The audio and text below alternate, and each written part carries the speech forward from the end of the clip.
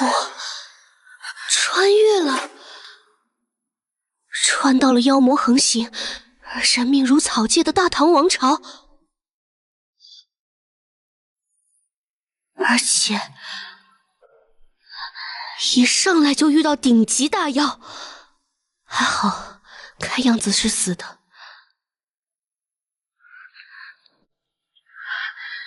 不管怎样，先离开这再说。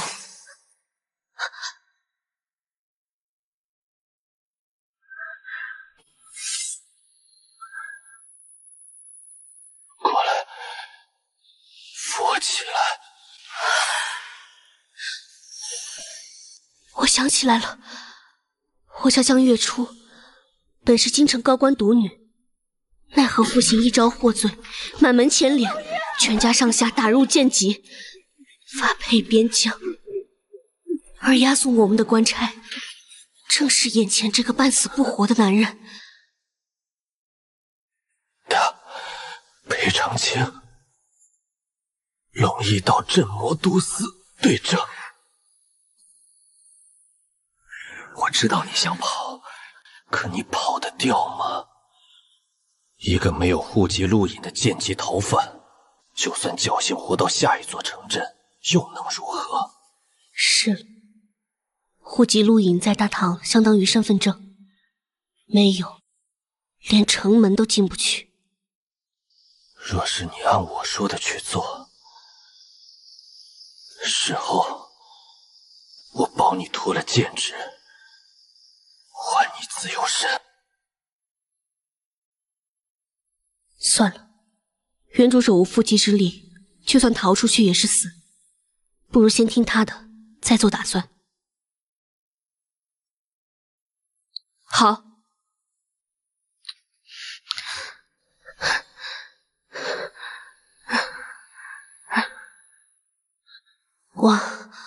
往哪走？往南。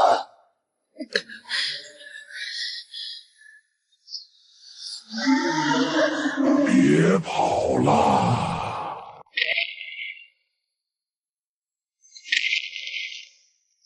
这荒郊野岭的，你们要跑哪儿去？很意外嘛！当真以为就凭几个不入流的镇魔卫，加上你一个区区对证，便能杀了我？不可能！方才那一刀，分明已经捅穿了这狐妖的心脏。除非这妖以半只脚踏入了冥谷之境。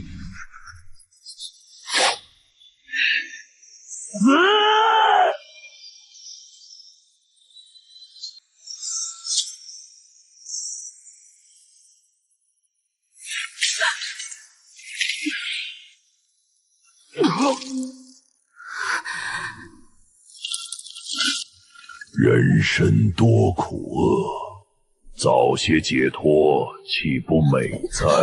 不要！这才穿过来几分钟啊，我这绝对是最拉胯的穿越者！不要啊！检测到宿主强烈求生欲望，万妖屠戮系统绑定成功。宿主江月初，境界凡境，系统核心功能斩杀生物，可获得道行，消耗道行可夺取妖魔神体。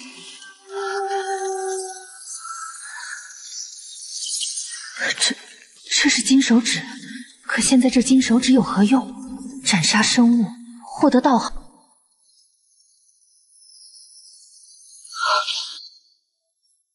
我一个手无缚鸡之力的凡人，难道要去斩杀那头狐妖吗？等等，斩杀生物，获得道行。蝼蚁尚且贪生，你莫不是还想反抗？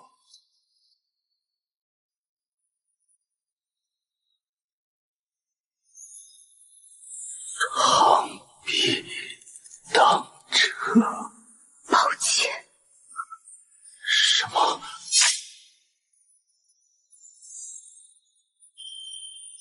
什么？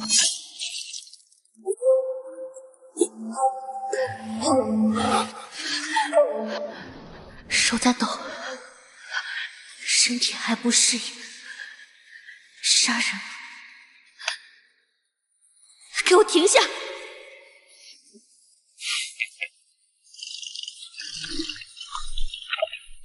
本以为人族还有几分同袍之意，倒不想竟是这般凉薄。杀个将死之人，你以为这样本座就会放过你？击杀文贤境生物，获得其道行20年。道德、良知，死人才讲那些东西。我没有任何罪恶感，这是我唯一的生计。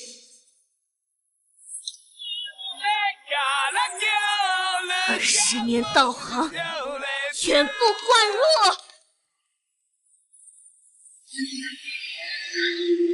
找死！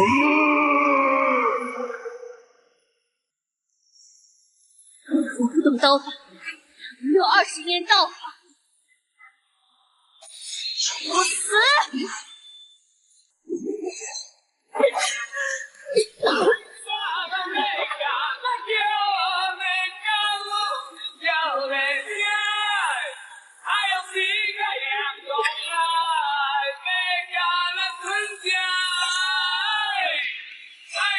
击杀文贤境生物，获得其道行100年。检测到未收录妖物，是否消耗道行收录？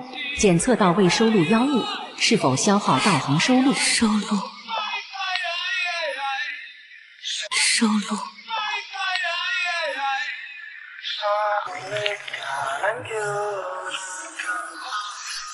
成功魔影巫山神，获得妖物馈赠。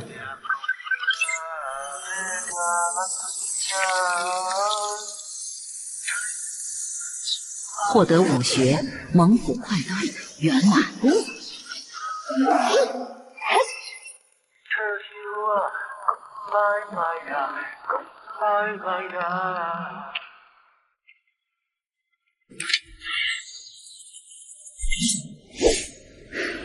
这才是金手指的正确用法，不仅伤势痊愈，还白得了一门圆满级刀法。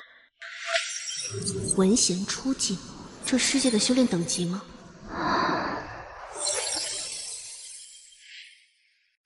算了，活下来就好。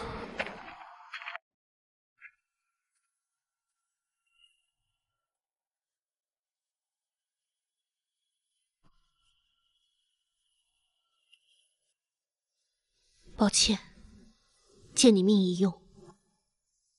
若有来日，我杀够了妖魔，攒够了道行，说不定能想办法为你重塑肉身，还你一命。当然，你也别抱太大希望，毕竟这操蛋的世道，我也只能先顾好我自己了。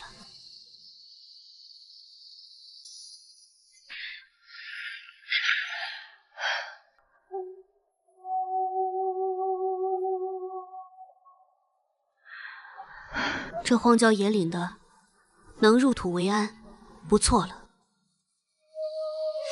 不伦不类，但这身皮至少能唬人，总比穿着囚服当活靶子强。这里是大唐陇右道，民风彪悍，妖魔横行。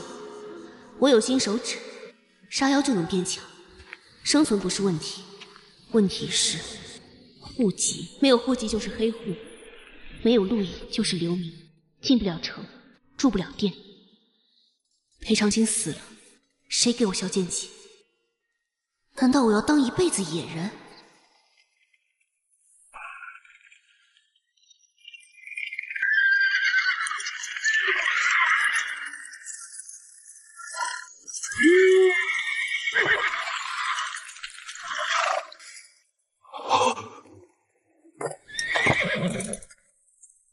敢问可是镇魔寺的大人当面？靠，怕什么来什么。上盘村的猪圈里养的全是人啊！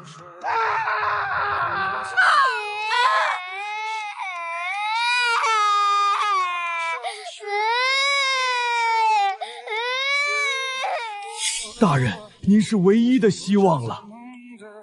我等若去府城搬兵，少说也要10天半月，到时候上盘村怕是早已鸡犬不留。去吗？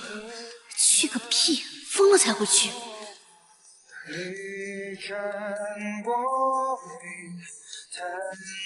是在下唐突了。镇魔司的大人哪怕是路过，也不该为这点小事停留。真他妈烦！这破侍郎连拒绝都让人觉得像是在犯罪。说说情况。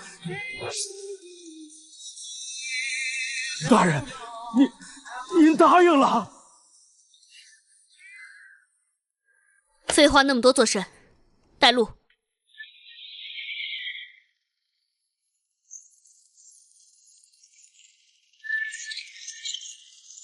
狼妖约有7、8头，为首的自称青面郎君，一开灵智，能吐人言，寻常刀剑难伤。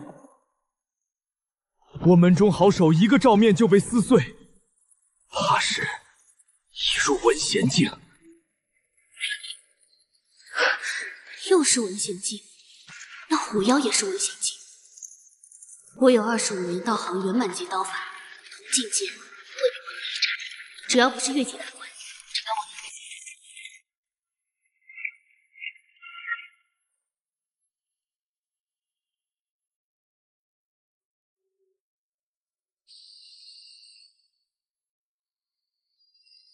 这就是妖魔乱世，人如草芥，命如蝼蚁。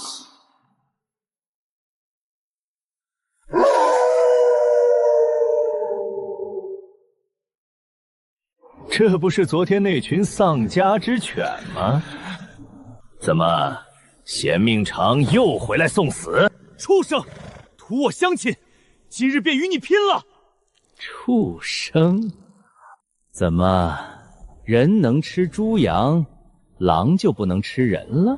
尔等口中所谓的乡亲，在我看来，与那圈里的牲口并无二产，不过是血食罢了。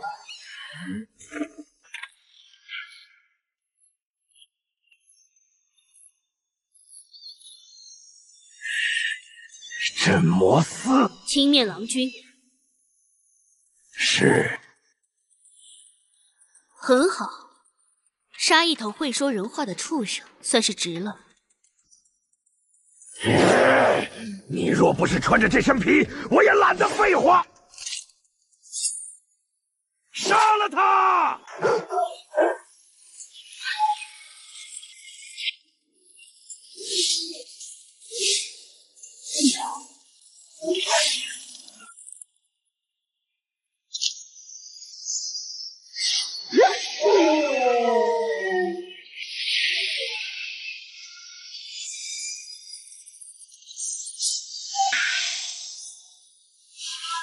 好凶的刀，好快的刀，好一个镇魔司！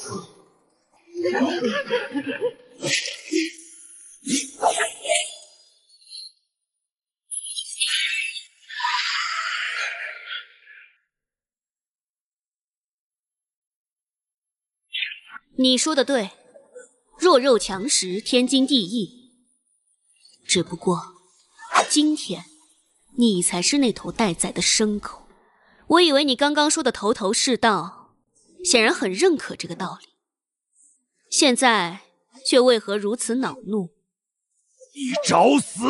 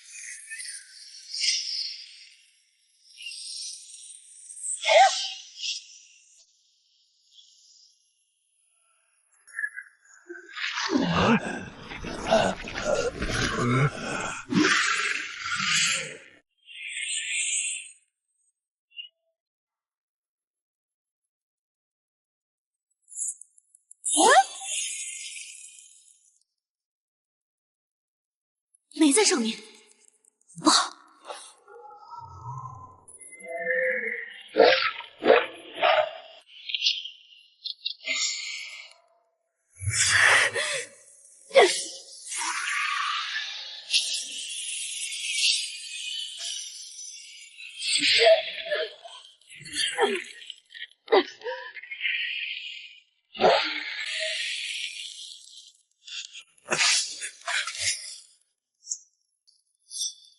大人退后，我来拖住他。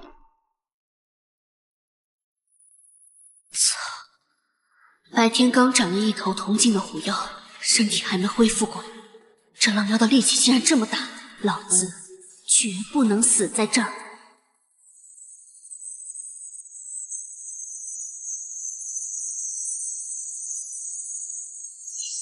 宿主江月初剩余道行152年。152年道行，给我全部灌进去！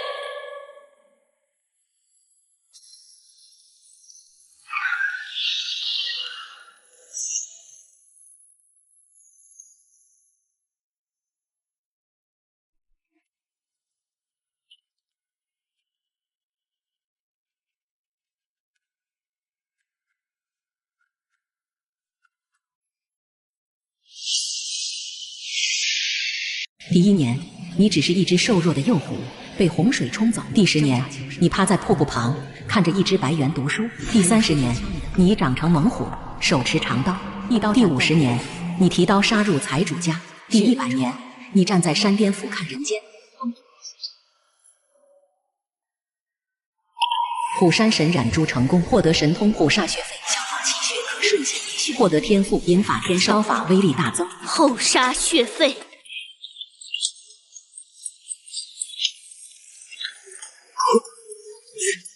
你究竟是人是妖？怎么可能瞬间恢复？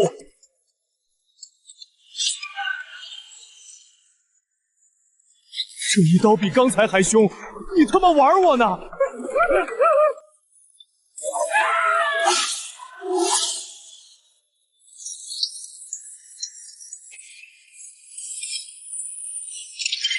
击杀文贤境生物，获得道行75年。差点把你们忘了。击杀小妖，获得30年。击杀小妖，获得30年。获得30年道行。击杀小妖，获得30年道行。境界提升了，还多了一门身法类的拳法，200年道行。不过那些小妖没掉落技能，看来金手指也挑食。大人再生之恩，广武县百姓没齿难忘。不知大人接下来……走了。大人，不如回县城休整一番。您这衣衫……上辈子光膀子打球习惯了，忘了现在是女的。去县城能打探消息，还能换身衣服。我现在实力大涨，去接县城能奈我何？带路。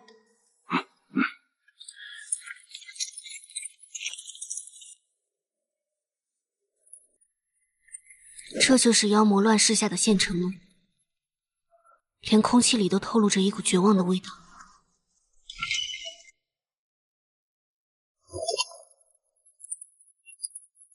备好热水、干净衣物、酒菜，这就是自家小姐，好生伺候，不得怠慢。是。在下还要去县尊那里复命，大人且在此歇息，有任何需要尽管吩咐。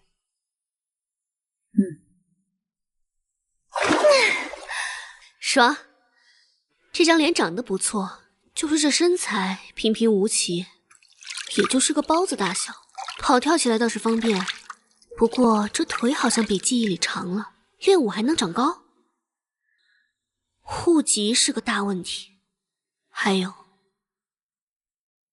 我爹到底犯了什么罪？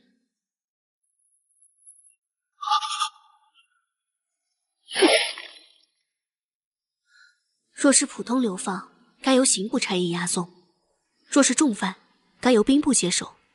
为什么偏偏是镇魔司？镇魔司的人手什么时候这么宽裕了？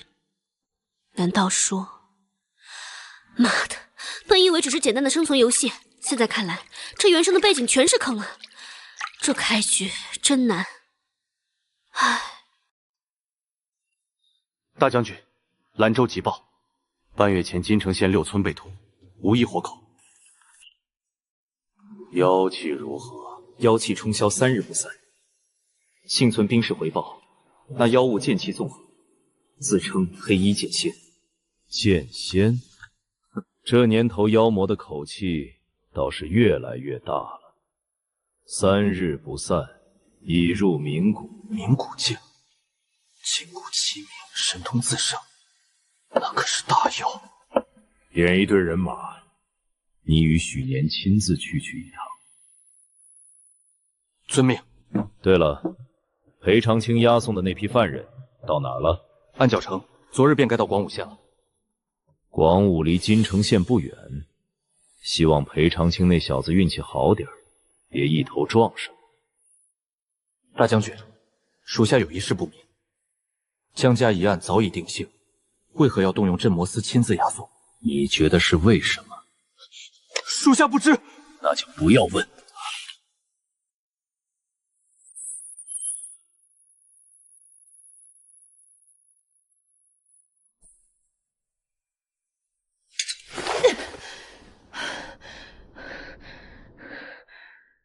江月初啊，江月初，你想个屁呀！想东想西能想出花来，不如加点。宿主江月初已收录虎山神染珠青面郎君魔影，剩余道行200年。200年道行怎么花？继续怼虎山神，万一是个无底洞卡在半路咋办？还是雨露均沾，把狼妖也升上去？狼妖底子薄，升级肯定便宜。多个技能多条路，稳妥起见，求广。青面郎君，给我加点。第1年，你被兄弟欺负；第10年，你发现吃人能够变强；第40年，你师父上位，自封青面郎君；第70年，你遇到了瓶颈，寻找突破。消耗80年道行，青面郎君染珠成功，获得武学青崖回影无上，获得天赋狼行千里，身法速度大幅提升，剩余道行120年。境界怎么还在文贤后级？我还以为收录升级就能长经验呢。这破系统到底怎么算的？原神的记忆里全是诗词歌赋，对武道一窍不通，烦死了。明天问问陈清源吧，那个老小子看着挺懂行的。睡觉。大人昨夜休息可好？还行。上盘村之事已向县尊禀明，只说是飞鹰门侥幸剿灭，并未提及大人。上当。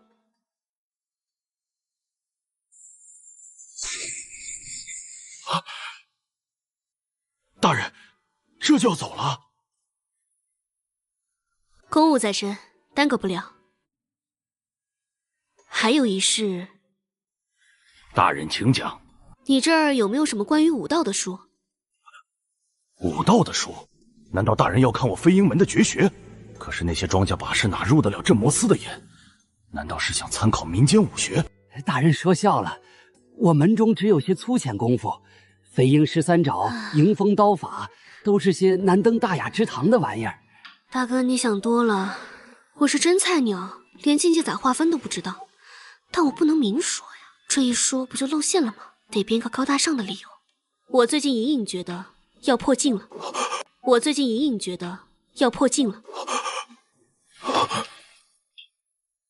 破境？这么年轻就要再次破境，这修为得有多深不可测？只是根基打得太快，恐有疏漏。万丈高楼平地起，地基不稳，楼塌得快。我需要一些最粗浅的武学总纲，查漏补缺，返璞归真。你可明白？不愧是镇魔司的大人，只有真正有望登顶的强者，才会如此重视根基，返璞归真。高，实在是高。明白，在下明白了。大人稍待，在下这就去取。大人，此书乃兵部与国子监编纂，从凡境到文贤冥谷，详尽阐述气血搬运、妖物辨识。新手指导手册，还是官方正版的。这下终于能看懂说明书了。多谢，能为大人效劳是荣幸。大人此次前来，可是为了金城县的事儿。金城县？什么金城县？但我不能问，问了就是不懂行了。昏头了，镇魔司办案可是机密，乱打听是要掉脑袋的。在下多嘴，绝无打探之意。半月前金平县6村被屠，鸡犬不留，难民逃到广武县，人心惶惶啊！都在传大人会来查办，在下只是随口一问。6个村子，鸡犬不留，看来这世道比我想象的还要乱。京城县离这儿不远，不该问的别问。走了。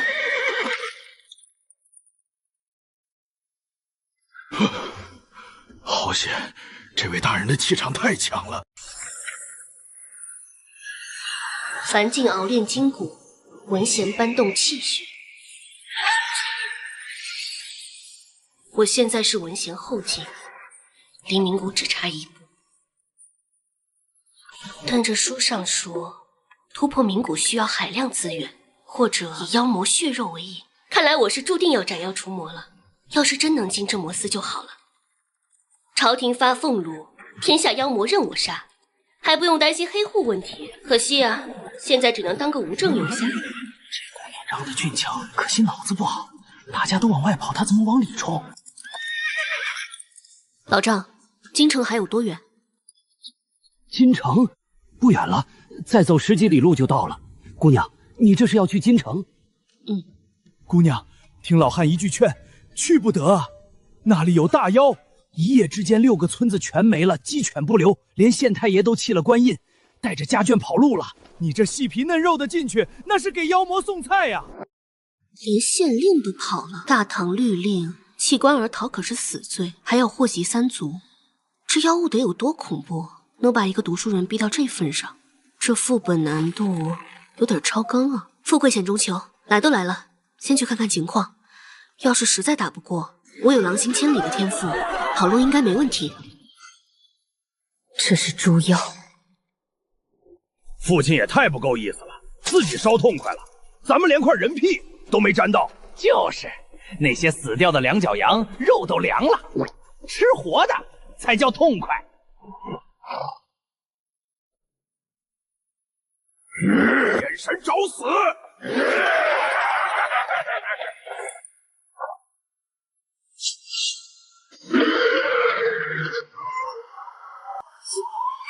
人呢？在你后面。人呢？在你后面。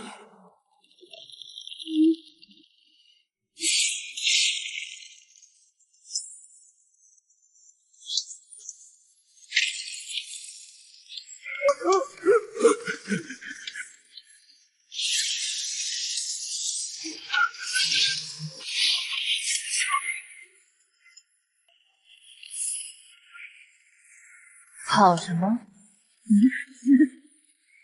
现在轮到你。饶命！我爹是冥谷大妖，你杀了我，他不会放过你的。冥谷啊！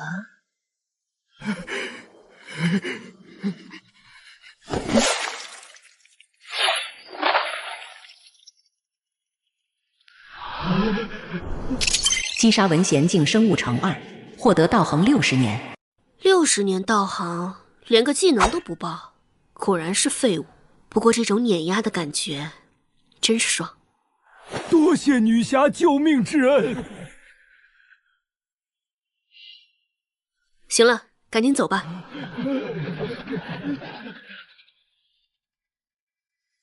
突破冥谷需要妖魔血肉为引，这玩意儿难道要生吃，还是像炼丹一样？不管了，本着不浪费的原则，先打包带走。老丈，借根绳子。多谢老丈。去。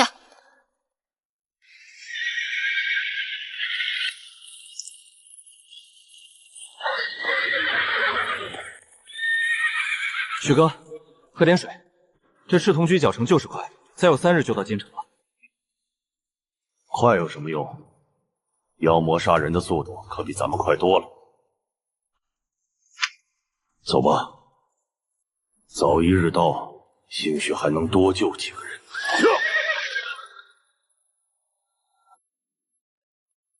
前面就是京城县了，保险起见，今晚先在这破庙歇息一晚，提升一下实力再进城。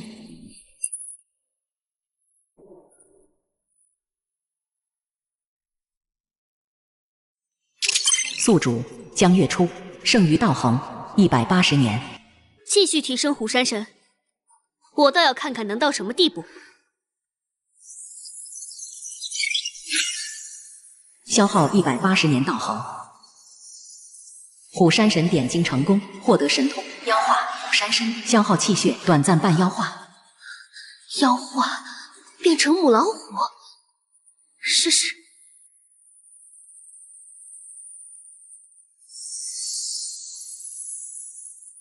好强的力量，感觉能一拳打爆这堵墙，但是好痛，心脏像被黑洞吞噬，气血在疯狂流失，再这样下去会被抽干。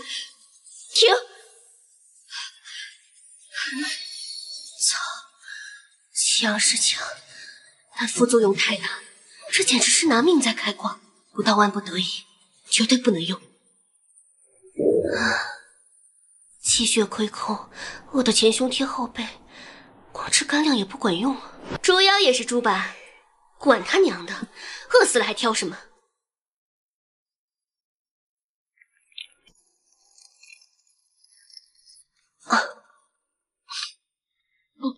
腥膻味重，口感粗糙，差评。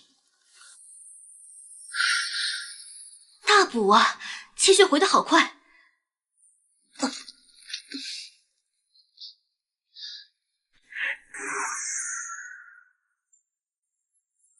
不对劲，这不仅仅是回血，还在增长修为上限。斩妖得道行，吃肉长气血，这简直是完美的闭环。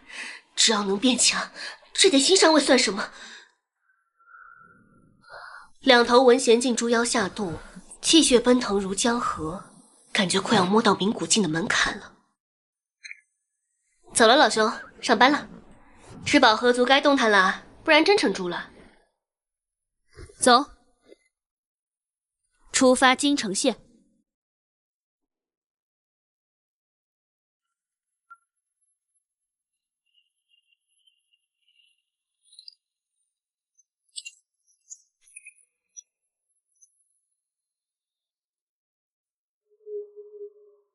这味儿太冲了，闻习惯就好了。分头搜，3人1组，发现异状立刻发信号，别逞强。许哥，这妖物图什么？屠村占城又不吃，想占山为王？别猜妖魔的心思，猜来猜去就2个字儿：寻死。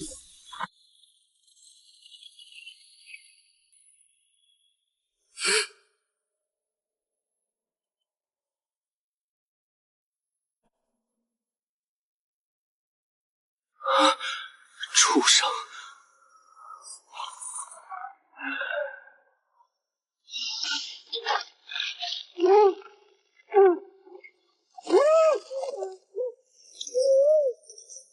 黑衣剑仙，畜生！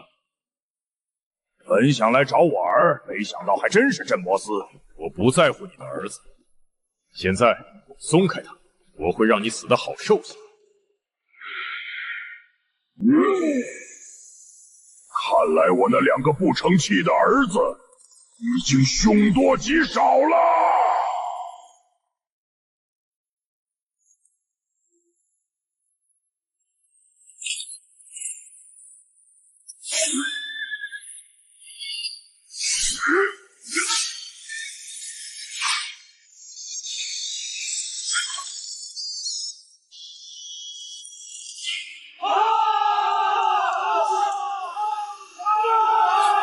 都别过来！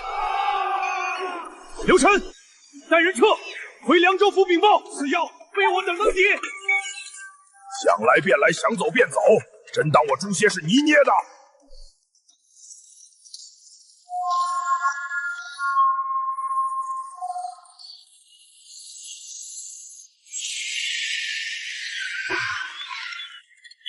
这是神通，万中无一的天赋神通。学人执剑久了，早忘了我是个吃人的畜生。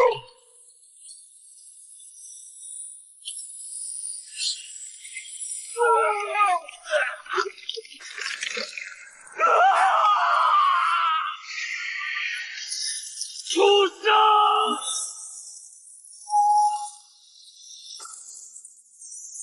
神域刀！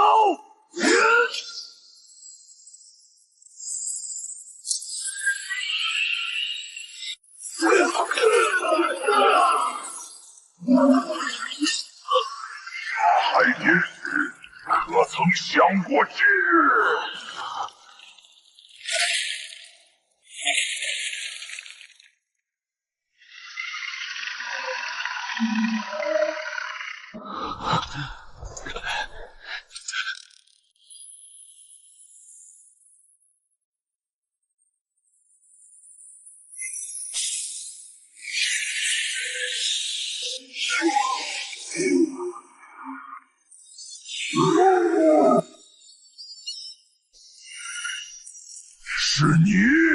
是你杀了我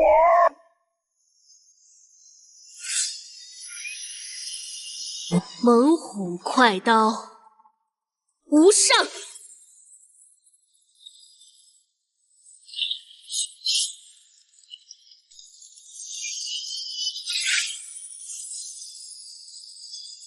好硬，这就是天赋神通，连无上刀法都看不懂。原来是你！今日我要将你碎尸万段！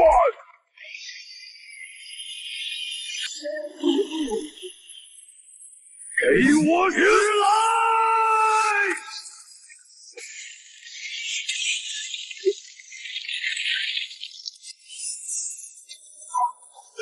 许大人！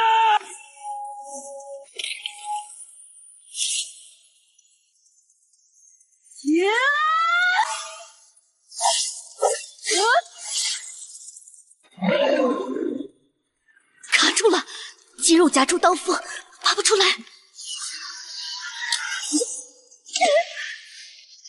操，这猪皮是有多厚？许大人，这带着弟兄们，这没办法了，只能用那个妖幻虎山神，给我出来！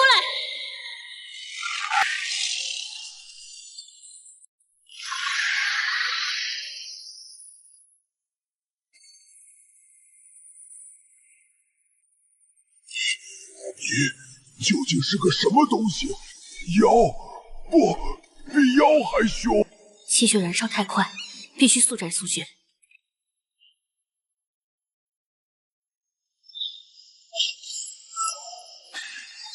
杀你的东西！饶了！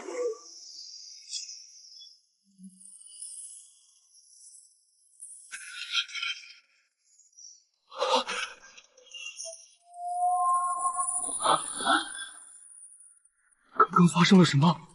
冥谷大妖被秒了！击杀冥谷净生物，获得道行350年。检测到未收录妖物，是否收录？是。还是没有。回陛下，派出去的人都回来了，还是没有消息。奴才听闻太后娘娘近来身子大安，常在佛堂祈福。她倒是清闲。太后娘娘能有今日，全仰仗陛下人心。够了，传朕旨意，继续找。活要见人，死要见尸。又穿越了，这是哪儿？还好面板还在，人没换，不过浑身无力。这是哪儿？醒了。你是？别急着动，我叫卫青，这里是凉州府。凉州？我怎么跑这儿来了？是镇魔司把你送回来的。你气血亏空太厉害，昏迷了整整5天。若不是底子好，等等，镇魔司！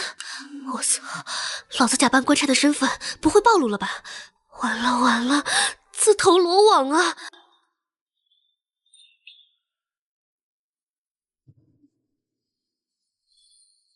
玉门关守军回报，看见一座山长腿跑了。张掖黑河倒流3日，死鱼漂满，腥抽百里。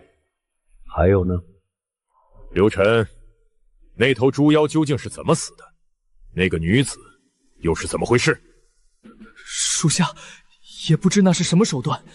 她身后有血色狐影，刀法刚猛，但真正致命的是最后。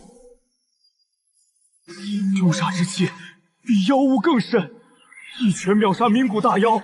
闻所未闻，这是何等邪功？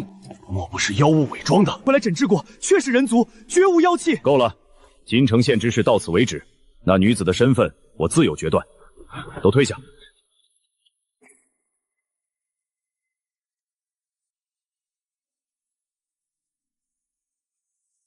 江家。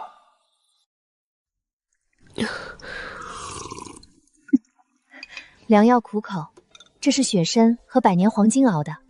雪参、黄金，听着就贵啊！镇魔司这么有钱吗？还是最后的晚餐？灰姑娘，这里是镇魔司的后院。我操！镇魔司大本营，我这是掉进狼窝里的哈士奇啊！万一暴露，直接炖了。多谢姑娘，不知救我的大人们，我想当面感谢他们。他们有公务，你安心养伤。我兄长吩咐要好生照看你。兄长？何方神圣？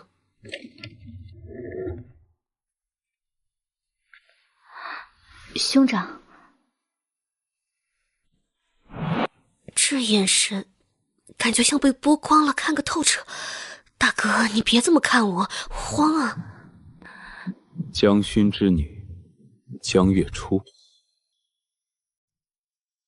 裴长青下落不明，唯独你留了下来。你想如何？私自脱逃，罪加一等，按律当斩。不过你斩杀冥谷大妖，救下镇魔卫，功过相抵。两个选择：第一，押送回京，交给刑部慢慢查；第二，加入镇魔司，过往一笔勾销，镇魔司为你提供庇护。这还有选？解决户籍还能名正言顺斩妖刷经验，简直是带薪练级啊！天底下还有这好事？镇魔司俸禄优厚，功勋……好，你说什么？我选择加入镇魔司。既然如此，从今日起，你便是正九品镇魔卫，月俸5两，米3段，肉10斤，伤有抚恤，死有追封。9品官差，月入5两，还有编制，这波血赚。你父亲江训一案牵连甚广，以你现在的实力，切勿以卵击石。欲伐参天大木，必先利其器。大人教诲，月初谨记。懂了，我现在太菜，别去送。裴长青祖籍广武，算是落叶归根。宿主江月初，境界文贤圆满，武学猛虎快刀无上，青崖回影无上，血石功圆满，胜于道行120年，已收录朱焰魔影。血石功，吞噬妖魔血肉，转化为自身气血，补益根基。啊，难怪之前吃猪肉升级了，有了这个被动技能，吃妖肉再也没有副作用，效率翻倍。这简直是为我量身定做的。只要有妖魔杀，有妖魔吃，冥谷，甚至冥谷之上。你笑什么呢？啊，没什么，只是想到能为镇魔司效力，心中欢喜。行了，喝粥吧，加了鹿茸枸杞。这是你的腰牌和官服，以后在大唐境内畅通无阻。折腾这么久，终于拿到这块护身符了。以后我也是有身份的人了。镇魔卫江月初上线。你这皮肤底子真好，就是太不爱惜了。等你伤好了，带你去买胭脂水粉。等你站稳脚跟，给你寻个好亲事。嫁人？我想娶老婆呀！要是还是爷们儿多好，掌醒杀人剑，醉卧美人膝。现在这错位感真让人烦躁。粥很好喝，气色好多了，该挣回药钱了。去镇魔司报道，该走的流程有人带你。是，大人。兄长，他伤还没好利索呢。死不了。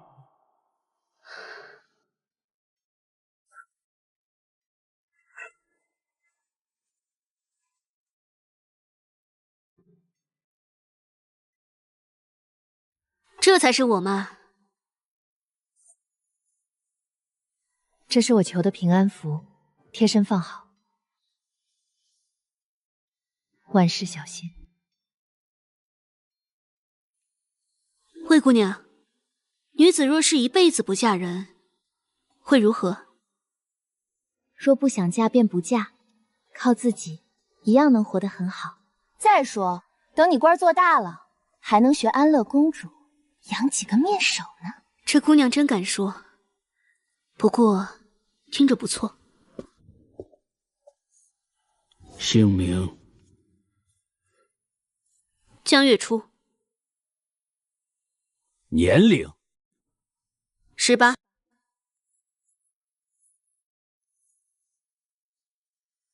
入了镇魔司，以前的事就过去了。9品镇魔卫，杀文贤妖物得10点功勋，名鼓100点，积攒100点可晋升8品对正。杀一头名鼓就能升官，这晋升路线挺清晰啊。这是告身文书，收好。从今天起，你是玄字营镇魔卫，出去吧，你的队正在外面等你。外面有人，刚才进来明明没看见啊。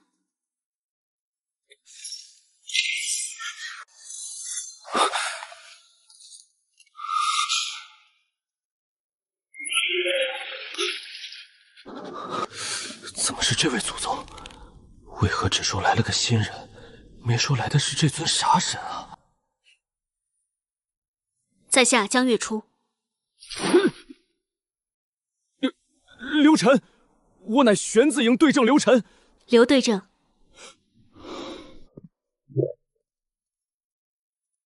镇魔司之权高于百官，重于王法。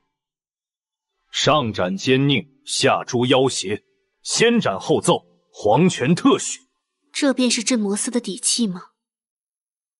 除了皇城总司，大唐15道各设一都司，下设天地玄黄4营。皇字营是耳目，负责情报勘探；弟子营是护卫，负责巡查驻防。而咱们玄字营，只有当皇字营发现妖迹，弟子营无法处理时，才由我们出手。我们的职责只有一个：斩妖除魔。好极了，不用巡街，不用站岗，不用处理鸡毛蒜皮，上班就是刷怪，绩效全看击杀数，这简直是为我量身定做的练级点。平日里只需待命，若想去演武场或藏书谷，也无人会管。明白。那天字营呢？那不是我等该想的地方。能入天字营的，无一不是人中龙凤，起步就是从6品。咱们陇域道满打满算，也就10几人。他们面对的是最恐怖的大妖。不过以他一拳击杀名古大妖的战绩，或许未来真有机会。若你能斩杀妖王，或许便能入其中。妖王吗？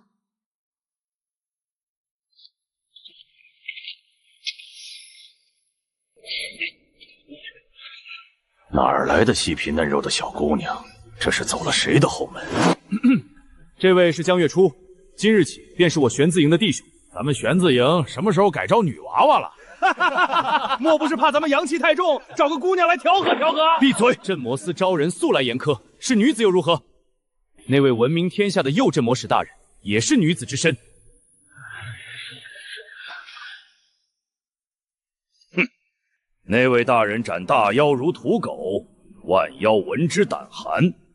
可眼前这位，他算什么东西？他算什么东西？也能与那位相比？刘队长，我老赵没别的意思，咱们弟兄哪个不是死人堆里爬出来的？这小娘们细皮嫩肉，让她跟着去拼命，是去送死，还是拖累咱们？住口！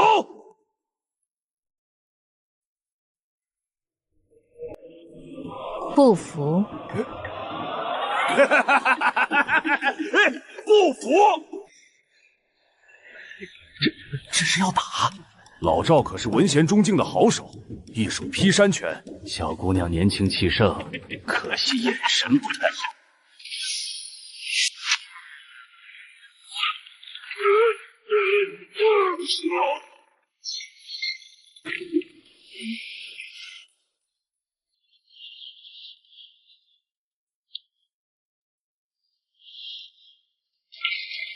什么鬼动静？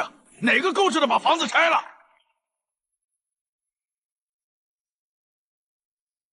发生了什么事？徐大人，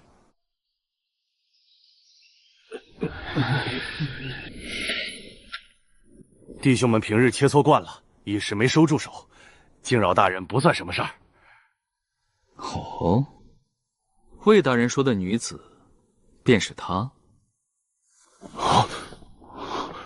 难怪手段如此狠辣，原来是魏大将军亲自点头的人。正是这位江姑娘。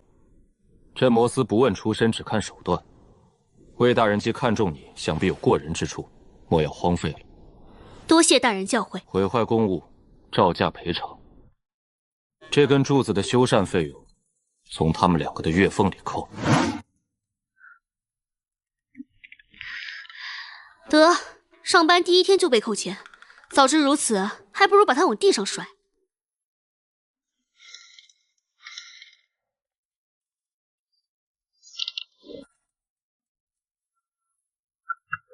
此乃血钱丹，用妖魔血肉辅以灵药提炼，对名古境武者都有精进积血之效。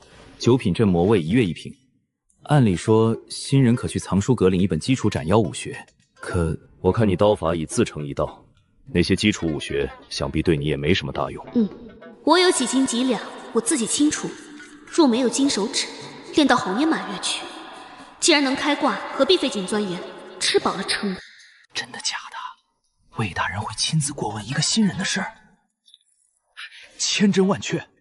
当日我听到徐大人亲口说的，难不成是哪家大人物的千金下来历练的？历练？好，咱们镇魔司历练，嫌命长了。他该不会是个太监吧？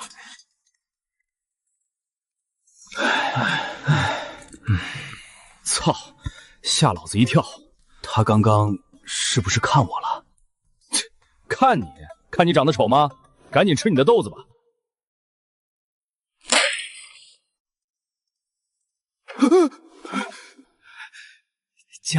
江姐，那日是我赵虎有眼不识泰山，冲撞了您。您大人有大量，别跟我一般见识。嘿嘿。先坐。甘州张掖郡半月前黑河倒流3日，河水腥臭，鱼虾死绝。司礼先前派了黄字营的一队弟兄前去勘察，可如今没了音讯。头儿，司礼就派咱们一队人去。刘队，不是我老王长他人志气，连对方是什么东西、什么敬畏都不知道，就这么一头撞过去。司礼这是让咱们去送死不成？如今都司人手捉襟见肘，各路妖患喷发，大妖出没之地需要镇压，州府要地需要巡查。咱们不去，谁去？妖魔越多，意味着我能斩获的道行越多，道行越多，实力提升越快。这乱世，正因为无能为力，所以才更不能让无能为力成为事实。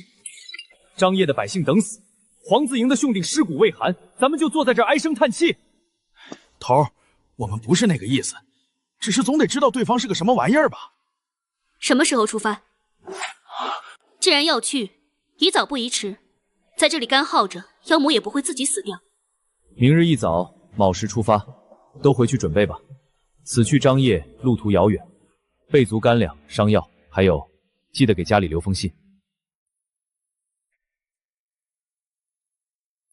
母后，儿臣新得了几块上好的端砚，特来献给母后。不必了，哀家如今礼佛诵经，早已不用这些。倒是你整日斗鸡走狗，可有半点长进？母后，您又不是不知道儿臣……儿臣什么？如今是个闲散王爷，无权无势，便可自甘堕落了。当年若不是为了他，这大唐江山本该是你的。母后，慎言。退下吧。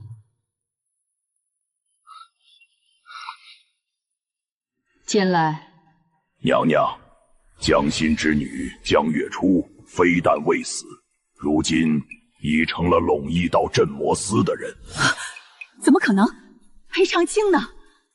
裴长青及其麾下一队精锐尽数失踪，据说遭遇了大妖。裴长青是文贤境武者，遭遇大妖连个消息都传不回。那江月初一个弱女子凭什么活下来？镇魔司不仅不查她，反而招她入伍。江月初，那个平日里只知读诗作画、见人脸红的怯懦丫头，在那等必死之局中存活，还能让镇魔司破格录用，看来她藏得很深啊。好一个江月初，如此隐忍，究竟所谋哪般？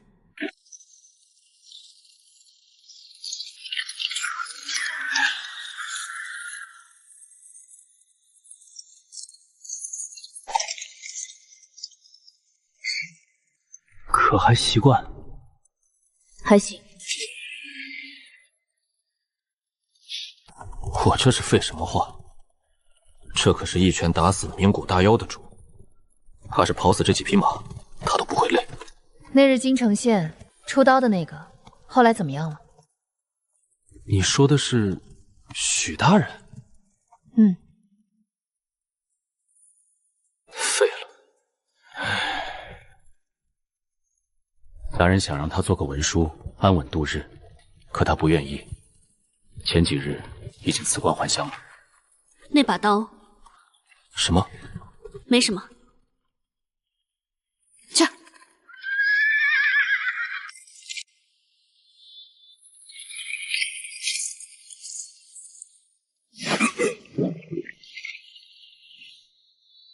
我操，这也太臭了！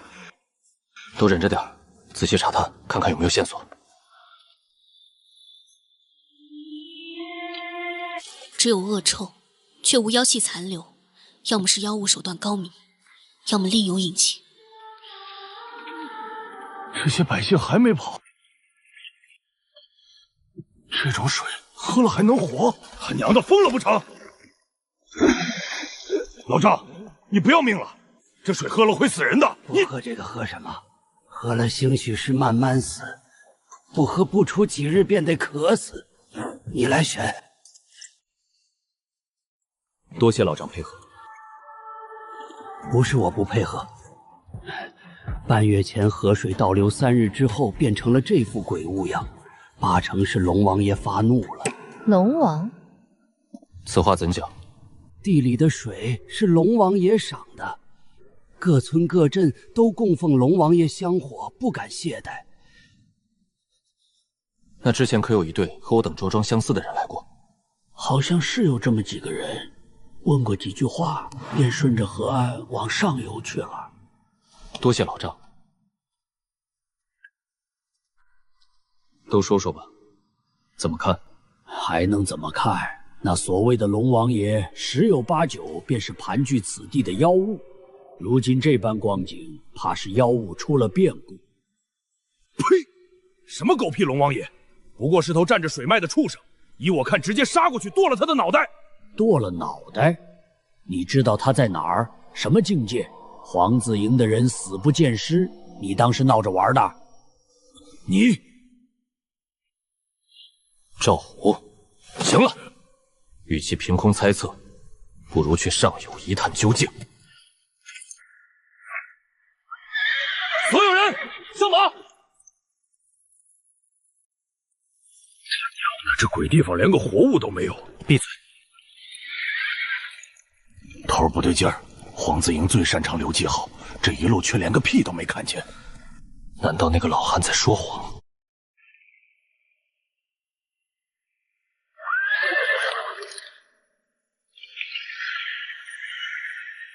源头是干净的，那这满河污水从何而来？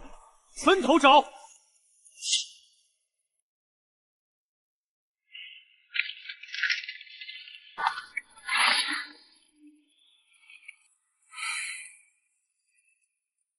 能看出也是精心修过的寺庙，为何砸了神像？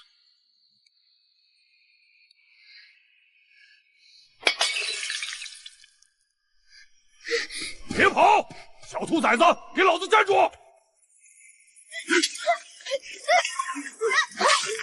哎呀，还他娘的咬老子！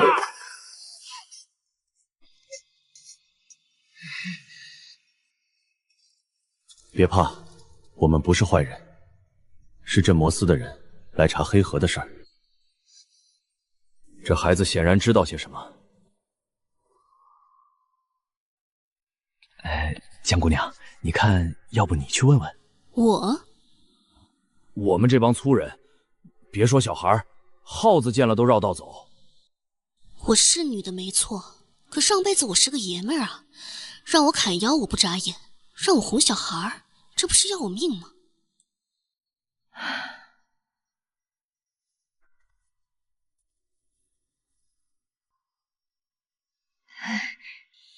别怕，我们不会伤害你。你叫什么名字？我叫阿水。阿水，你也是镇魔司的人，这么好看的姐姐，怎么会跟这些凶神恶煞的人是一伙的？姐姐，你们也是来抓龙王爷的吗？龙王爷，这里供奉的便是你说的龙王爷？以前是的，可是现在龙王爷不在这里了。那他在哪儿？我也不知道。到底怎么回事？你仔细说说。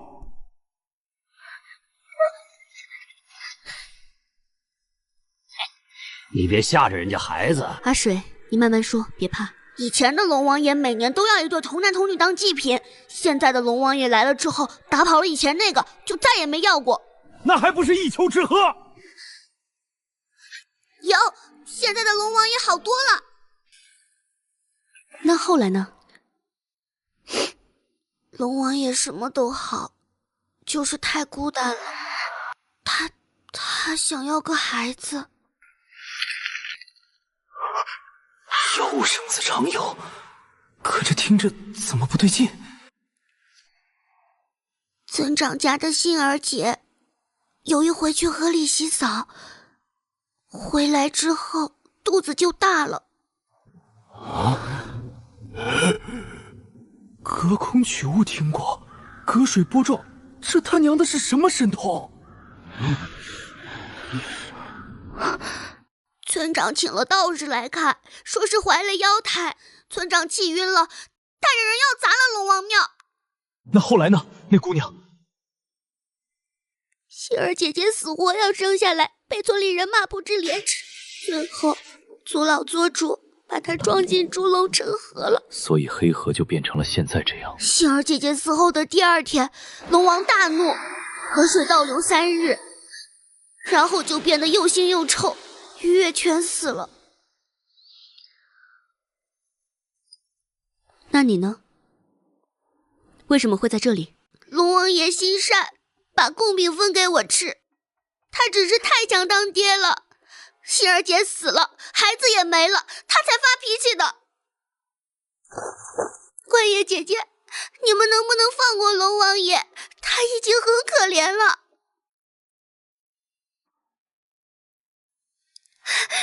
可怜？那些喝臭水等死的百姓就不可怜了？黄子颖死去的弟兄就不可怜了？一码归一码，妖就是妖，害了人就该杀。你怎么看？职责所在，自然该杀。坏人，你们都是坏人！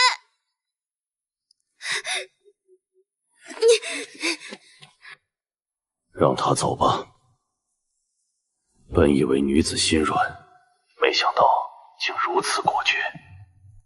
镇魔司只有一条规则：斩妖除魔。他娘的，早知道刚才就该多问那小丫头几句。黄子英的下落还没着落呢。若不是你猴急，人家能跑吗？行了，孩童之言不可全信。既然事关村子，那就去村里查。女子怀腰胎被陈塘这种丑事，稍微打听便知。都收拾一下，走吧。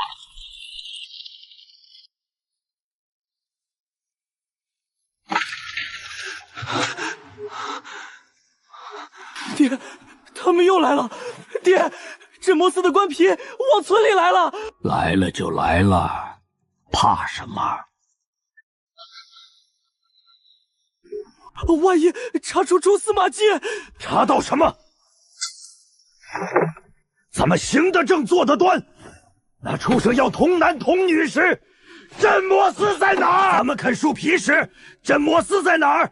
为了活命，自己想办法，何错之有？只是苦了你妹妹，谁能想到那妖物竟有那般邪门手段？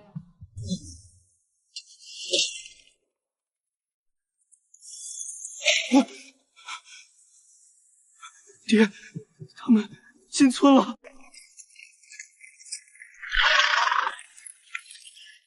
不对劲。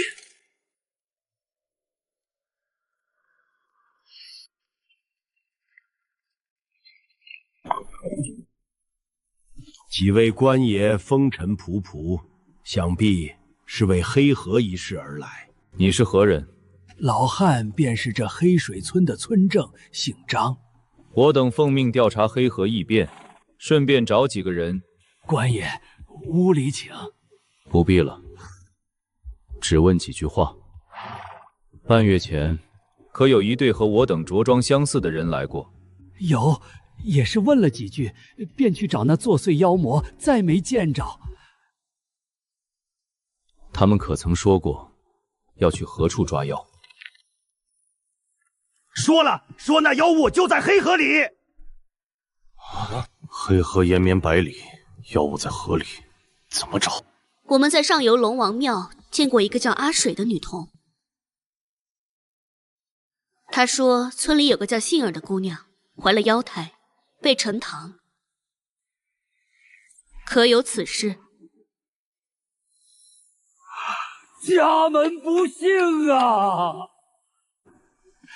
那杏儿便是我那苦命女儿，被妖魔迷了心窍，不清不白怀上妖胎，村里人戳脊梁骨，骂不知廉耻，我气呀！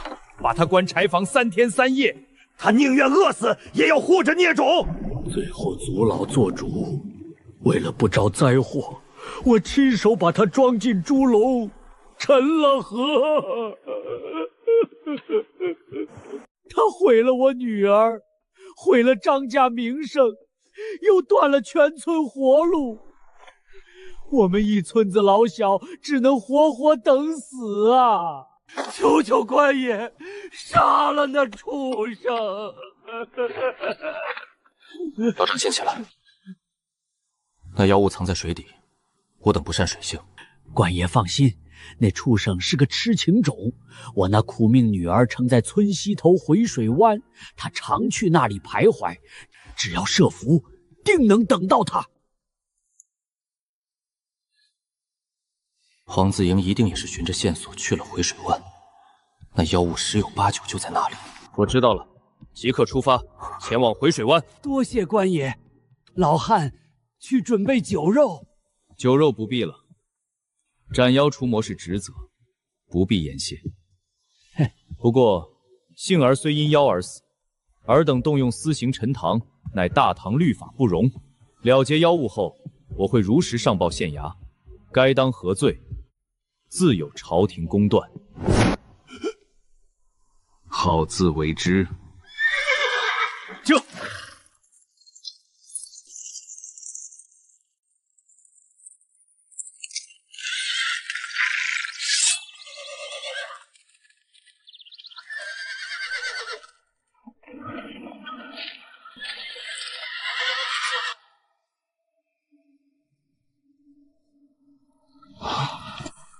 镇魔司的靴子是咱们的人。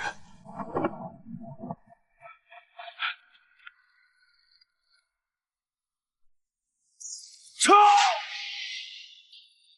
这玄铁横刀竟被硬生生折断。是黄自营对症王显的刀。文献后进的高手，竟然……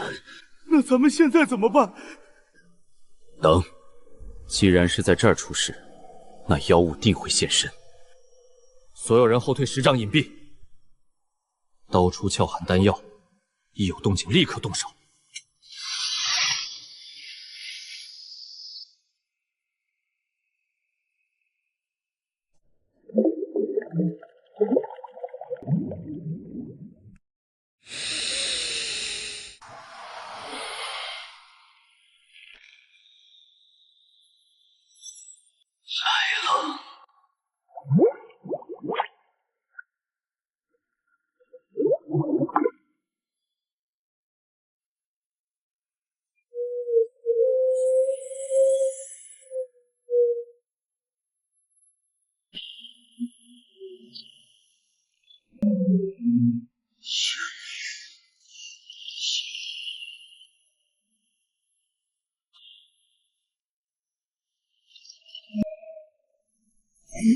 杏儿，我给你带了吃的。你怎么还不醒？看看我们的孩子，他快出事了。妖物多情，何其荒诞！但无论如何，今日必须斩杀此料。动手！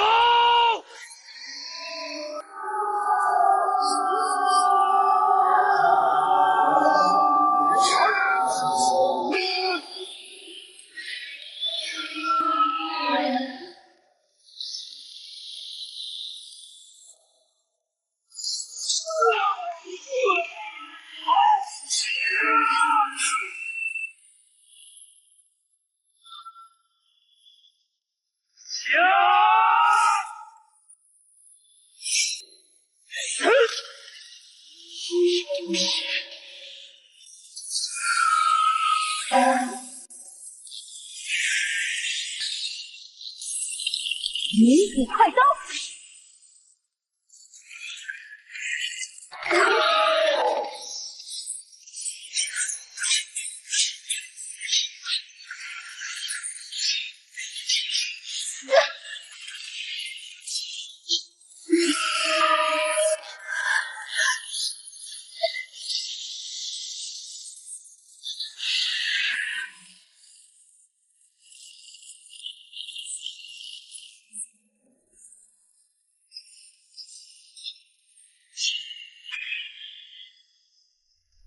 区文贤境也配来讨伐本座？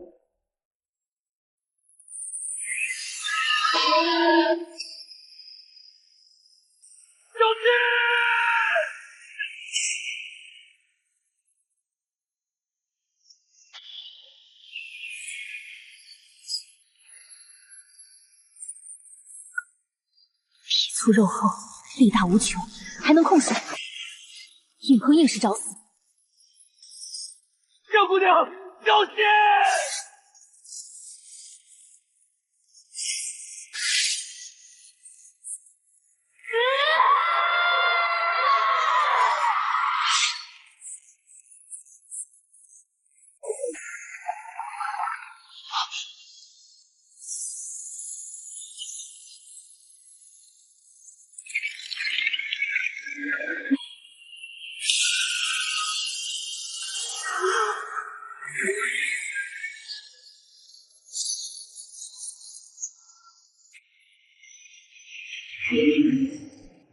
宿主江月初，生于道衡120年，开始消耗道衡妖化，90年、60年、30年0，妖化成功。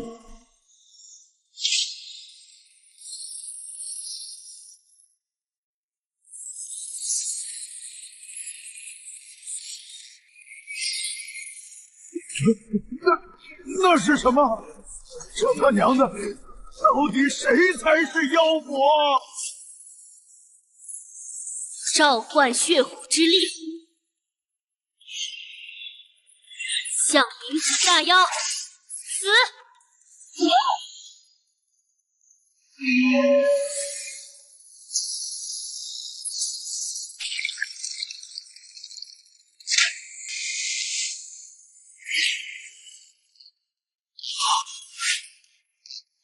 大妖一刀没了。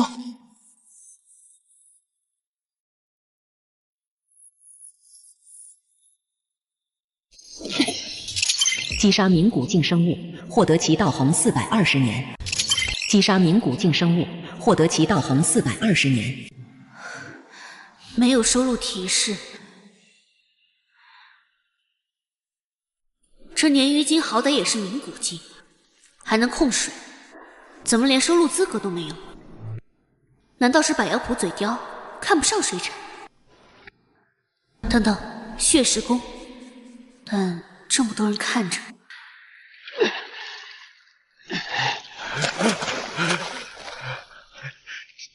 江姐，您没事吧？没事。这妖物的尸首如何处理？按规矩，若方便，需完整运回都司府库。妖魔身上不少东西都是炼丹制器的材料。那若是不方便呢？便只能取下妖丹、筋骨等紧要部分，其余的就地抛弃。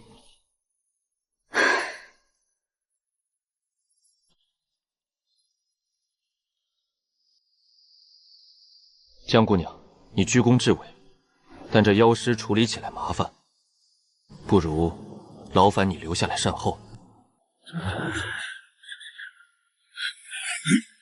刘队长，你说啥呢？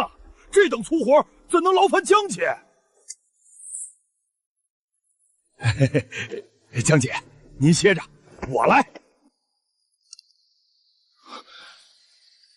这小子平时挺质量，怎么关键时刻这么没眼力见儿？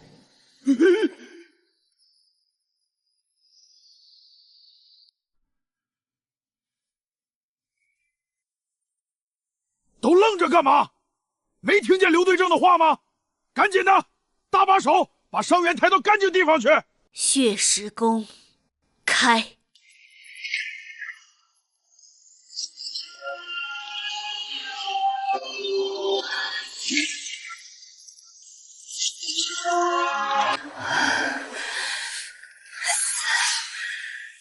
怎么感觉自己越来越像个妖魔了？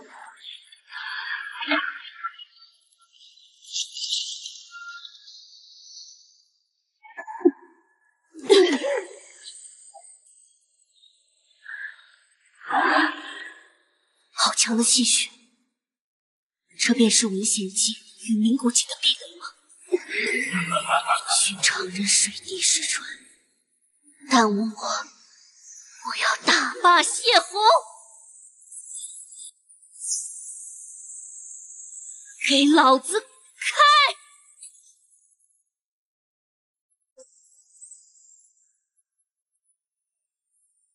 不够，还不够，练了，地雷练了，再来！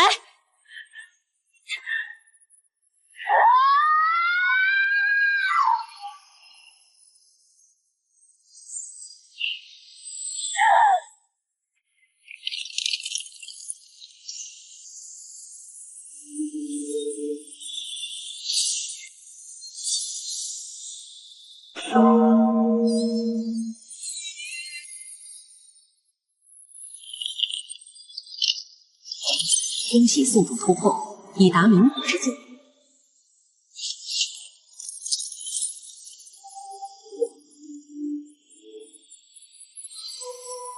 乖乖，连骨头都换没了。这血石宫简直是杀人越货必备神通，也不知道能不能对人使用。江月初啊，江月初，你还是个人吗？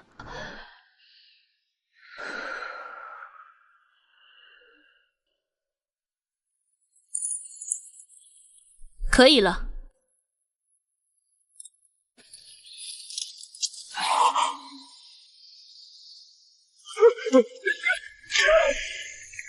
这妖物的尸首呢？什么都没有。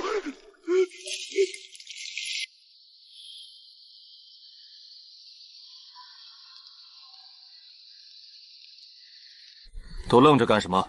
将这些东西收好。头儿，那黑水村的事儿，妖物已除，此事便算告一段落。至于动用私刑一事，我会如实上报，自有县衙处理。若是事事皆要镇魔司亲为，那还要这官府作甚？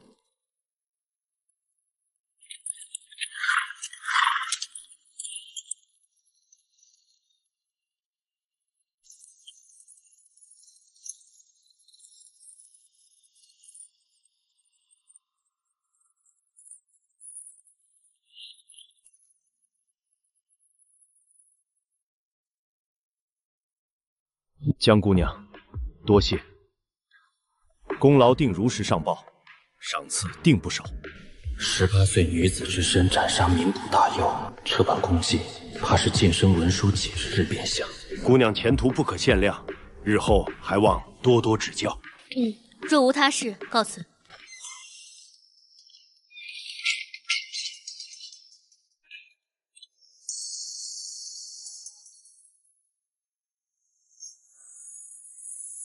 宿主江月初，境界冥谷出境，道行420年，已收录虎山神、青面郎君、朱燕。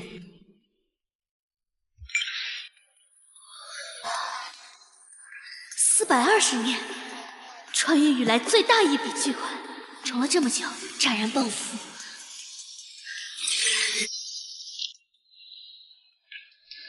冷静。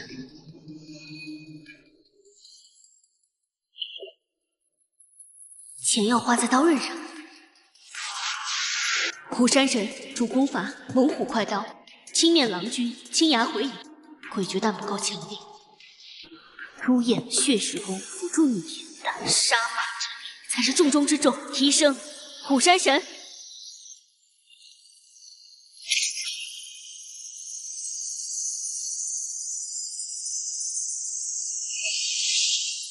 哼。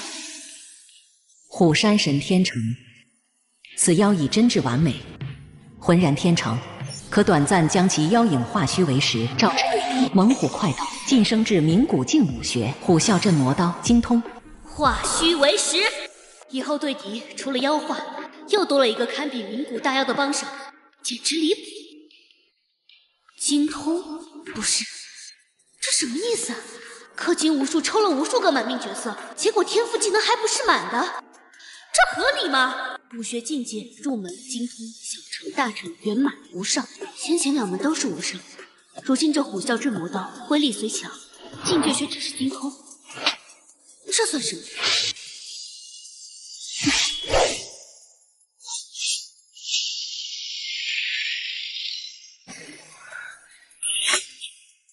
罢了，威力却是强了许多，但这精通总觉得可以。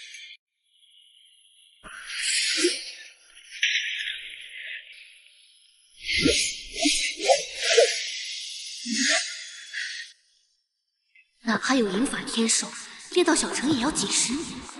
合着没了外观，我就是个废物。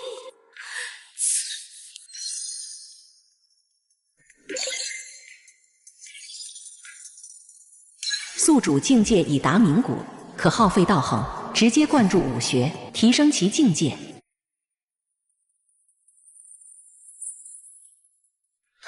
还能这样？13年，连个响都听不见。不过，这倒是个新路子，只要能杀妖，道行总会有的。无上之上，又是什么？蚊子在想，也是肉。灌注虎啸镇魔刀。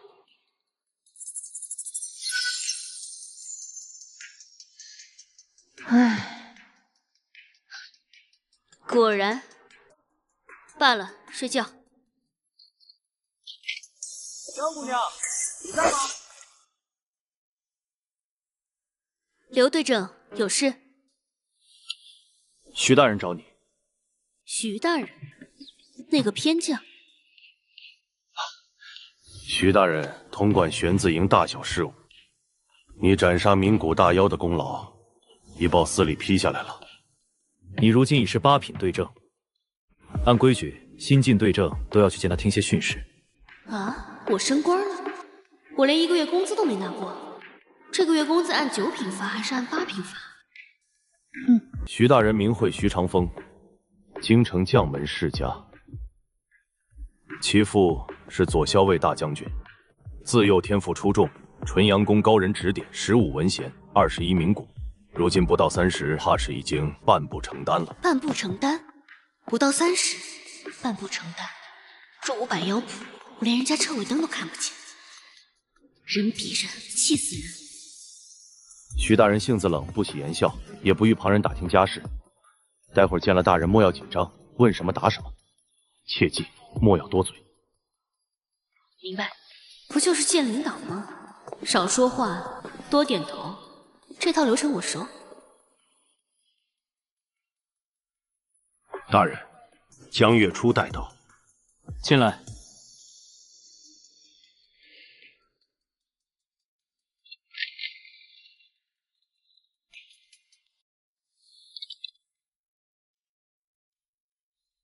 卑职江月初见过许上峰大人。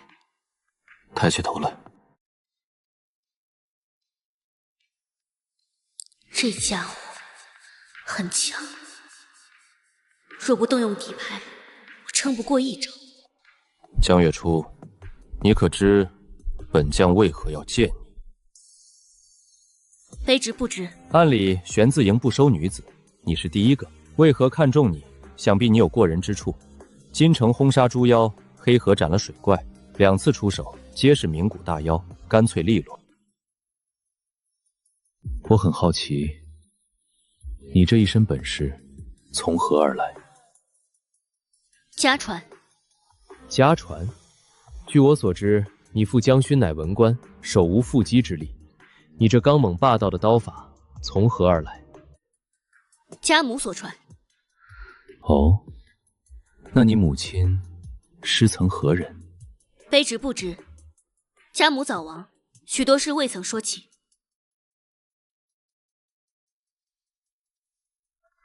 罢了，这是你的告身，8品对证，月俸10两，米50，肉20斤，另配独立小院。月俸10两，翻倍了，发财了！多谢大人。不必谢我，这是你应得的。镇魔司不养闲人，也不养废物，你的本事配得上这个位子。哦，对了，如今人手不足，你手下的人都是新招募的江湖刺头，能不能让他们服你，看你自己本事。刺头？卑职明白。下去吧，去账房领这个月的俸禄，再去寻你队里的人。是。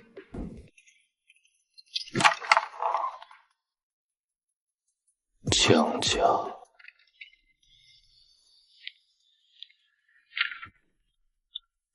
如何？大人没为难你吧？还好。那就好。徐大人虽然性子冷，人还是不错的。刘队长，以后怕是不能再叫你队长了。你我同级，以后便以姓名相称吧。这才几天，或许用不了多久，我就得反过来叫你大人了。走吧，带你去账房。你怎么知道我要去账房？今天才初10，还没到发疯日吧？这你有所不知，这是司里规矩，凡晋升者，当日可去账房只取一笔与新职月俸等额的升官钱，纯当彩头，不算在月俸里。嚯，还有这好事！原来如此，那便有劳了。徐大人虽冷，但赏罚分明。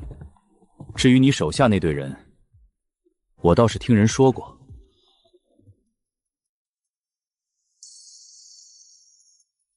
我手下那队人，怎么了？麻烦倒谈不上，只是不好管。司里缺人，招了不少江湖刺头，桀骜不驯，不守规矩。哦，值得留心的有3个。第一个，刘珂，落雁山庄庄主私生子，天赋出众，20出头入文贤，但心高气傲，来这是为了赌气证明自己，背景深厚。若是在你手下出事，会有麻烦。豪门弃子，明白了。另外2个呢？第2个，陈通，老江湖，拿人钱财替人消灾，得罪仇家走投无路才来的，性子暴躁，只认拳头，不认官事。这个好办，打到服为止。第3个，法号不见，金刚寺出来的。和尚也来镇魔司？除了不杀生，什么戒都犯了个番，被师傅踹下山的，说是要在红尘中修行，正金刚怒目之道。好家伙，神仙阵容啊！徐大人让你带这队，怕是想让你去镇场子。总之，万事小心。小心！我现在只想跟他们亲切交流一下。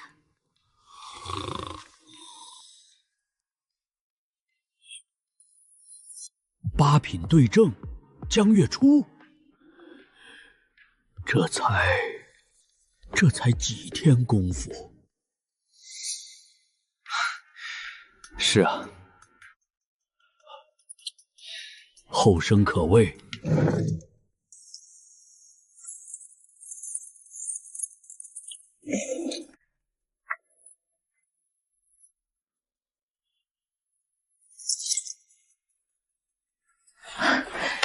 多谢。写个屁！规矩。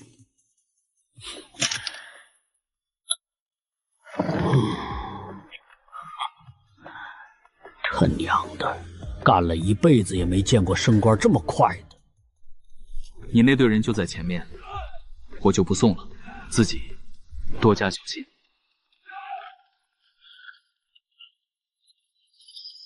刘兄，今日多谢。这算什么？大家都是弟兄，说这些都生分了。这份情我记下了。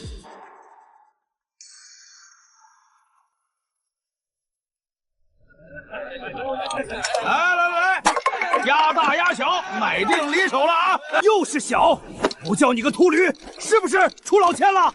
阿弥陀佛，贫僧乃出家人，赌桌之上全凭佛祖保佑。施主输了钱，可莫要污蔑贫僧清白。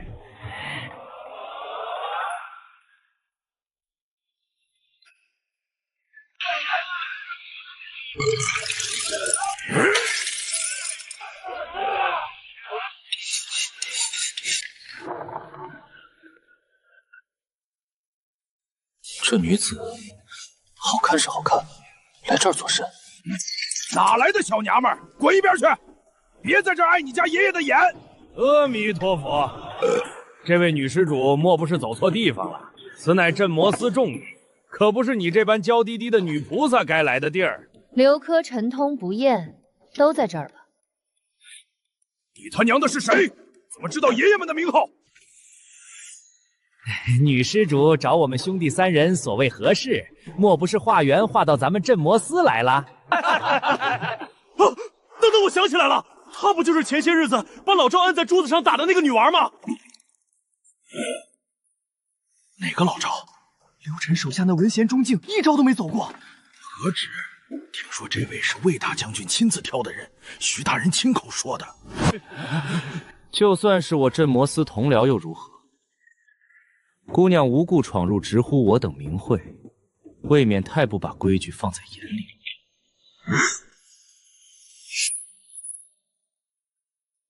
你算个什么东西？敢在爷爷们面前指手画脚？信不信老子今天就给你开了瓢？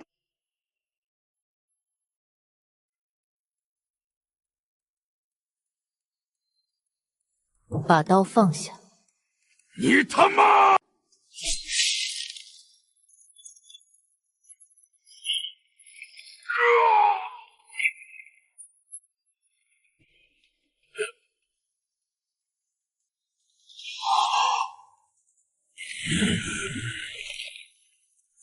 忘了和你们介绍，在下江月初，以后是你们对证。对证，8品官职，一个女人出入镇魔司位极攻击，凭什么？难不成她单独斩杀了冥谷大妖？开什么玩笑！奉徐长风偏将之令，任命江月初为8品对证。阿弥陀佛，贫僧不就见过江对正，贫僧这就知道江对正绝非池中之物。这陈通是个粗人，您大人大量，先把刀放下可好？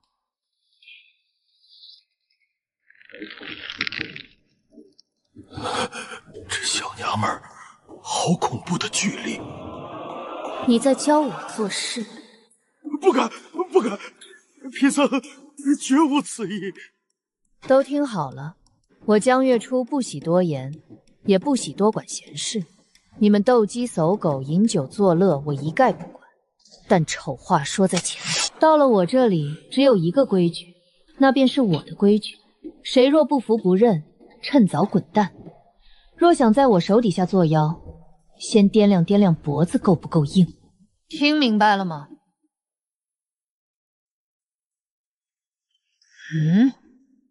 听明白了，都听明白了。听明白了。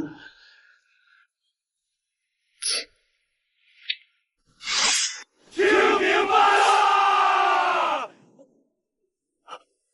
操！竟被一个女人吓成这样！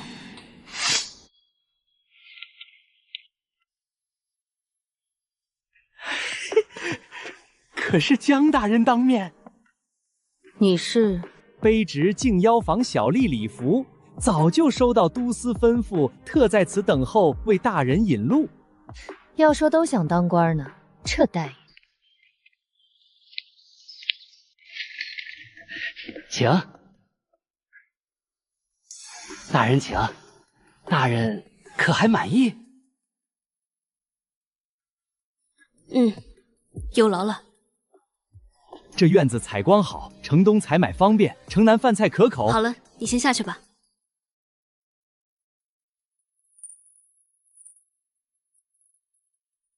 是，卑职告退。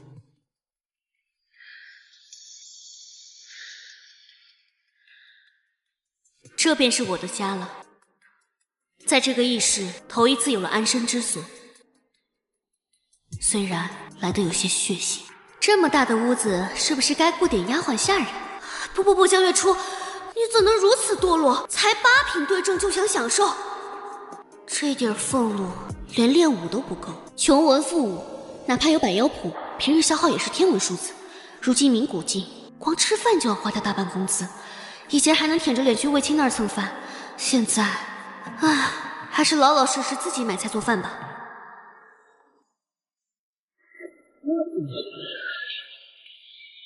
武者吃食大有讲究，寻常猪羊肉难饱腹，更难增进修为，得买妖兽肉。什么？这点肉你卖50两？你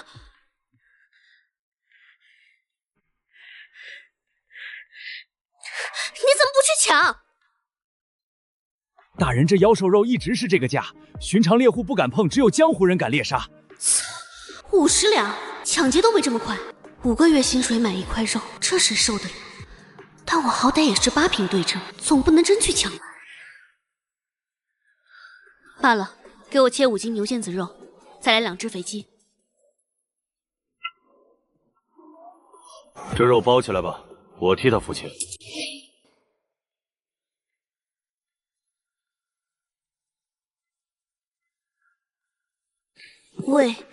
魏大人，您怎么在这儿？恰好路过。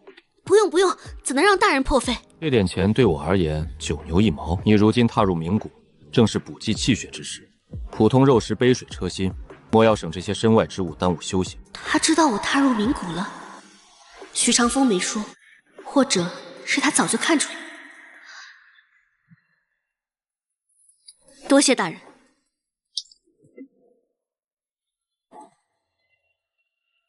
如此照拂，所求为何？罢了，滴水之恩当涌泉相报。这份情我记下。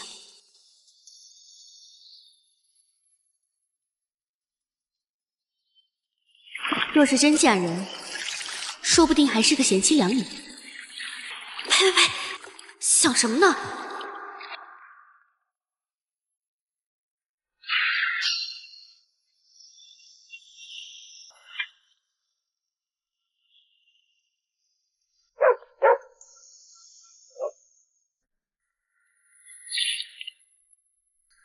肉质软糯，汁水饱满，气血增长了一丝，虽不如妖魔血肉狂暴，胜在细水长流。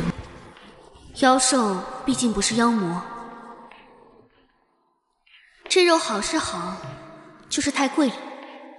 看来以后得多挣钱了。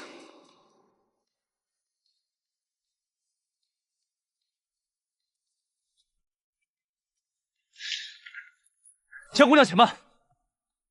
怎么了？徐大人有令，今日所有玄字营对正及以上人马速去正殿，有要事通告。江姑娘，昨日你去见手下那队人，可还顺利？没什么事，江湖人嘛，都硬气。我昨日过去劝了劝，就软了。江姑娘，这话听起来怎么怪怪的？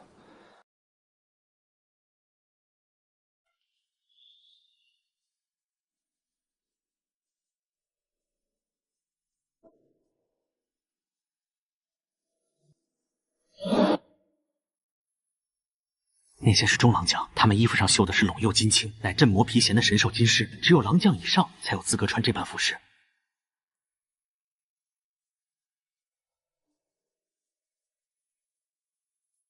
那徐大人怎么穿个白板装？对于徐大人这般人物，若无要事，自然是怎么舒服怎么来。啊，懂了，领导特权，以后我要是到了那位置，穿裙子来上班，也没人敢管。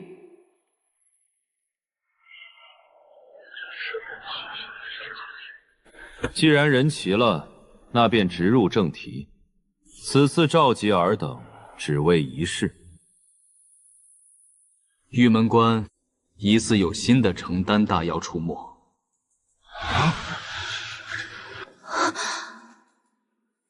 承丹大妖，那是行走的灾厄，抬手便能覆灭一座城的恐怖存在。天字营已去探查，若消息属实，玄字营上下将调派过半人手，随魏大将军亲赴玉门关镇压妖魔。过半人手，倾巢出动，连我这个新进的八品对正，恐怕也逃不掉。这些时日，务必将陇域道内已知妖患悉数解决。玉门关一旦开战，后方若乱，前线必溃。此乃大唐安危之战，容不得半点疏忽。是，这是危机，也是机缘。若是能参战，不知道能斩杀多少妖魔，获得多少道行。只是那是承丹大妖，我区区名古初级，这般实力过去，纯属素材。散了吧，各队队正领了任务便去执行。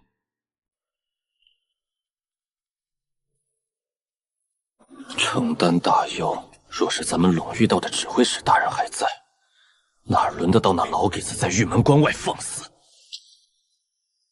指挥使，指挥使乃三品大员，可去年因为新皇登基的事儿，你从京城来的，应该比我更清楚。我知道个锤子，前身就是个傻白甜大小姐。不过这世道，议论皇权是要掉脑袋的。如今咱们陇右指挥使一直空缺，暂由魏大将军负责。堂堂一道指挥使，说没就没。这世界的皇权政争，怕是比妖魔还凶险。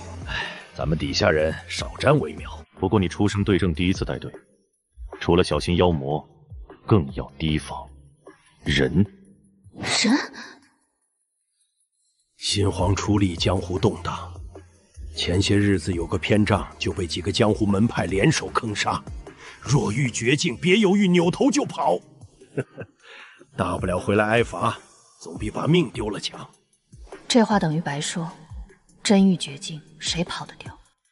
当然，只要不是死得无声无息，司礼自会派人替你报仇。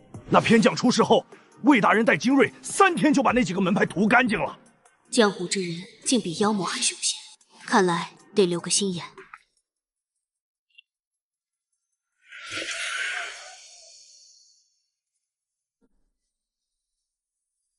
江队长，这是您队下的差事。出任务前需去后院马厩领取赤铜具，另外若有余力，尽量将妖魔尸首完整带回府库，会折算功勋。若不便，也要带回关键部位作为凭证。多谢提醒。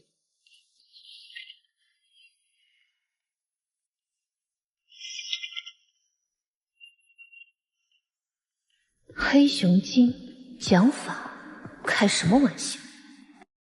熊瞎子不找母熊，跑去当和尚。熊瞎子不找母熊，跑去当和尚，疑似半步冥谷境修为。队长，这差事是不是搞错了？咱们这才怕个鸟！不就是头熊瞎子吗？老子当年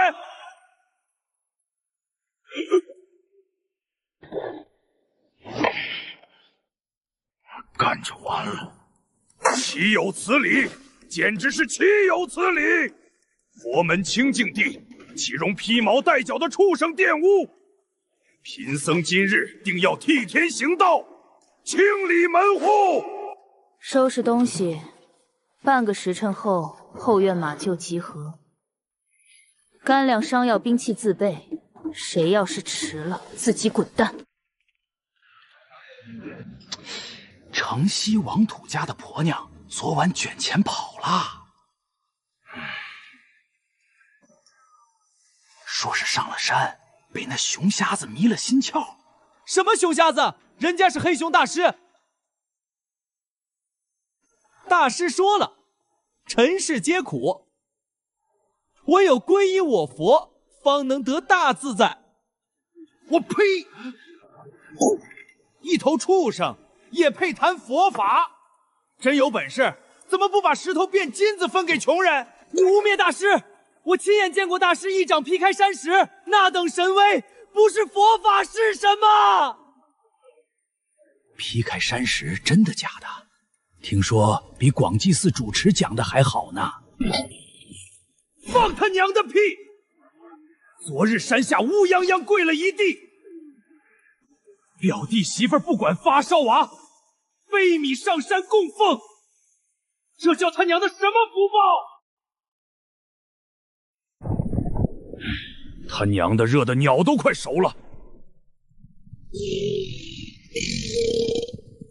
阿弥陀佛，心静自然凉。秃驴，给老子来一口！使不得！再敢多嘴，全都给我走着去！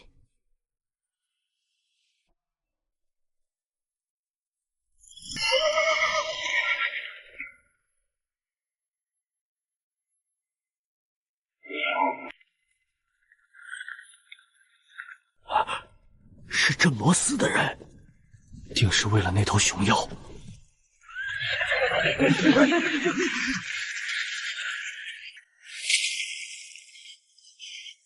官爷，求求你们救救我婆娘吧！官爷，救命啊！我儿子也上山了。各位相信你们。闭嘴！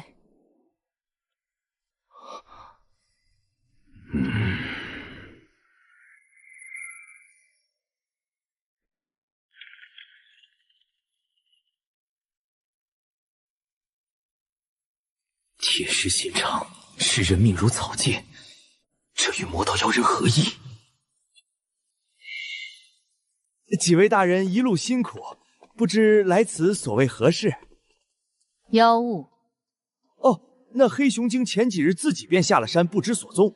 如今百姓已安然无恙，下官正准备上报都司结案呢。放屁！城门口跪了一地的人哭爹喊娘，你说没事了？阿弥陀佛，出家人不打诳语，官家人怎可满口胡言？你好大的胆子，竟敢戏耍镇魔司！说，是不是与妖物勾结？冤枉啊！下官哪敢与妖魔为伍？那便说实话。本来是有妖的，只是那是宝刹寺的护山灵兽。昨日宝刹寺僧人找上门，说是要带回山门严加看管。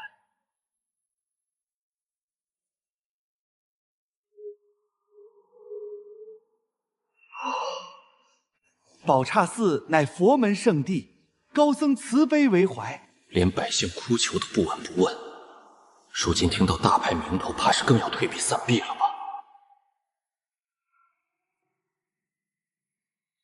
这一趟终究是走个过场了。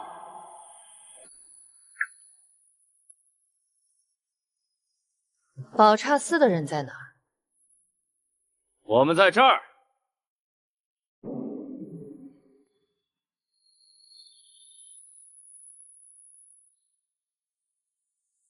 阿弥陀佛，贫僧在此等候各位施主多时。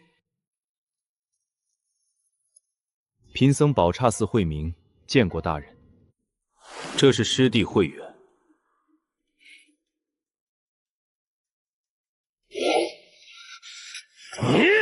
师弟，钱大人，贫僧想与这位女施主单独聊聊。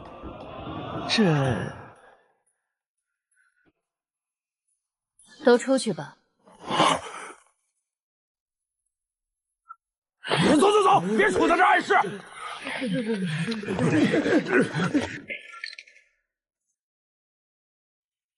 宝刹寺，好大的威风！圈养妖物害人，如今想靠名头结果，你们修的哪门子佛？原来是落雁山庄那个见不得光的野种，怎么跑这儿撒野来了？找死！两位大人，使不得呀！和气生财。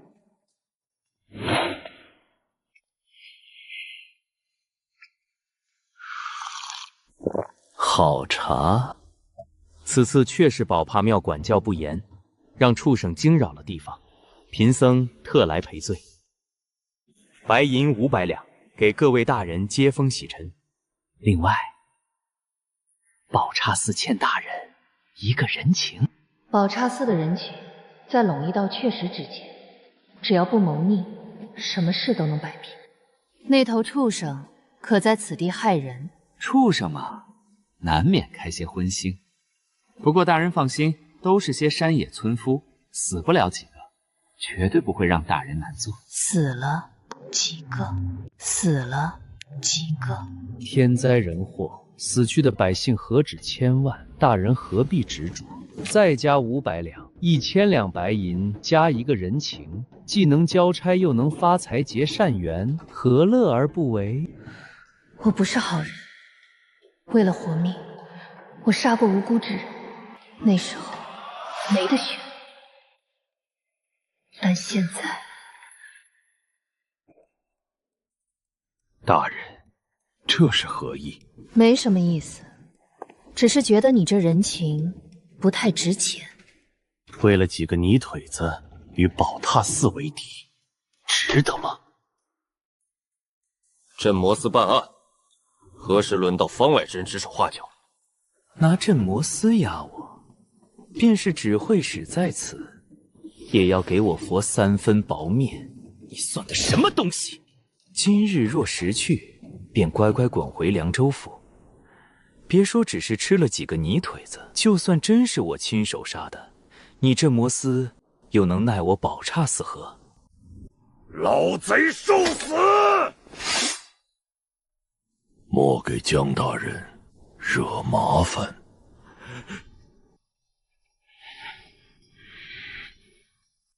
我混迹江湖和加入镇魔司究竟有什么区别？一个是家猫，一个是野猫罢了。这宝刹寺太霸道了，回头得赶紧立个牌位供着。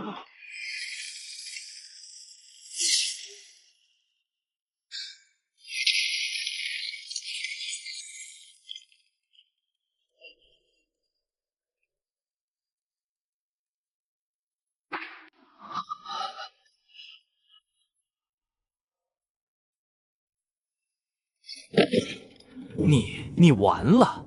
我宝刹寺绝不会善罢甘休，天上地下没人救得了你。擅自干涉镇魔司办案，阻挠公务，按大唐律法，该当何罪？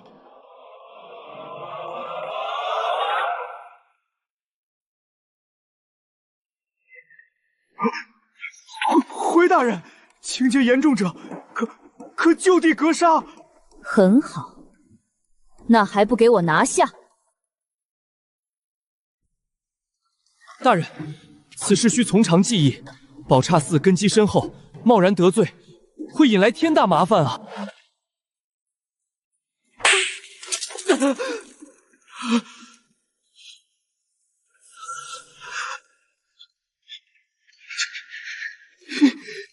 你敢打我！阿弥陀佛，贫僧看你魔障了，帮你醒醒神，不必言谢。臭泥狼的秃驴，敢跟我们耍横！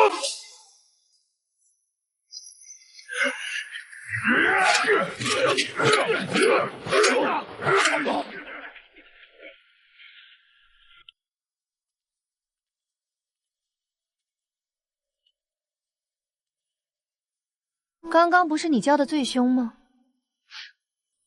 怎么真让你动手的时候，反倒唧唧歪歪？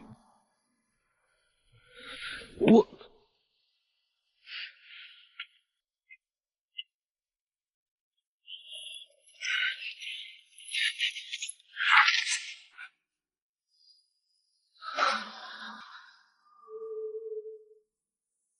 放开我！我是戒律院首座的弟子，你们今天动了我，一个都活不了！师弟住口！大人息怒，师弟年轻气盛，贫僧代他赔罪。只要放我们离去，宝刹寺必有厚报。只要让我活着回去，定要让这女人付出代价。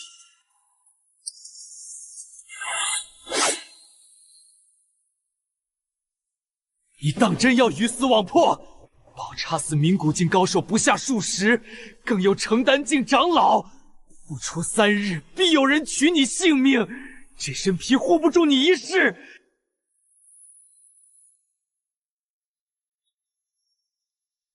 如果他们能杀我，就尽管来。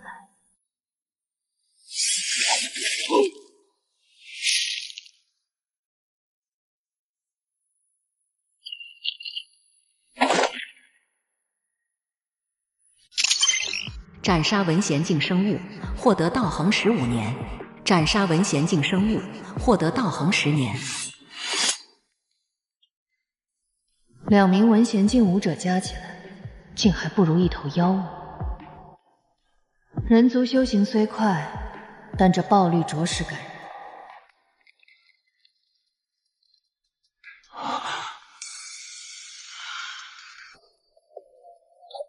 他真把人杀了，那可是宝刹寺的人啊！这女人是疯了吗？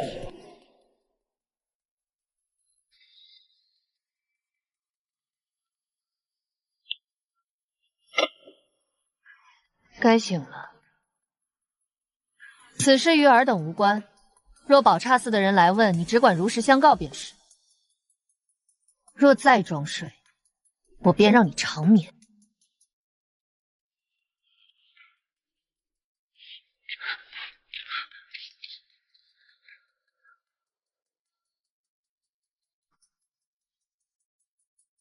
那头黑熊，如今在哪儿？还在山上。还在？大人有所不知，这帮秃驴昨日便到了，却迟迟不动手，说是要带回寺中设坛做法，需斋戒沐浴。我看他们就是巴不得那熊沙子多吃几个，好似多吃一天，他们就能占什么天大便宜一般。原来如此，养寇自重，戒妖敛财吗？哪座山？城北外10几里，北山破庙。你们2个处理尸体，其他人随我上山。阿弥陀佛，杀人放火金腰带，修桥补路无尸骸。走喽走喽，斩妖除魔去喽！我自诩名门正派，心怀侠义，可真遇上事，除了动嘴皮子，竟不如这一介女流。还愣在这里做什？还杵在这儿当门神，脸一会儿红一会儿白的，准备唱戏给我看？我矫情，赶紧跟上！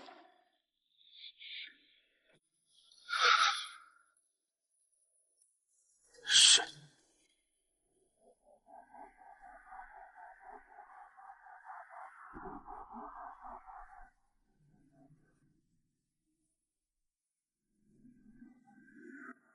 何为苦？腹中饥饿是苦，身上无衣是苦，求而不得，更是苦上加苦。痴儿，痴儿啊！这苦便来自于尔等的贪嗔痴。放下，要放下！只要舍了身外之物，一心向我日日供奉，贫僧自会度化尔等往生西天。大师说的对，我悟了，我悟了。今日便到此为止，都散了吧，明日赶早。他娘的，还是大哥脑子好使，披身袈裟胡咧咧几句，就有吃不完的供奉。杀人吃肉，还有秃驴帮忙擦屁股，神仙日子也不过如此。大师，进来。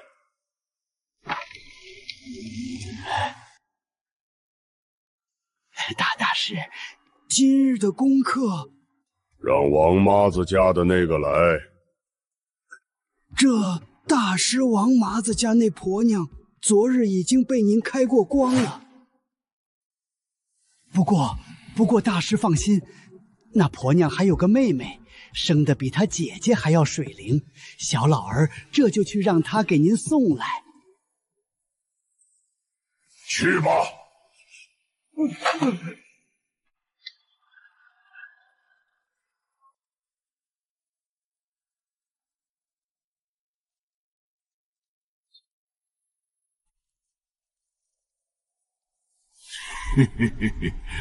水灵的好，水灵的嫩。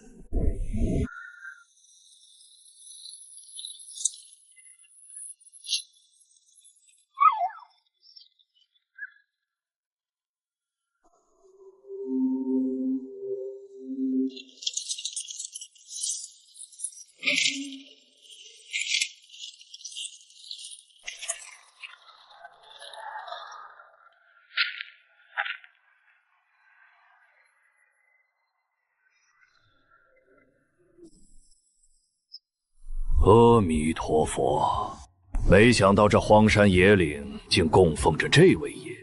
放下屠刀，立地成佛。哼哼，管他什么爷，今儿个都得给熊爷腾地方。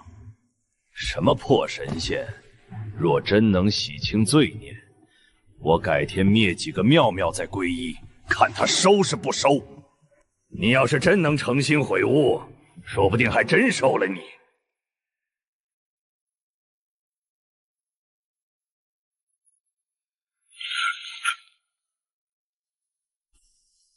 搜。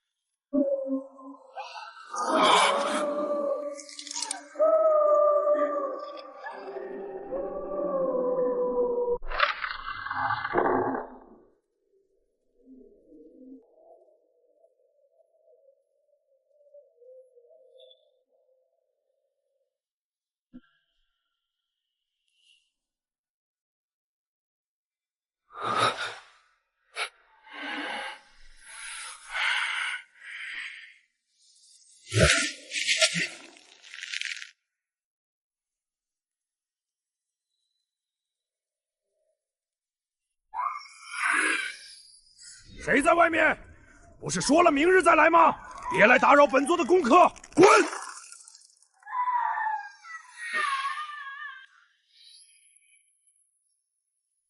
看我做甚，还要我教你们怎么做？懂了。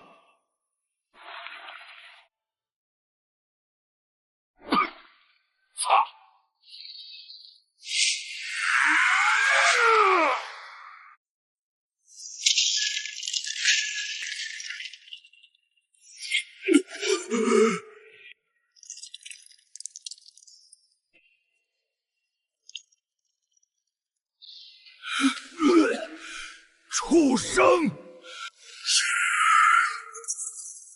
谁他娘的搞毁了本座的好事？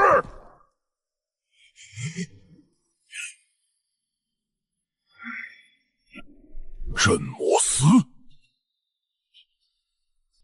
怎么，慧明没和你们说清楚吗？我靠你祖啊！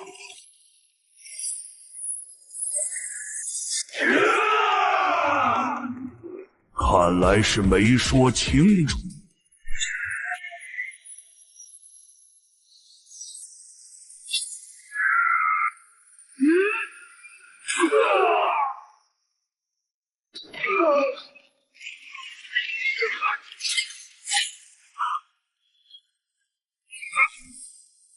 一群废物，滚吧！本座今日不与你们计较，莫要不识抬举。怎么会？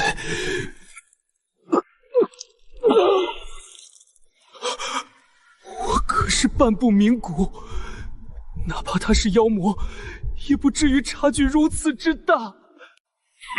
怎么还不走？莫不是还要我请你出去？若非如今归顺了宝刹寺，不想惹一身骚，这几个不入流的小卒还不够我塞牙缝的。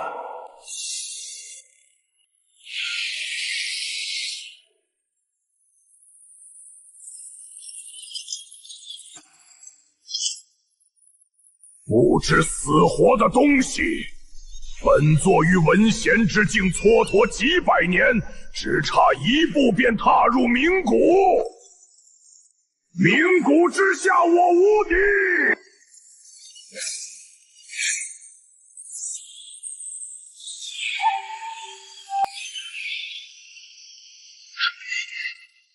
这声音金谷齐鸣，这是实实在在的冥谷境。一个17、18岁的冥谷境，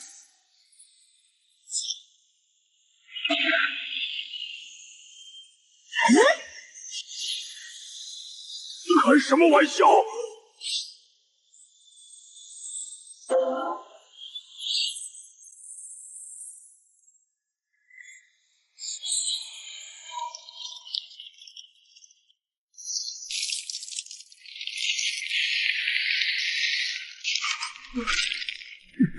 饶了我！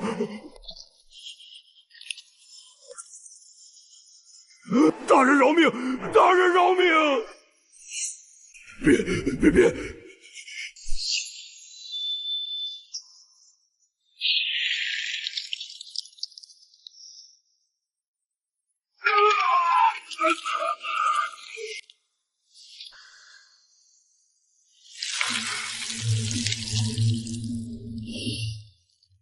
杀了我！有种就杀了我！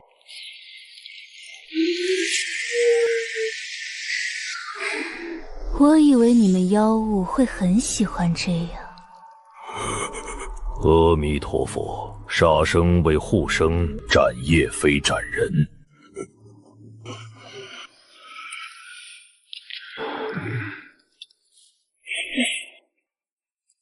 这便送你上路。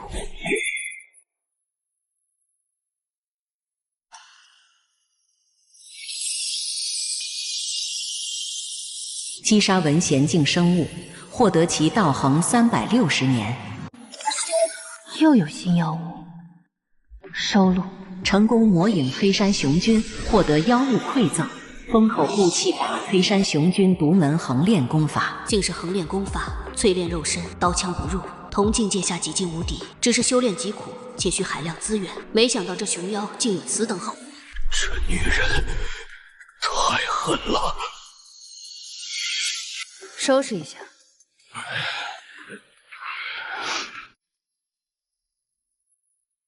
拿着，回去交差。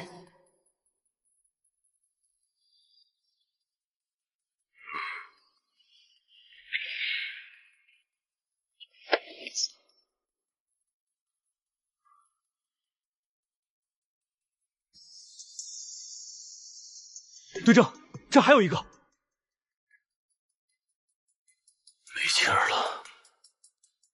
原来如此。面对百姓哭求时的冷漠，或许只是不想给无畏的希望。镇魔司能杀妖，却未必能救人。天色不早，你们先下山回县衙。是。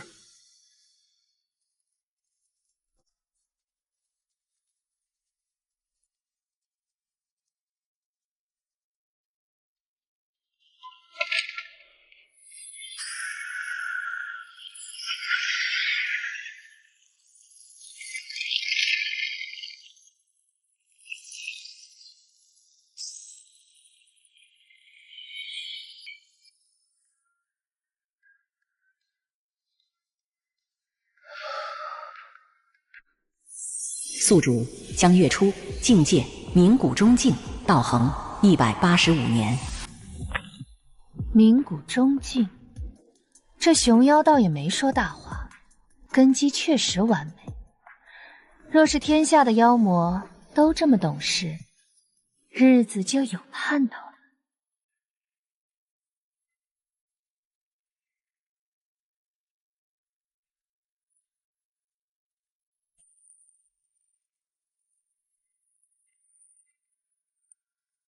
道行还剩185年，根本不够用。虎山神、狼妖、猪妖、熊妖都在嗷嗷待捕。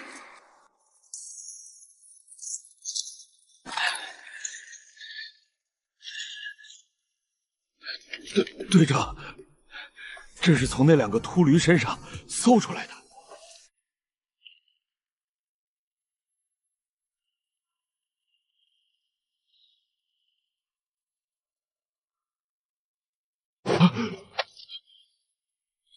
拿着给弟兄们分了吧。队长，这太多了。阿弥陀佛，队长赏的拿着便是。这钱不好分，不如每人100两，剩下的回凉州府去醉花楼，大家乐呵乐呵。嘿嘿，听人说醉花楼新来了几个胡人们，那个比头还大。我不好这口，我不用。刘公子是斯文人，不喜欢庸脂俗佛。江队长，您看，要不也一起？听说那小罐儿，个个唇红齿白，身娇体软。滚！得嘞。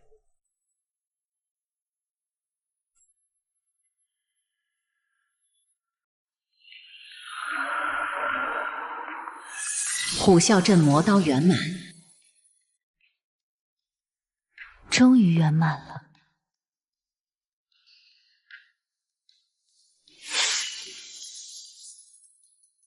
这封口固气法果然霸道，连镇魔司的制式横刀都伤不了分毫。以后站着让人砍，怕是也得费上一番功夫。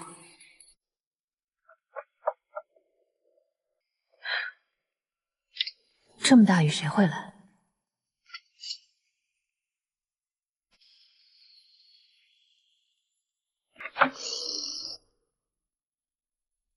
徐大人，屋内说话吧。大人请坐。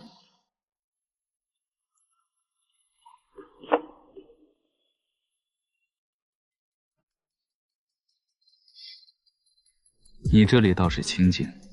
卑职一人居住，清静些好。你平日喜欢做什么？无非是练练武，看看书。哦，不知都看些什么书？杂七杂八，什么都看。那可曾听过镜花水月，4位奇女子？不曾。那岁寒三友呢？不曾。那大人您说的这些卑职，都未曾听闻。你倒是个有趣之人。罢了，今日前来，并非是为了闲聊。说说吧，宝刹那边是什么情况？卑职在和川县杀了2个宝刹寺的僧人。为何杀人？阻挠办案，勾结妖魔，对朝廷不敬，按律当斩。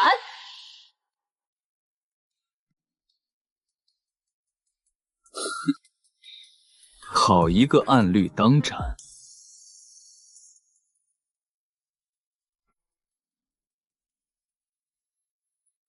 你可知宝刹寺在陇右道是何等存在？你就不怕？卑职是镇魔司的人，杀的是勾结妖魔之徒。若是司里护不住我，那卑职也无话可说。看看吧。校尉，七品。宝刹寺的事，魏大人已经压下去了。与其在凉州府等着麻烦，不如去玉门关避避风头。你手下那队人一并划入先锋营，归你调遣。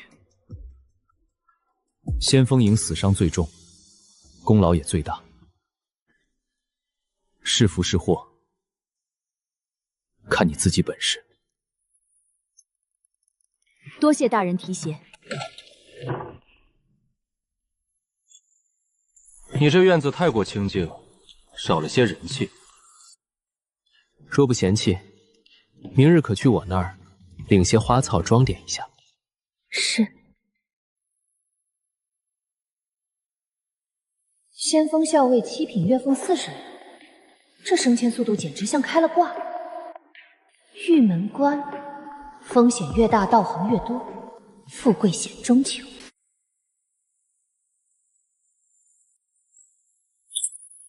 一晃来陇岳7年了，本以为能杀出个朗朗乾坤，如今却困在这四方城里。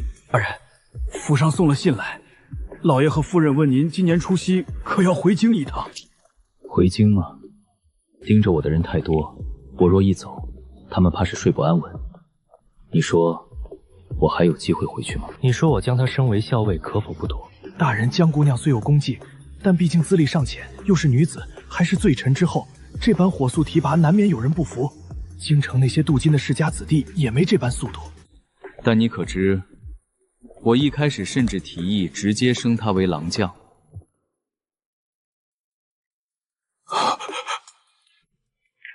郎将，那是6品，统兵近千。大人您，魏大人觉得太过惊世骇俗，这才委屈他暂任校尉。合着您2位还真商量过？大人，这究竟是为何？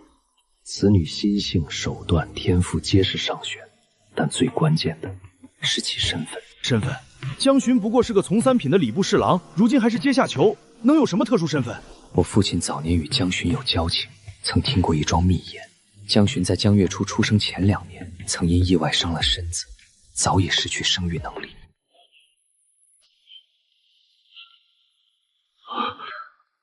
难不成那江月初是先皇的？这也只是猜测，或许江信治好了隐疾，又或许得了先皇青睐。但这桩密文，听过便是烂在肚子里。如今新皇登基，多嘴便是自寻死路。卑职明白，绝不多说一个字。那头承丹大妖自关外妖国，血脉不凡。他若能在玉门关活下来，往后这大唐镇魔司必有他一席之地。我倒是很期待他能走到哪一步。凉州是天子营回来了，玉门关的事是真的。承丹大妖，我操，还真是！听说折了2个兄弟才探清底细，血脉尊贵，不是山野精怪能比的。承丹境到底有多厉害？多厉害！名古境顶天祸海一线，一旦入了承丹，呼风唤雨，搬山填海，虽有些夸大，但覆灭一座小城，轻而易举。那咱们岂不是？怕个鸟！吃的就是这碗断头饭。魏大将军领队，天塌下来有高个子顶着。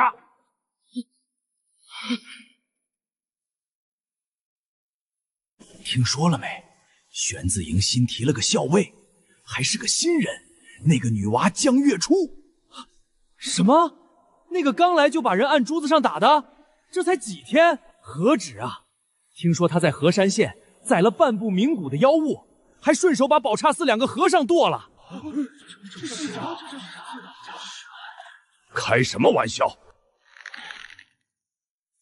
老子卖命10年，还是个8品。他一个黄毛丫头凭什么？还没领过俸禄就当校尉，还是先锋营？凭什么？哼，或许是凭那张脸蛋儿吧。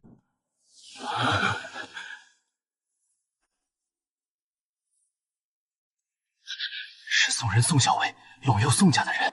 一个乳臭未干的丫头，杀个把小妖就能一步登天，诸位心里就没点想法？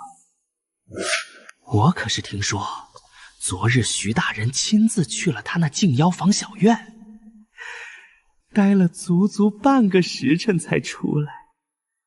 我就说嘛，英雄难过美人关，咱们拼死拼活，不如人家村上卖力。咱们这镇魔司迟早要……你打打的嘴里喷什么味儿？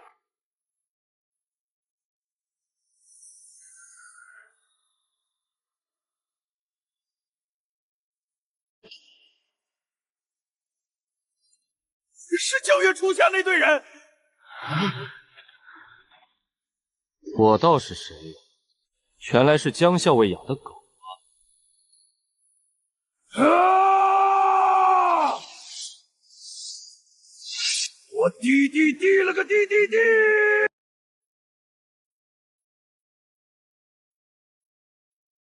我说去你的！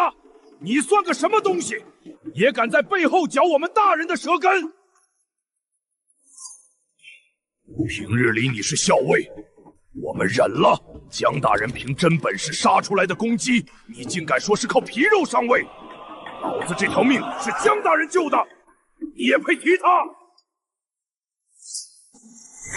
阿弥陀佛，我等弟兄是个粗人，您大人有大量。只是江校尉如今乃我等顶头上司，更是徐大人亲命。您这般在背后非议，传出去，怕是不太好听吧？还请收回方才的话，给我们江大人道个歉。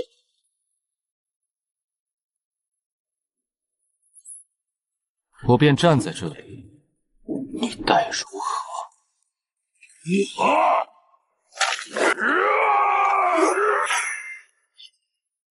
找死！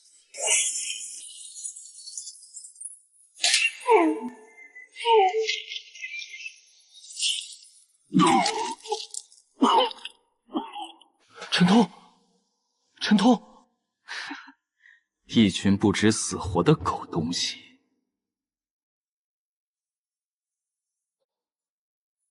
都在这做什么？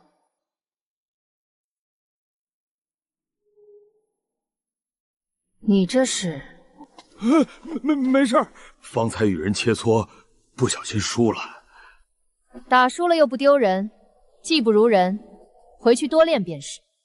扭扭捏捏，跟个娘们似的，怎么这般小家子气？行了，收拾收拾，随我去营房。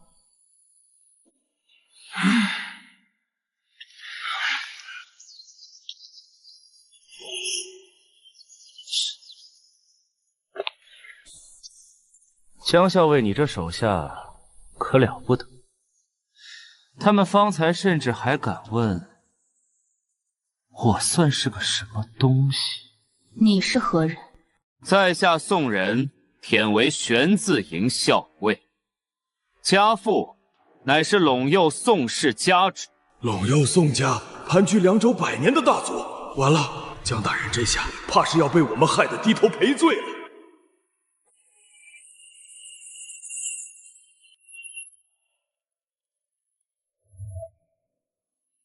是吗？我也不是不讲理之人，只是这司里终究要讲个长幼尊卑。今日是我脾气好不计较，若是换了旁人，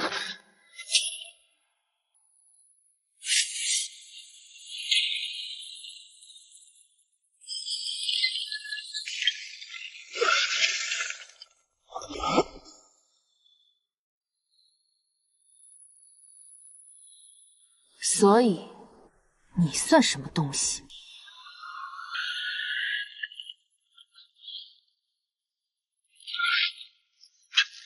这怎么可能？我也是名古境啊！那一脚的力道，根本不是气血勃发那么简单。他的肉体强度，简直是个怪物。罢了，打不过，完全打不过。反正他进了先锋营，去杀承丹大妖，九死一生，我又何必跟一个死人计较？不愧是徐大人看中的人，江校尉实力高强，佩服。服就把嘴闭上，还愣着作甚？迟到扣你们俸禄。是。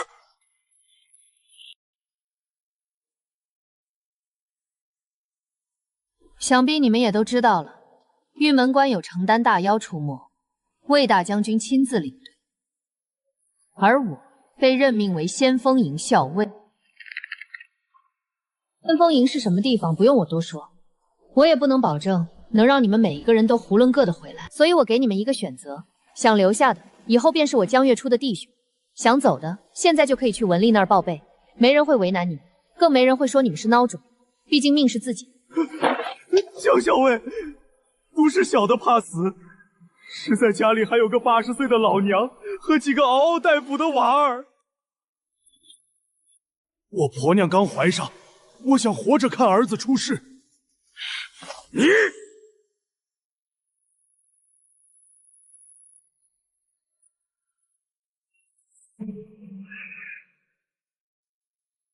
行了，想走的去吧。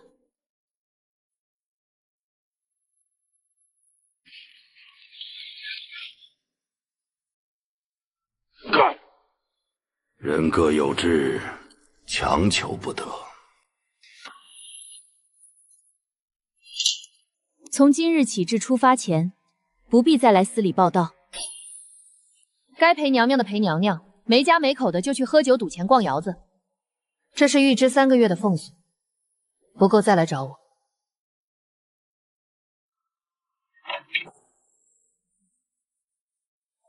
你们说大人平日都做什么？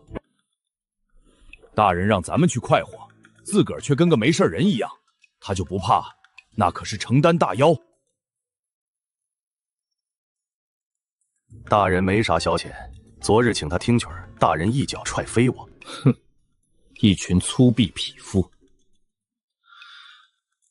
大人乃女子之身，心性高洁，岂会与尔等为伍，沉迷于酒色财气？大人闲暇之时，或许是在品茗读书、抚琴作画，这等雅事，你们又岂能懂？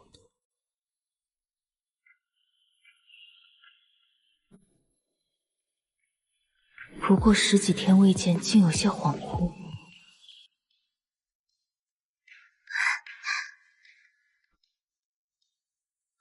哟，我当是谁呢？原来是咱们新上任的江大校尉。怎么，当了官架子也大了，连我这儿的饭菜也入不了您的眼了？魏姑娘说笑了，这几日公务繁忙。行了行了，知道你忙，大忙人。先进来吧，我兄长还在外有公事，待会儿便回来了。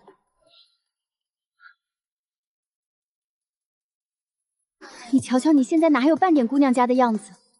这几道口子是练刀留下的吧？好歹是个姑娘家，怎能如此粗糙？别动，这是我用玉绒花和雪蛤膏配的，最是滋养皮肤。你这丫头底子这么好，偏偏一点都不知道爱惜。你那个点心思我还能不知道？不过是懒罢了。你的事我听说了。我兄长他怎么能让你去玉门关？先锋营是什么地方？承丹大妖，那是鸣古禁区送死的地方。魏姑娘，没事的。怎么能没事？你才来几天，凭什么让你去冒这种险？不怪魏大人，是我惹了事。大人许是想让我去避避风头。什么麻烦能比得上去玉门关送死更麻烦？你怎的比我兄长那块木头还要倔？魏大人，哼，你们镇魔司的大人物们有正事要聊，我一个妇道人家就不在这碍眼了。我又怎惹他了？此次唤你过来是为2件事，其一便是邀于玉门关一事。玉门关那头妖物并非我大唐本土的山野金贵，乃是从西域妖庭流窜过来，真身是一头白猿。白猿，虎山神记忆中接见的一员，是巧合吗？此妖自号平天真君，手下聚集数十头大小妖物，声势不小。天字营曾派人前去交涉，结果一死一伤。天字营，与你说这些是让你心里有个数。你为先锋营校尉，职责是为大军开道扫清小妖。真遇上了那头白猿，你无需出手，更不可擅自出手，自有我等顶在前面。卑职明白。至于其二，此乃万壑归元经。你入司时日尚短，未曾想过镇魔司多少俸禄，却要去玉门关那等九死一生之地做马前卒，司里总归是有些过意不去。这门合丹之术，便算是提前赐予你的赏赐。万壑归元经，合丹之术，武道一途，文贤明骨，说到底不过是熬炼气血、淬炼筋骨的功夫。可若想更进一步迈入成丹之境，便不是光靠苦炫与外物能达到的。最为关键的，便是这合丹之术。所谓合丹，便是要将武者一身的精气神三宝，以秘法融于一炉，炼化为一颗武道金丹。此丹一成，举手投足皆有莫大威能，与明骨境已是云泥之别。原来如此，这便是成丹境的奥秘。像这等合丹之术，除了我大唐朝廷，便只有那些传承100年的名门大派、玄门世家才有所掌握。任何一个无根无凭的江湖武者，明骨境便是顶点。想要迈入成丹，除了效力朝廷，便是依附世家。果然，谁掌握了渠道，谁便掌握了话语权。多谢大人。这是你应得的。这些日子你好生准备，若有时间，将这合丹之术参咬一二。至于出发的时机，徐长风会通知你。是。今日便留下吃顿便饭吧。青儿那丫头随我自京城来到这风沙之地，性子又静，也没什么朋友。你与她年岁相仿，她倒是很喜欢你。那便叨扰了。月初多吃些，瞧你瘦的。习武之人，气血最是重要。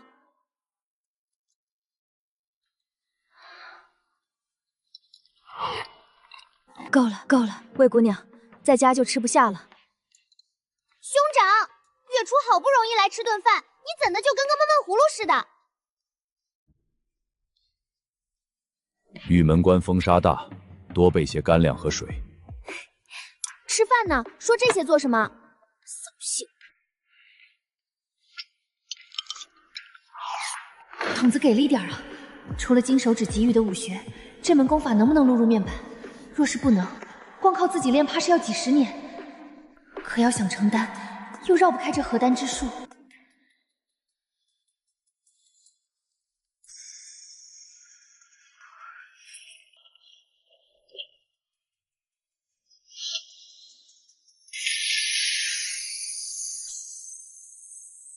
操，不会真不行吧？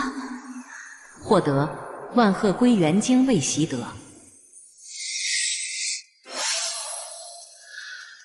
有用！如此一来，通往成丹路上的最大关路算是迈过去了。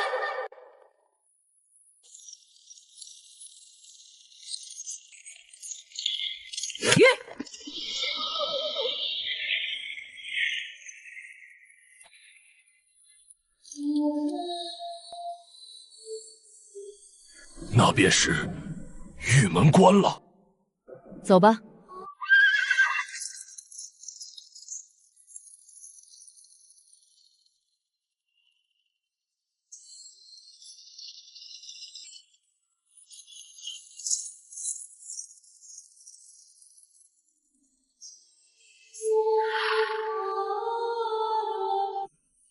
来者何人？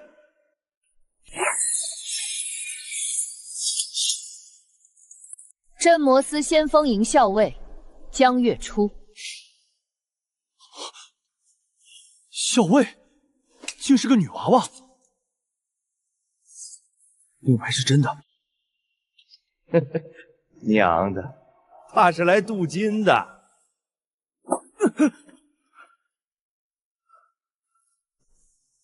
别他娘的胡咧咧！上头下的军令，想掉脑袋吗？开城门，快！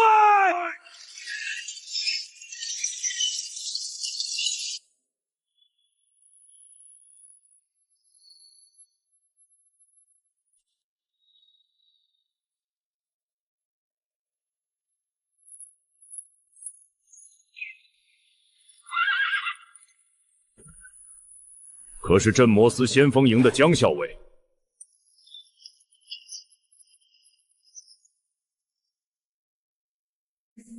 是我。末将乃玉门关守将麾下都尉，姓周，在此等候多时了。营房已经备好，请随我来。有劳。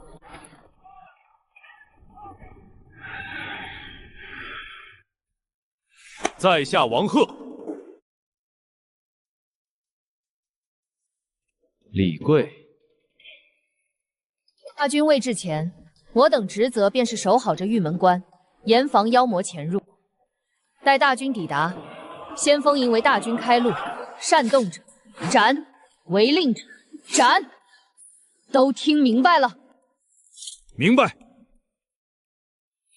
江校尉，咱们就这么干等着？那妖物既敢立府，必有探子。末将以为，不如主动出击，探探虚实，也好过在此睁眼瞎。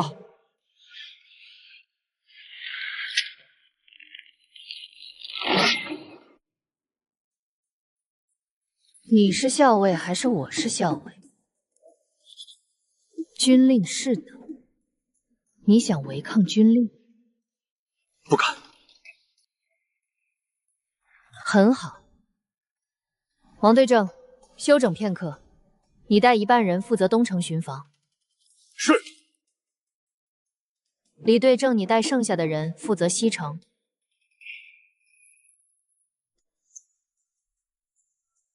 是。其余人随我居中策应。都去吧。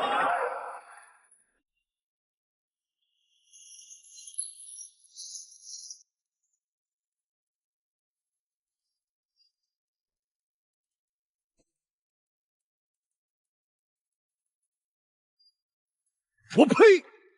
一个乳臭未干的黄毛丫头，也敢在老子面前指手画脚！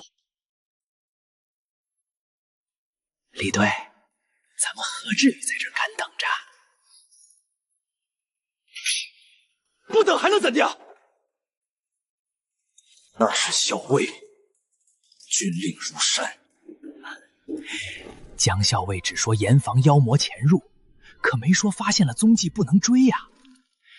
咱们就说在城中发现了潜伏妖物，一路追击出城，事急从权嘛。军令终究是军令，若是被抓了把柄，若是真有所获，功劳见是咱们自己的；若是没什么发现，悄悄回来，谁又知道？总好过坐以待毙。他娘的干了！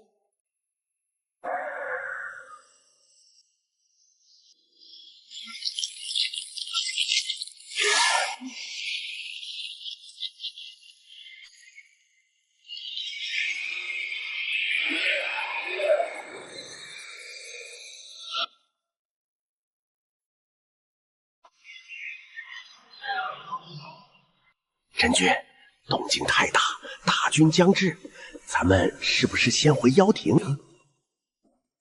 吾儿尚未归来，如何回去？真君，不过一头小小虎妖，何必挂念？这么多天没动静，怕是早就死了。咱们再去寻一头便是，何必为了个畜生与朝廷死磕？您乃妖廷贵胄。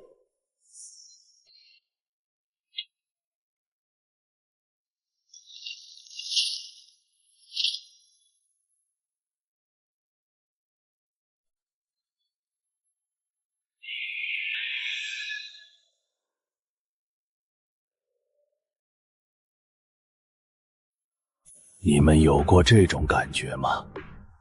当年我于南山瀑布下读书初见他时，不过一头寻常走兽。我看着他长大，教他识字、读书、刀法，看着他青出于蓝是什么感觉？我与他未有师徒之名，可早已视若己出。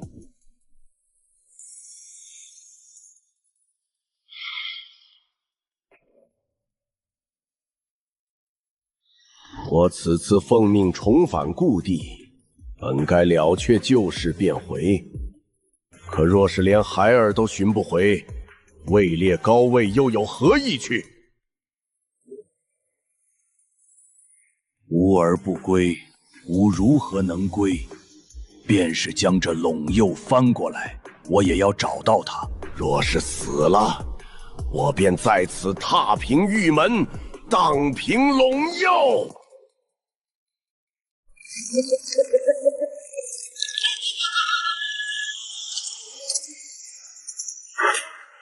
老子好歹也是冥谷境的妖王，跟着白猿宫那老东西10几年，兢兢业业，眼看就要回西域妖庭享福了，偏偏要在这鸟不拉屎的地方等他那便宜干儿子，一头受狗屎运气的老虎罢了，凭什么比我受宠？这玉门关跟个铁王八壳子似的，连只苍蝇都飞不进去，让我打探个屁的消息，随便编个理由回去复命算了。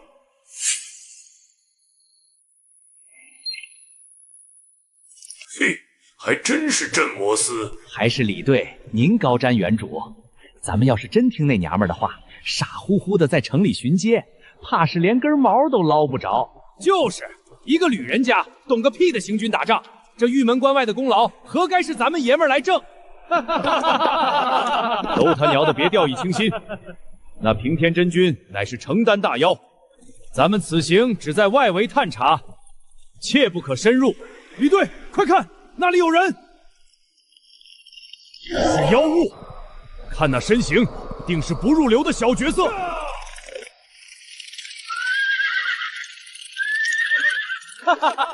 看我装糖，阴他一手。就这么个小东西。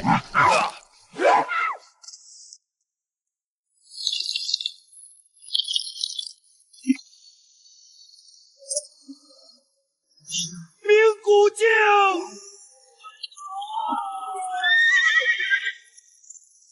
别战，别战！哎呦！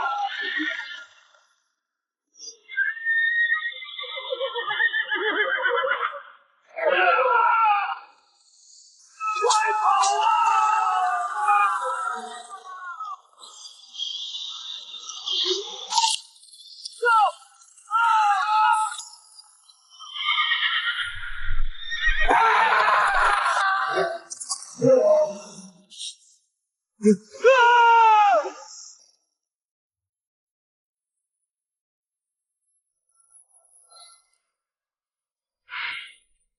他娘的，老子是来杀妖的，不是来伺候人的。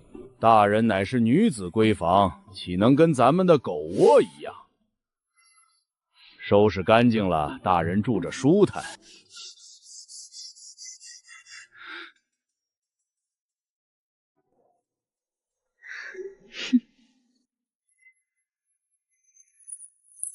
江校尉，末将冒昧打扰，敢问校尉可接到了什么新军令？为何你麾下的对正李贵带了10余人擅自出关了？大军未至，我先锋营的军令是驻守查患，严防妖物。李贵何时出的关？约莫1个半时辰前，城门手足亲眼所见。我干他妮儿的！这帮狗娘养的，想抢功想疯了！大战在即，若他们惊动了那头承丹大妖，打草惊蛇，这责任谁来担？周都尉放心，若是都司问责，皆由我江月初一人承担，与你无关。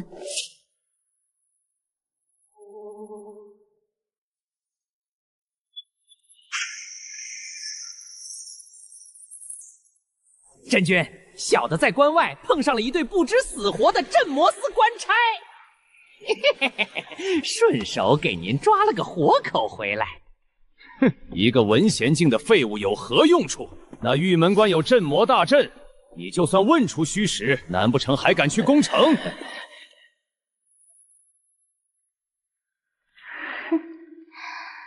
真君，奴家倒有一计，咱们何不借着此人潜入玉门关内？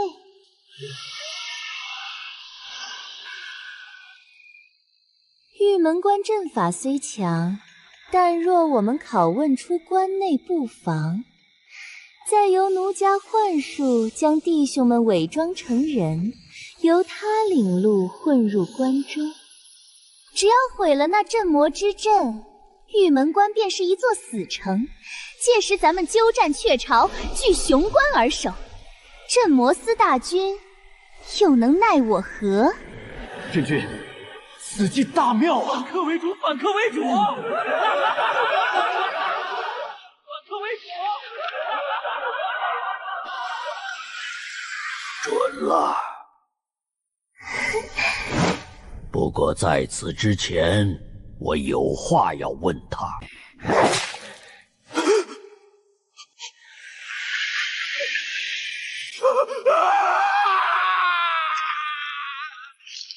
我且问你，你在镇茅司几年了？12年。12年，那你镇魔司可曾斩过一头狐妖？自然是斩过的。无妨，你与我细细说来，一头都不能漏。大将军，可是还在为那头白猿忧心？咱们镇魔司精锐尽出，便是龙潭虎穴也能给他踏平了。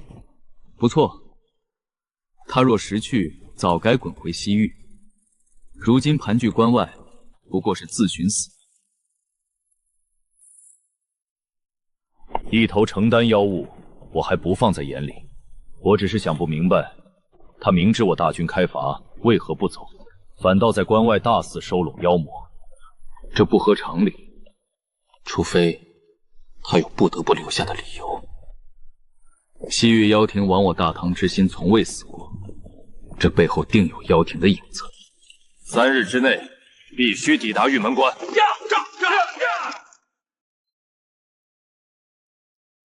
李贵这帮人死在外面也是咎由自取，可怎么总觉得哪里不对劲？算了，再有2日大军就到了，天塌下来有高个子顶着，我只管安稳杀妖。大人，李贵那伙人回来了！李贵那伙人回来了！回来了，人在哪儿？还在城门口。周督安派人传话，请您过去清点。这是把烫手山芋丢给我了。走，去看看。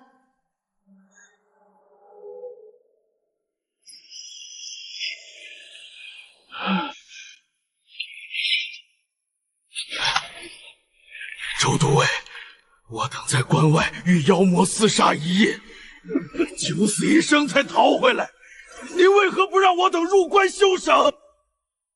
李队正，此事体大，等江校尉来了再做定夺吧。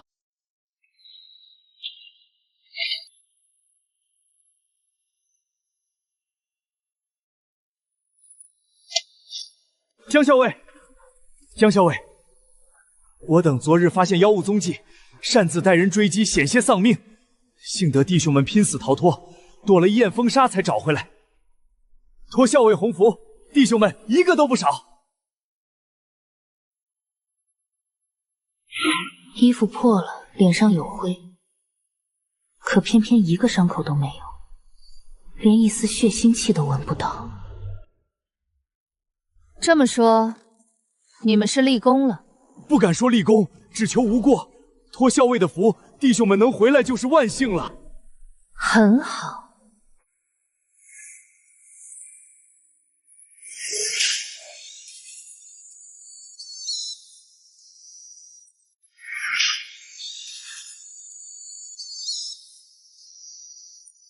这一巴掌是替司礼打的。巧言厉色，蒙骗上官，这一巴掌是我打的。奇耻大辱！我堂堂名古大妖，竟被一个人族黄毛丫头连扇2个大逼兜！我要杀了他！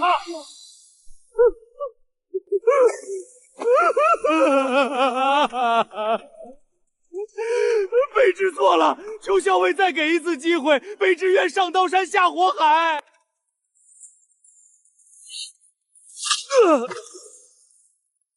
周突尉，借你的人已用，江台他们卸了兵刃，关进大牢。江校尉，我们任打任罚，为何要下狱？校尉三思啊！郭子。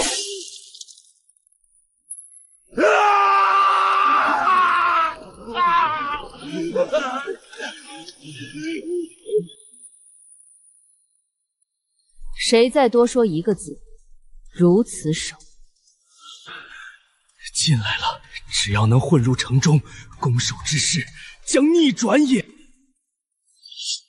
带下去。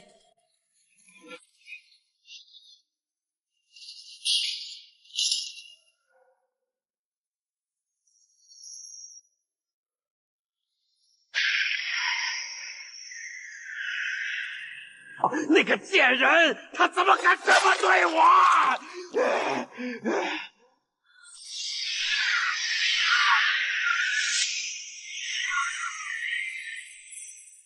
狗哥息怒啊！息你娘的怒！狗爷，您忍辱负重，让我等顺利入关，此乃头功。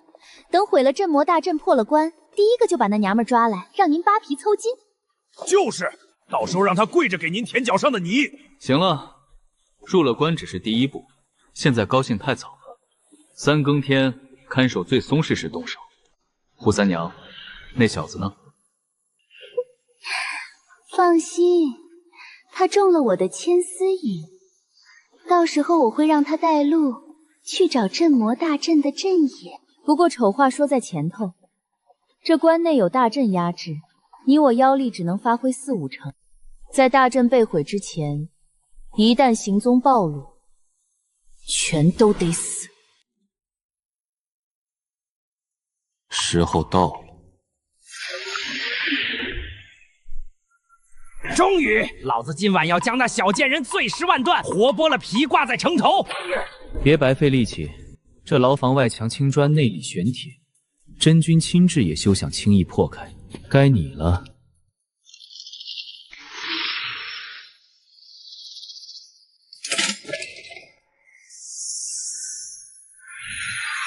奇怪，这外面怎么一个人都没有？定是那群人族官差以为铁牢万无一失，跑去偷懒了。走走走！狗爷，我觉得这牢里挺好的，暖下凉还管饭，咱们还是别出去了。滚你娘的！你他妈犯什么浑？赶紧跟上，莫要再……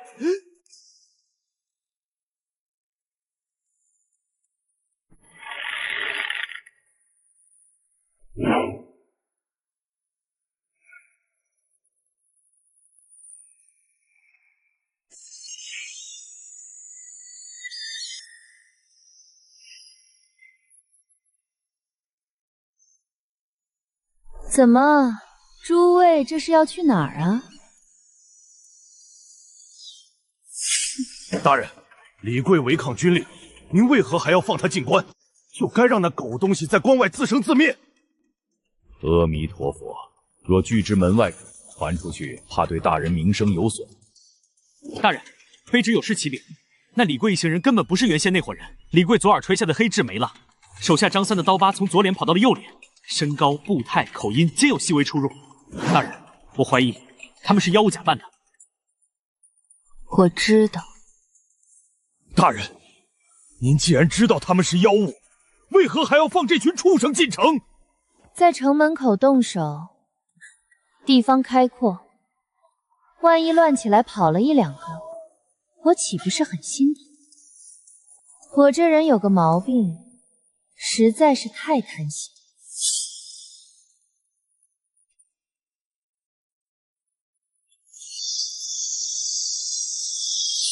关门！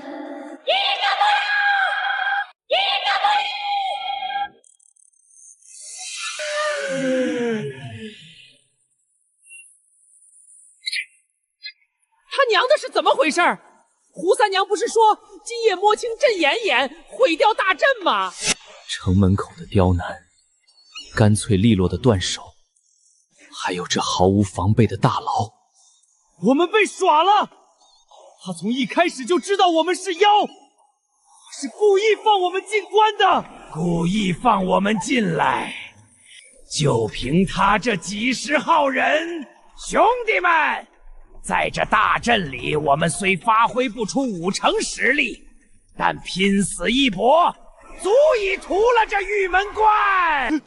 江大人，你大半夜把我从被窝叫来做见证，就是看这个？你早知道他们是妖，拒之门外便是，为何要放进关内？你拿什么跟10几头大妖赌命？大人跟这帮畜生废什么话？您一声令下，弟兄们放箭宰了他们。周都尉，看清楚了。不过你放心，今日之事，尔等皆无需插手。啊，无需插手。大人，您要一个人单挑他们全部？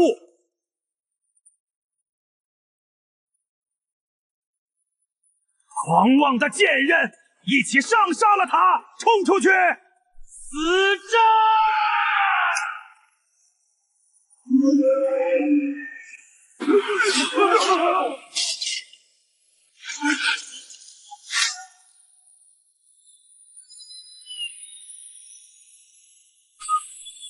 今日谁也别想走。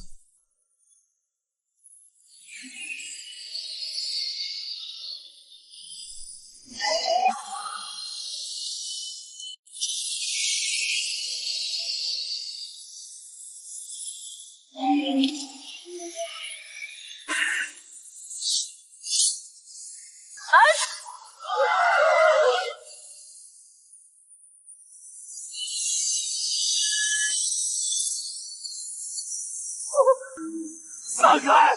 快逃！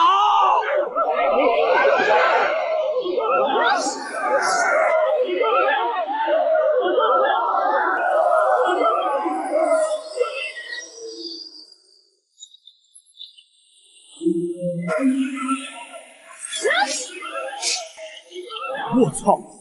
一刀秒杀冥古境大妖，这他娘的是一个17、18岁少女能拥有的力量，他开挂了吧？滚开！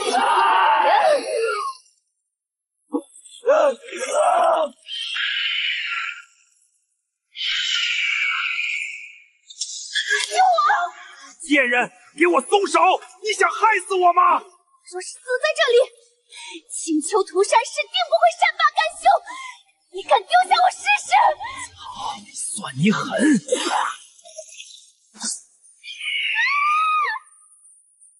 周子伟，还愣着干什么？放箭！快给老子射！把那2头扁毛畜生射下来！你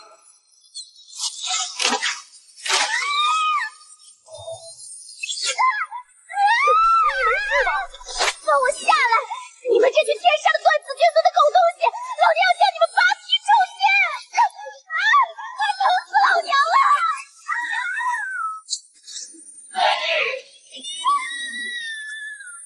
终究是手段不够全面，让这2只鸟兽跑。斩杀冥古境生物若干，开始结算妖魔道行，结算成功，获得3425年道行。3400多年道行，跑了2个废物算什么？这波赢麻了。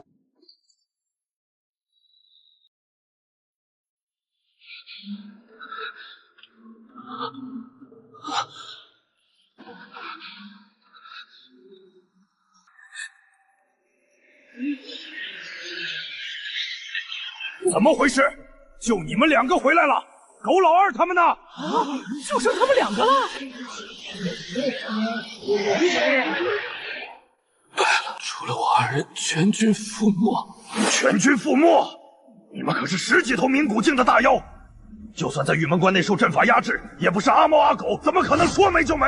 那个女人是个怪物，她一个人独斩了我们10几名弟兄。哼，一派胡言！我看是你们打了败仗，故意夸大其词，寻个脱罪的由头。由头？你们根本不知道我们面对的是什么，1刀，仅仅1刀，狗老二连他一刀都没接住，脑袋就飞了。佘老三、鼠大全都是一刀一个，我们10几号大妖在他面前就像待宰的猪狗。这还没完，他出刀时身会浮现出一头惊天猛虎的虚影，那虎影带着滔天煞气，我们本就被大阵压制，在那虎影面前连妖力都无法运转。虎影，刀式化形，看来玉门关出了个不得了的变数啊！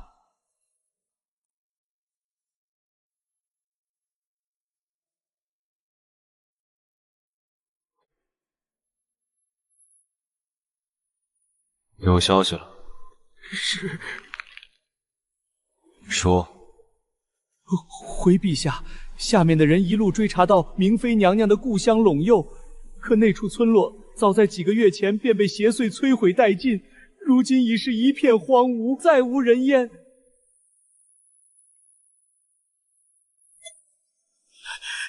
奴才斗胆，若是当年姑爷长公主真的被送回了陇右那处村落，怕是凶多吉少，一村百姓被屠戮殆尽。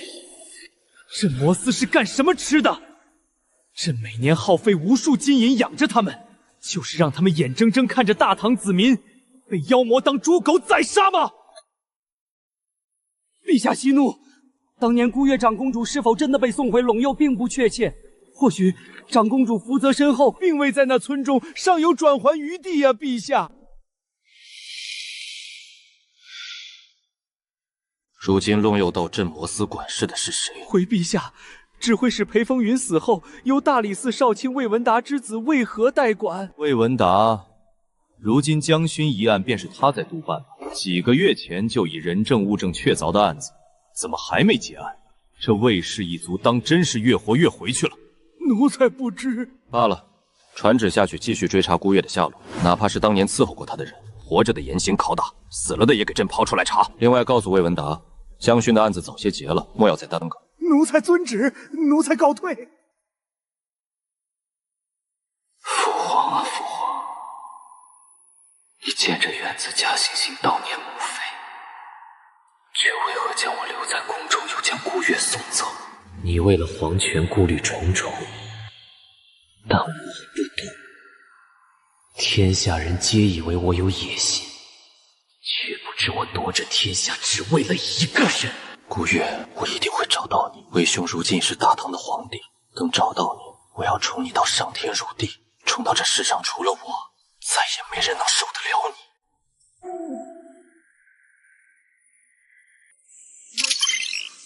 宿主江月初，境界冥谷中境，已收录妖物虎山神天成、青面郎君染珠、朱叶魔影、黑山雄君魔影，剩余道行3425年。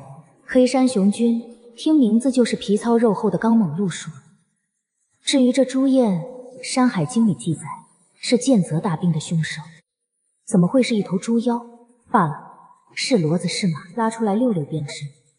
系统，灌注。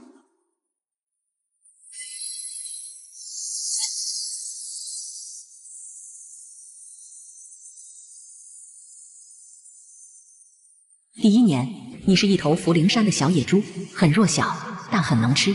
第30年，你化形为一个白胖少年，混入苏庄偷学剑法。第32年，你和庄主之女苏婉相恋，她教你认字，给你讲山外的故事。第34年，你现了原形，她吓坏了，却抱着你哭了一整晚。第51年，苏婉被活活烧死，因为她生下了一对猪妖。第70年，你对人族厌恶至极，对剑痴迷到了疯魔。第150年，西域妖庭使者招揽，断言你若无妖庭秘法，此生无望踏入成丹境。你动摇了。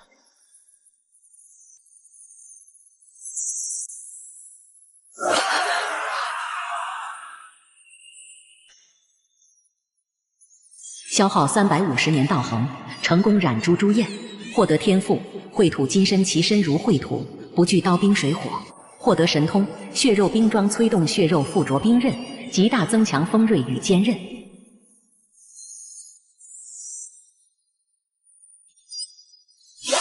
好霸道的天赋和神通。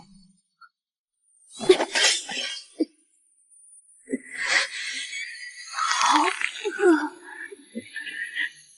血石功发动。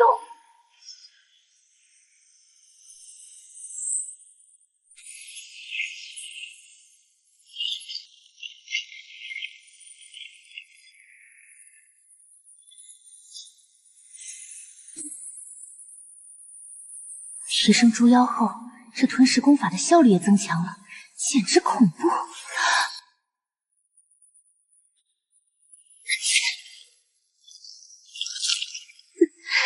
这股力量，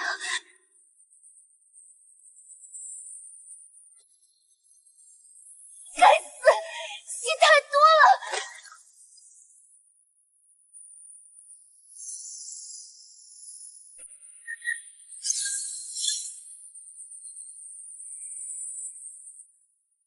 警告！警告！气血已达冥谷境临界值。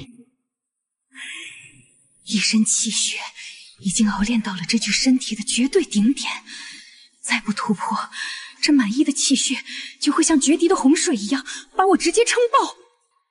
承担，迫在眉睫，再不突破，就要被这气血撑爆了！系统，灌输核丹之法，万壑归元经，直接给我灌到底啊！消耗45年道行入门，消耗110年道行精通，消耗830年精通。万壑归元经已达无上核丹之法，开！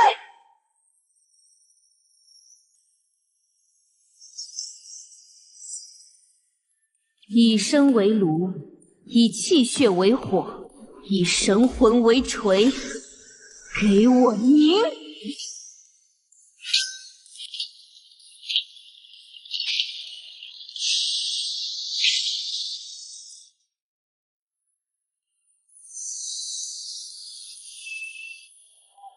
这就是成丹境，内外交映，天地相合。成丹境，内外交映，天。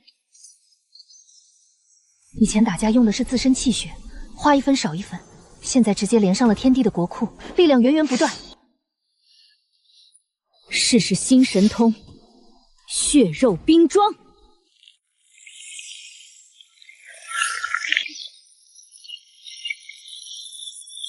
好强的锋锐感！我的个乖乖，这只是一把普通的百人钢横刀啊！加持神通后竟然恐怖如斯，要是以后弄把真正的是神兵，宿主江月初，剩余道行2245年，烧了1000万多年道行，换来成丹境和神级技能，绝对不亏。还剩2000多年家底，接下来是继续提升猪妖，还是？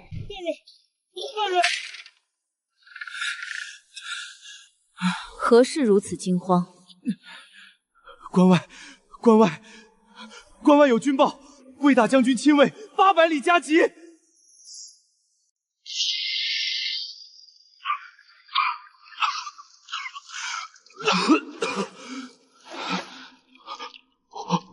这是在哪儿？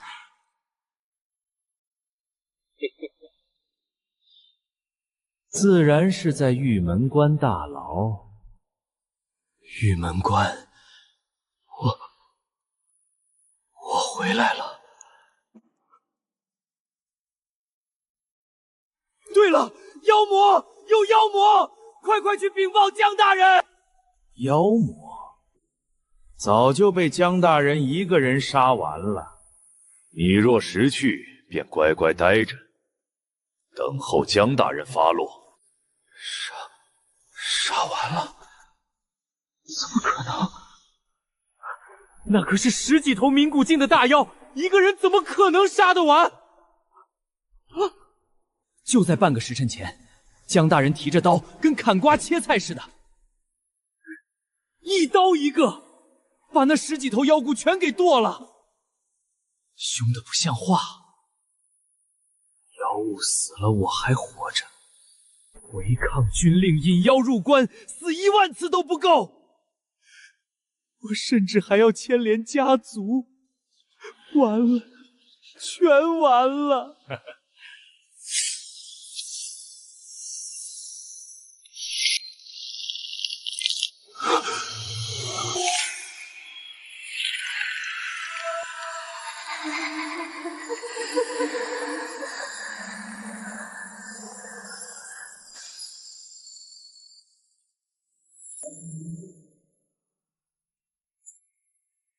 喂，你做什么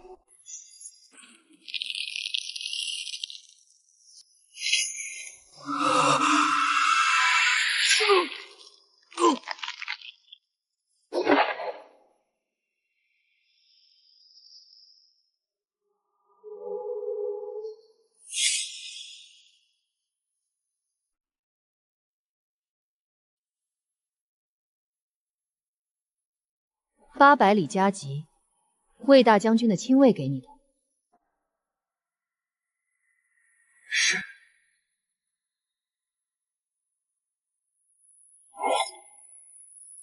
他人呢？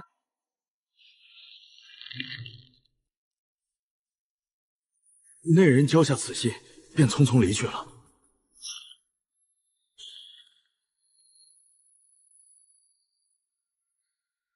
即刻出关，前往关外30里呼风接应，切莫声张。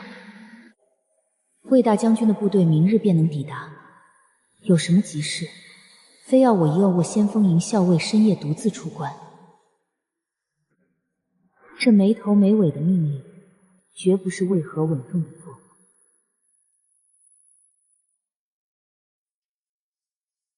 辛苦了，你先下去吧。是。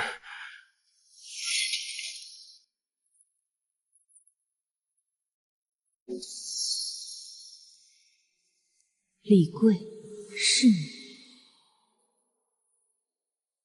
幻术，看来今晚还有大雨。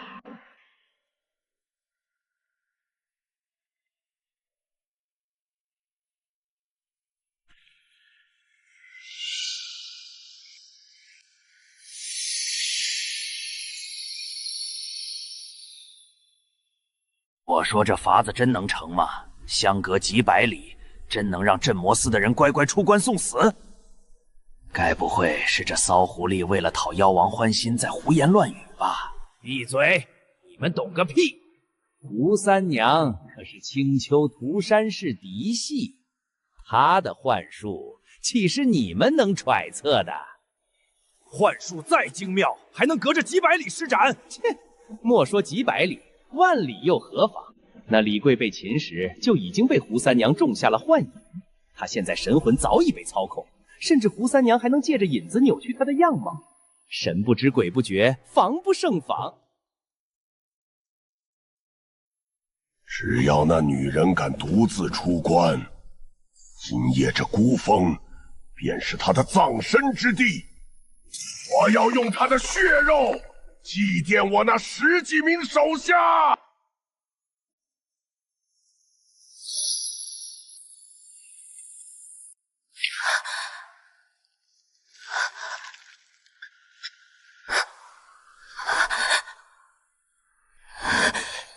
真君，我失败了。你特么刚才不是吹得天花乱坠吗？脸疼不疼？这天可真黑呀！真君，非是奴家手段不济，实在是那人族女子疑心太重。奴家借李贵之口传了假信，可他根本不为所动。这种人，仅凭一封信根本引不出来啊！无妨，人族狡诈，最善权谋。此计我本就未曾指望能成。真君，那咱们大老远跑来玉门关外，又是为了什么？我大张旗鼓在此立府，不过是想让我儿能找到回家的路。但如今既然出现了一个可能知晓他下落的人，我已无心与镇魔师大军周旋。传我令，妖府散了，尔等各自寻个地方潜伏，莫要再露行踪。那您……玉门关内有封魔大阵，他不出关，我奈何不了他。但我会在暗中盯着他，只要镇魔司大军退去，他一个人总有落单的时候。斑斓猛虎雕法凌厉，那胡影简直和我儿一模一样。可一个人族身上怎么会有我儿的刀势？难道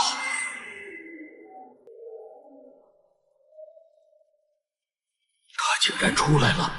他怎么可能出来？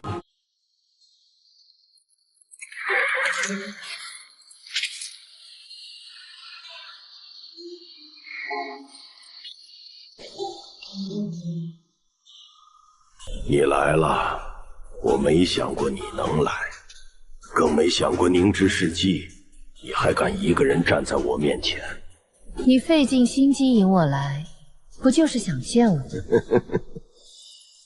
倒是我矫情了。既然来了，我且问你一句：你可见过我儿？不曾。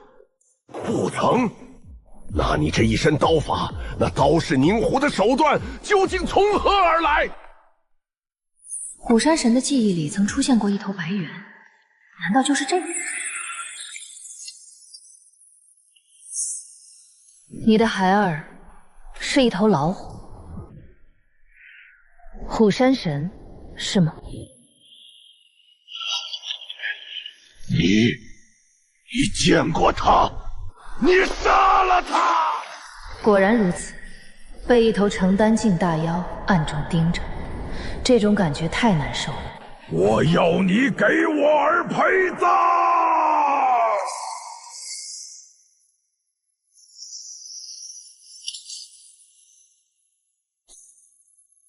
成丹境正好拿你试刀。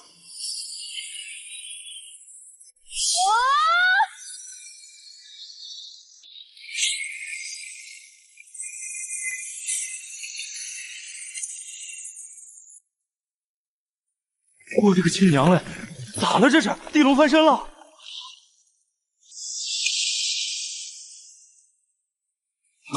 快去通报大将军！我封口部气法圆满，合丹之术更是无上境界，气血精纯远超同阶。可即便如此，与这老东西硬夯一记，竟然隐隐落了下风。这人族少女如此年轻便踏入成丹，竟能以肉身与我这浸淫成丹数百年的大妖角力，我道如何？我儿死于你手，不冤。要打就打，磨磨唧唧，废话真多。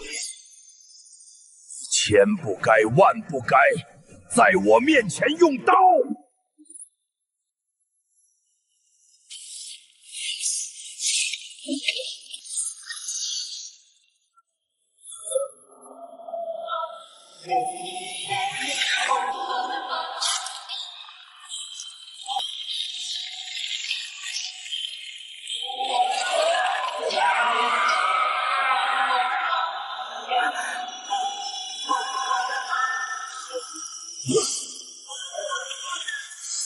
血肉冰霜，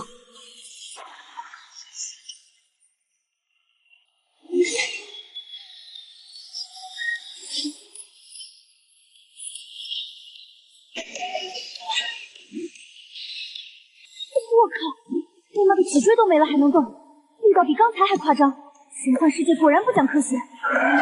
吾乃白猿公，一生纵横900载，上可搬山覆海，下可镇压群峰。蝼蚁小儿，你如何敢挡我？你如何能挡我？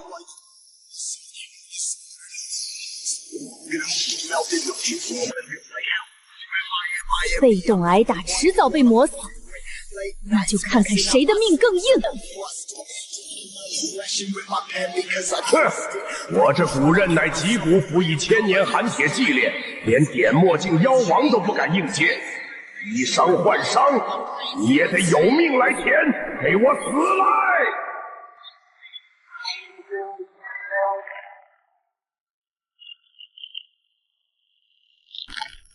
这怎么可能？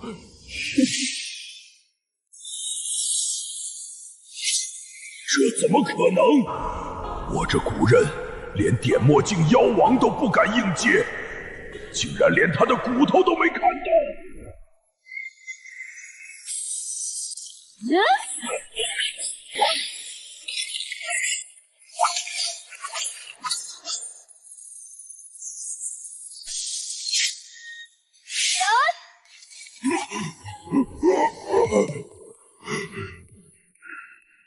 我的个乖乖！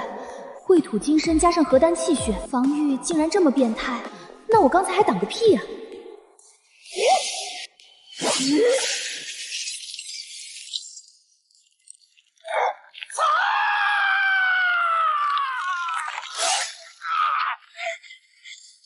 不是说跑就跑，还有没有一点承担进大妖的骨气了？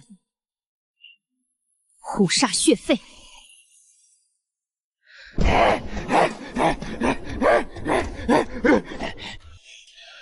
怎么可能？万物生灵的肉体强度与力道息息相关，这是铁律。他的力道虽然恐怖，但怎么会有如此诡异强横的肉身？我堂堂承担大妖，西域妖庭也有我一席之地，竟被一个人族女娃追得如丧家之犬，自寻死路，那我就成全你。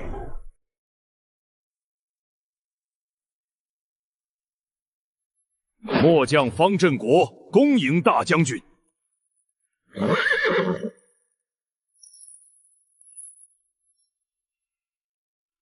方将军免礼。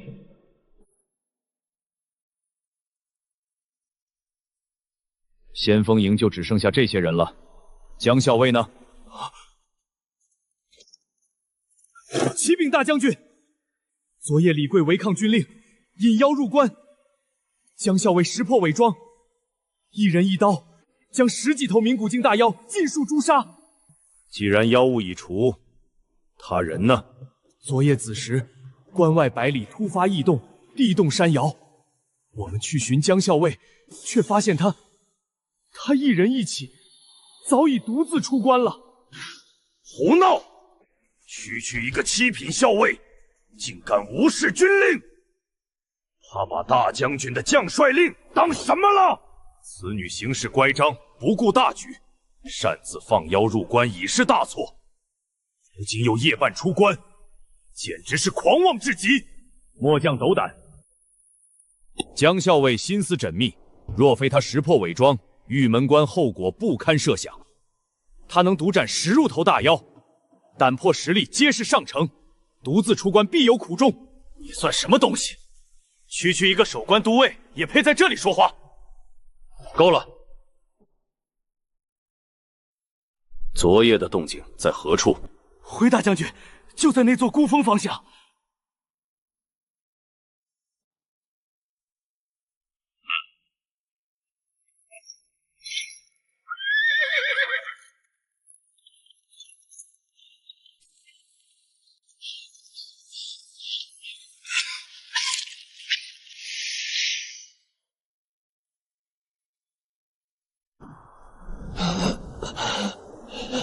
你当真以为本军怕了你不成？不怕。那你跑这一晚上是在锻炼身体吗？你若是就此离去，本军答应你今日之事就此作罢。我儿之死也与你再无干系。你当我是3岁小孩吗？放虎归山。本座乃承丹大妖，若是强饮妖丹，殊死一战，你也未必能活。至此收手，何至于两败俱伤？放你走于我而言有何好处？在我眼中，2败俱伤也比让你单赢要好。你若不是奉了妖庭之命去帮黑河那女娃巩固根基，耗去了我近半本源妖丹，我何至于落到这般田地？区一个人族承丹，我全盛时期翻手便可镇压。好，既然你执意求死，那本君便成全你。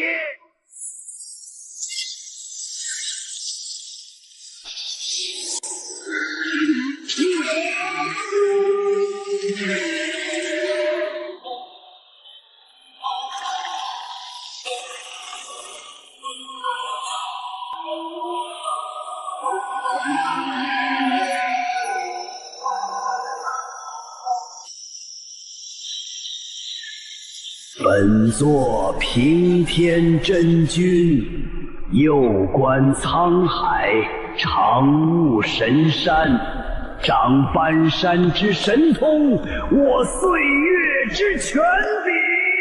如今的我铜镜无敌，何所惧也？操！装神弄鬼，替身！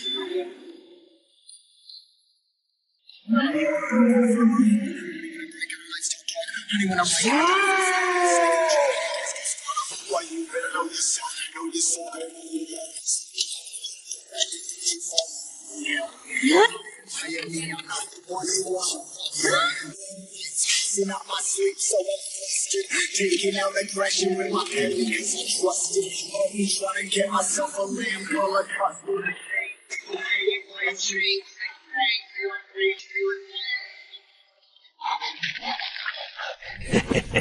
我没有直接砸死你，我要亲手一寸一寸吃掉你的血肉，让你眼睁睁看着自己被我生吞活剥。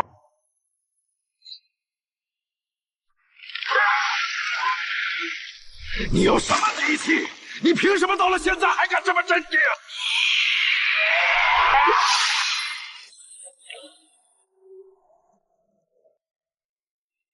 还在里面？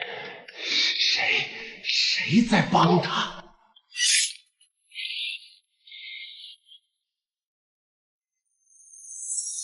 好久不见。 你在我眼前，我深爱。击杀成干净生物，获得其道行920。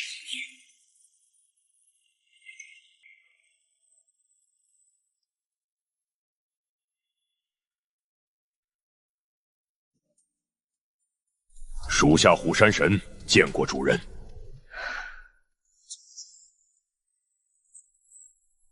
有神智，有记忆呢？亦有，虽有些破碎，但生前种种大致记得。那你记不记得自己是怎么死的？自然记得，是死于主人刀下。你不恨我？为何要恨？普外之妖。 受七情六欲与血脉本能驱使，看似逍遥，实则浑噩，与山间野兽无异。入得妖谱，方才斩去凡尘，明悟本心。主人杀我，乃是点化之恩，再造之德。哼，你这套说辞倒是新鲜。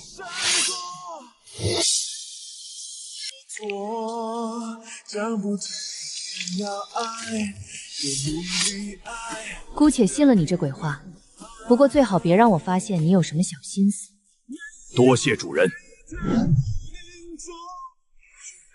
主人，有人来了，人很多，来得很快。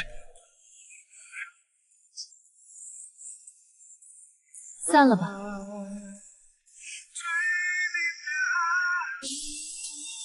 可惜了一头承丹大妖的血肉，要是能用血石攻吞了。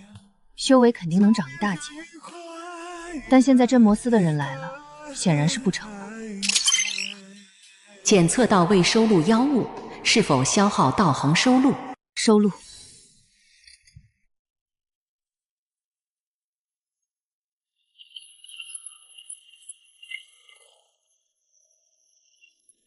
老李，你说大将军这是唱的哪一出？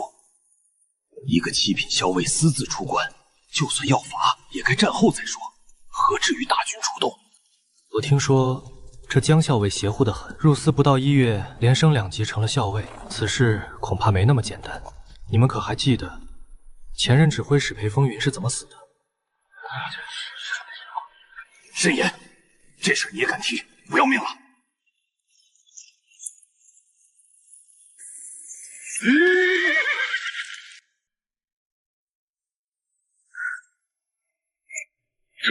这是首饰，这气息是成丹境大妖，难不成是平天真君？啊！我尼玛！这他妈发生什么事儿了？他一个人把平天真君给宰了！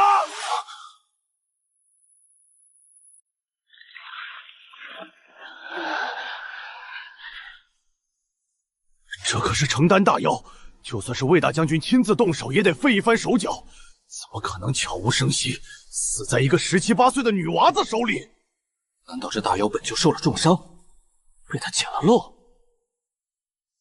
对，肯定是这样。哼，要是他真是成丹境，老子当场跪下喊他娘！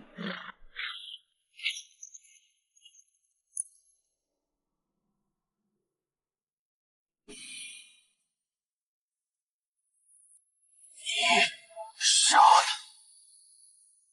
侥幸，你入成丹了。是。什么时候的事儿？就在昨日夜里，突然来了感觉，便顺势破了境。天下武人穷尽一生，能合丹而成的凤毛麟角，多少人被困死在这一步。到了他这里，竟然像饭后消食一样随意。17、18岁的成丹境，这他娘的说出去谁信啊？咦，十郎将，你的脸咋红成这样？太热了，老子中暑了不成吗？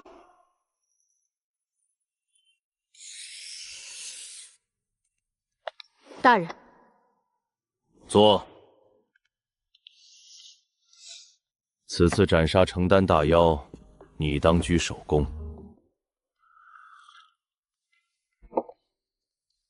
可你这功劳太大了，大到我不知该如何赏你。寻常的郎将一职对你已是屈才，可再往上的偏将之职目前并无空缺，更何况你太年轻了。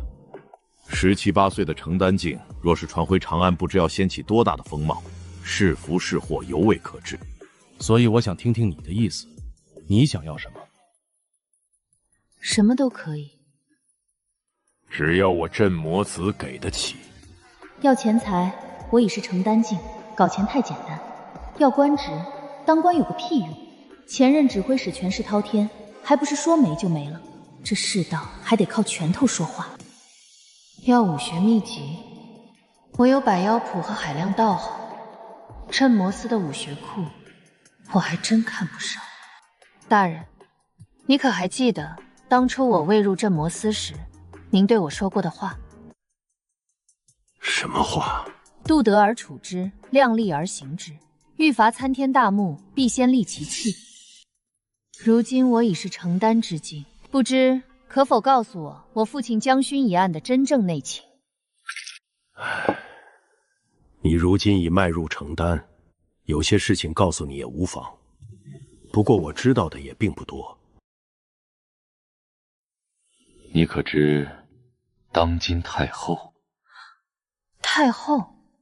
这跟我爹的案子有什么关系？若只是太后柳氏，倒没什么。关键是她背后的柳家。柳家实是豪门千年世家，其族中更是有燃灯境的老祖坐镇。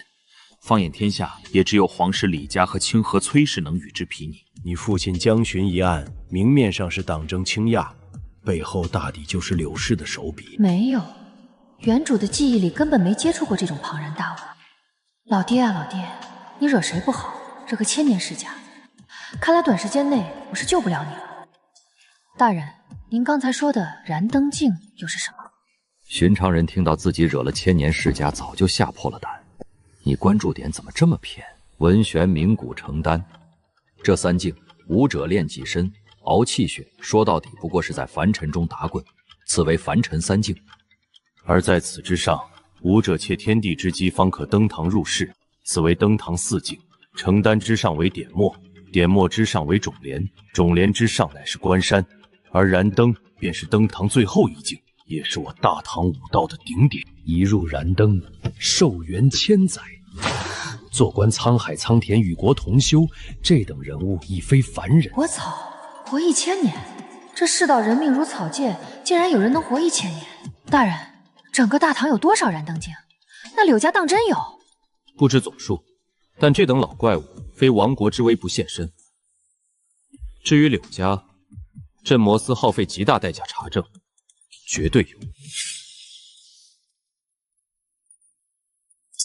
千年老王八啊！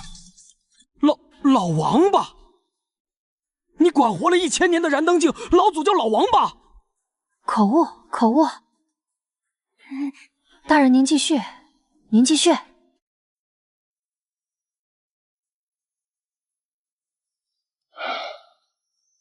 江月初，我告诉你这些是想让你明白，你父亲的案子远比你想象的复杂。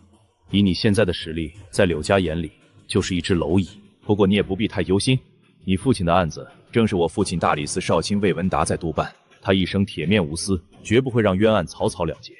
而且你现在身处陇右，又入了我镇魔司，柳家再手眼通天，也不敢轻易动镇魔司的人。你现在要做的，就是安稳待在陇右斩妖，立功提实力。以你的妖猎天赋，未来未必不能入总督司的眼。届时若能得总指挥使大人赏识，区一个柳家又算得了什么？区一个柳家，一个有燃灯老祖坐镇的千年世家，在总指挥使眼里只是区。咱们总指挥使很强吗？燃灯圆满，那是真牛逼。行了，该说的不该说的我都说了，你只需记住，安心待在陇右，活着一切皆有机会。多谢大人。叽里咕噜说了半天，其实说了个寂寞。除了给我科普了升级路线，顺便告诉我对手是个带千年老王八的顶级豪门之外，案子的细节半点没提。也对，为何远在陇右能知道这些心秘已经很不容易，到头来还得靠我自己杀回长安去查。就怕等我有本事杀回长安的时候，我老爹江巡的人头早特么落地了。看来这斩妖升级的速度还得再快点才行。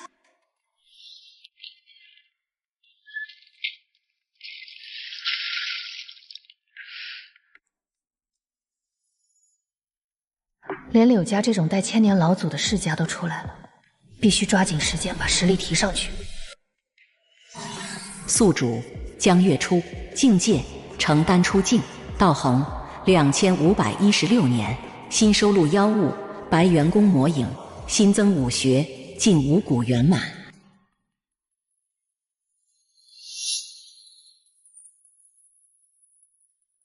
柔若五谷，动如妙舞，千般变化皆在我手。那老东西脊椎抽出来还能活蹦乱跳，靠的就是这个吧。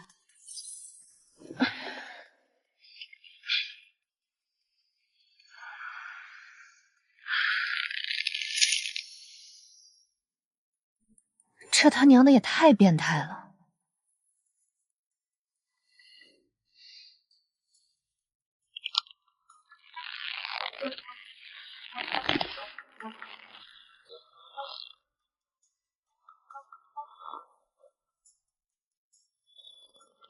虽然对正面杀伤没什么提升，但对敌的时候来这么一手，对手估计得怀疑人生。没事，我现在不差钱。系统灌注虎啸镇魔刀，消耗260年道行，虎啸镇魔刀已达无上。接下来是妖物，老袁收录就花了几百年，升级太贵，性价比太低。先把猪妖加满，系统给我把猪妖灌到顶。消耗1120年道行，朱焰进度已达天成，可召唤实体作战，解锁妖化。朱焰神通血肉冰装进阶为血肉魔装，血肉魔装催动血肉化作甲胄冰刃，随心而动，攻防一体。血肉魔装，试试看。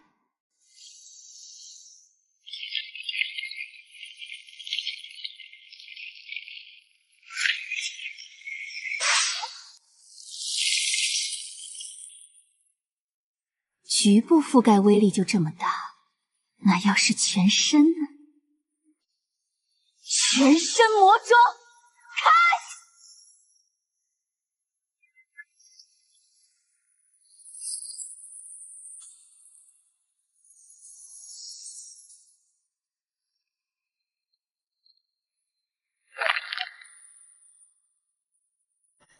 毫无迟滞感，肉体防御和力量至少提升了1倍。除了缺个远程攻击手段，我现在简直就是个6边形战士啊！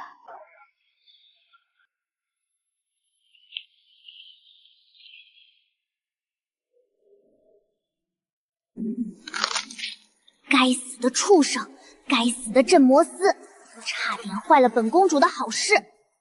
不过多亏了白元公先前帮我巩固根基，加上这么多年的血肉滋养，不出3日，本公主便可凝聚龙珠。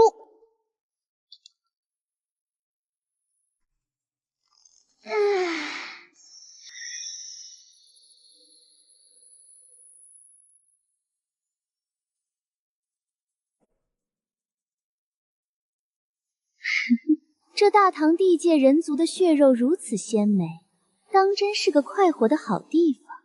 真搞不懂，父皇为何要对人族如此小心翼翼？早就该放我来大开杀戒了。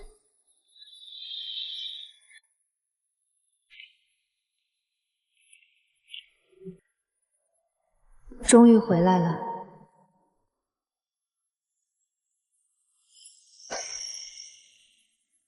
屋子起了这么厚的灰，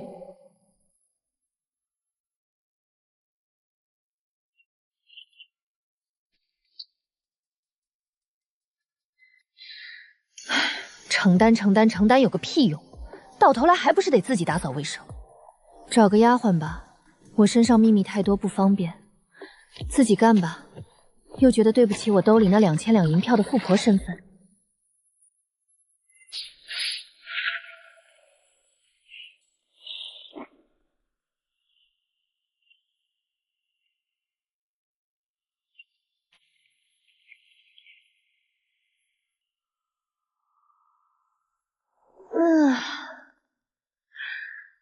这般安宁，真是久违了。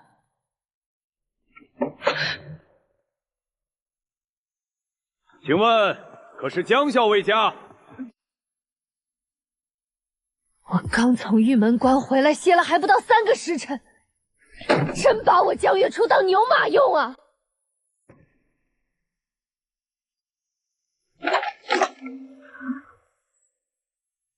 江校尉，徐大人有请，让您立刻去一趟司礼。徐长风，这小子最好真有什么要紧事。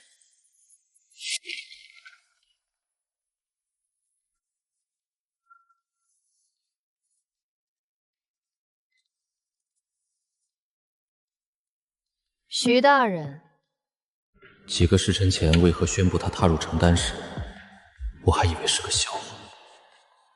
可现在，他身上那股与天地相合的气息阻不了家。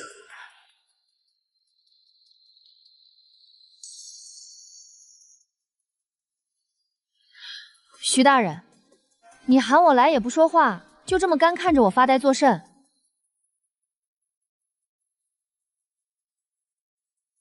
莫再叫我大人了。什么意思？你如今已是承丹，更是独斩承丹大妖，再让你当个7品校尉，传出去镇魔司要被天下人笑话。今日魏大人一回都司，便定下了你的去留。擢升玄字营校尉江月初，为从6品镇魔郎将，就算升了郎将品级，也还在你这偏将之下。你刚才那话是什么意思？除了升任郎将，魏大人还有另一个打算，将你调离玄字营。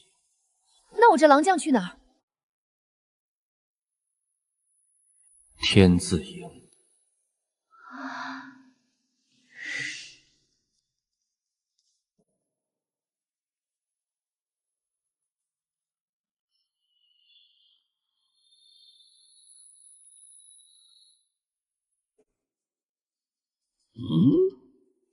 又是你这女娃娃，这才消停几天，你又来做甚？领装备，拿钱。莫非？不可能，绝对不可能！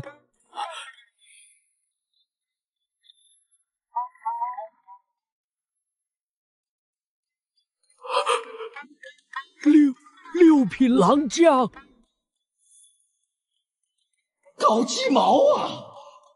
你他娘的10来天前才刚升到8品队队长来领过钱，这才几天功夫又升？你可知伪造司内文书，该当何罪？老伯，大印可做不了假，别愣着了，赶紧把我的狼将制服和俸禄拿出来吧。你可知伪造司内文书，该当何罪？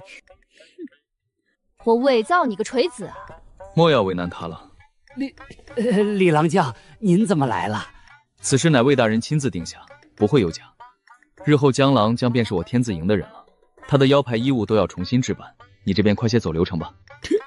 天字营，快些吧，误了时辰，魏大人那边可不好交代。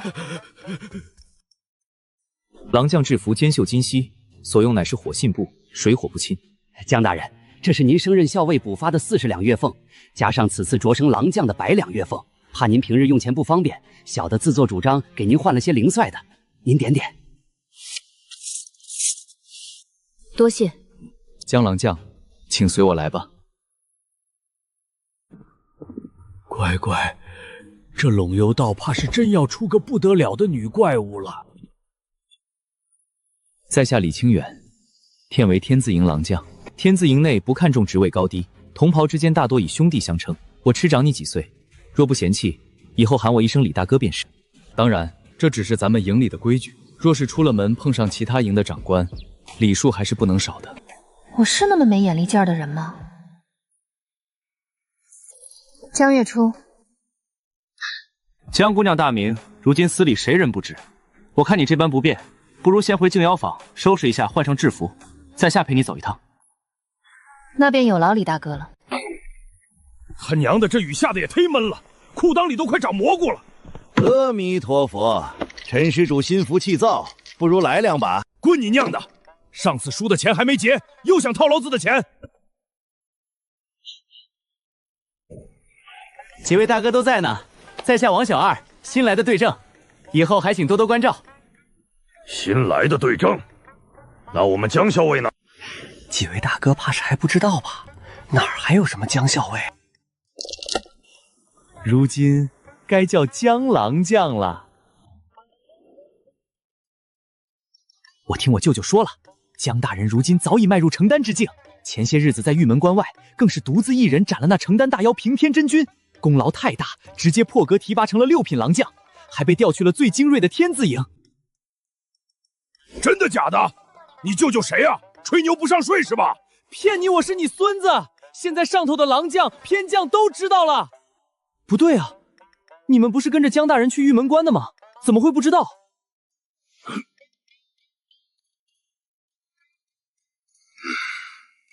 ？17、18岁的成丹境独斩大妖，若做出这些事的人是我，那看不起我的家族又会是何种表情？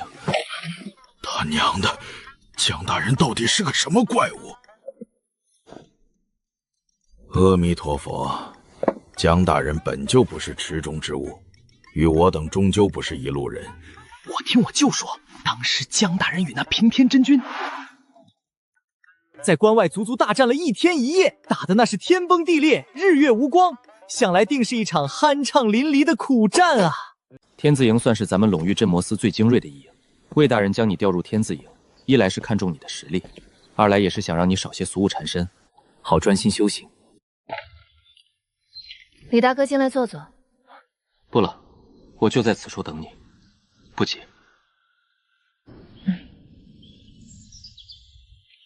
我李清远自问见过的奇女子不少，有金枝玉叶，有江湖女侠，可没有一人能像江月初这般17岁的成丹境独斩平天真君，就算是放在长安城，也足以让那些自诩天骄之辈黯然失色。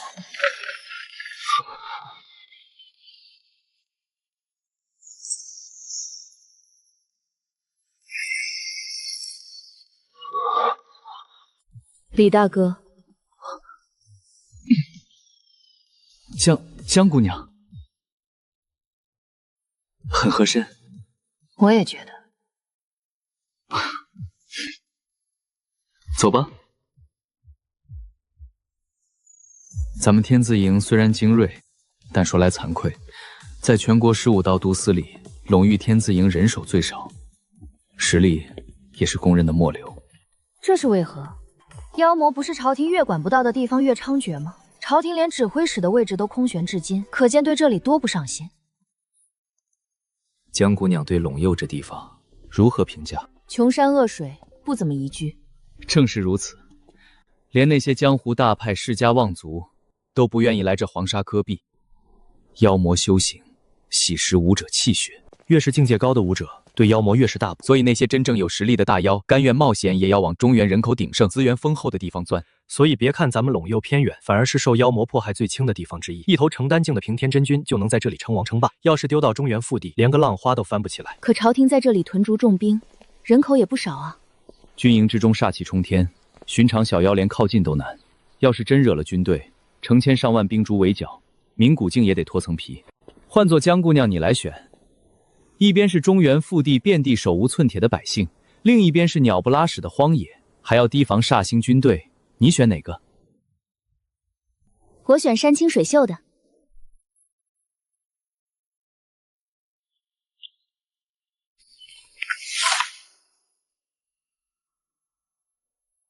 江姑娘，入了天字营，有些话我必须提前跟你说清楚。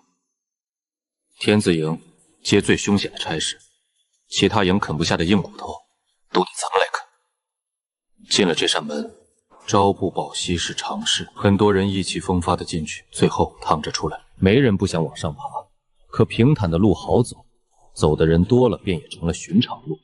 只有泥泞之路，才能留下最深的脚印。但凡能从天字营活着走出来的，便等同于一只脚踏入了总督司的门槛。你想清楚了吗？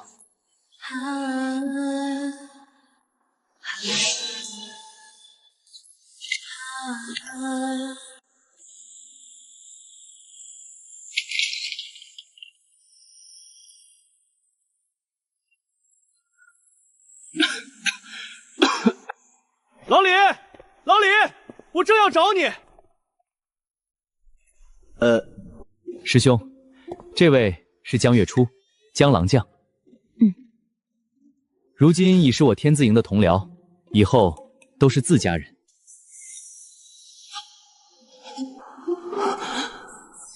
我操！我昨晚刚发誓，要是他真是成丹境，我当场跪下喊他娘。他怎么来天字营了？在下石重月，天字营郎将。半步成丹，半年之内我也定会突破。这人脑子有病。这石重月无非是嫉妒人家年轻破镜，心中失衡罢了。武道一途，对强者连点怜悯之心都没有，难怪卡在半步成丹。江姑娘，这位是赵一，也是咱们营里的郎将。见过江郎将。老李，你来的正好。魏大人刚传下话来，黑河那边好像又有些动静。黑河？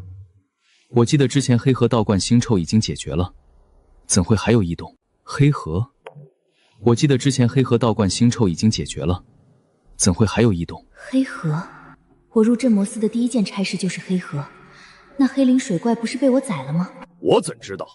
魏大人说，前2日黄字营探子路过黑河上游，说那里妖气又冒出来了，隔着老远都能看见，瞧着像是有什么大妖要出世。反正现在手里没差事，走一趟便走一趟。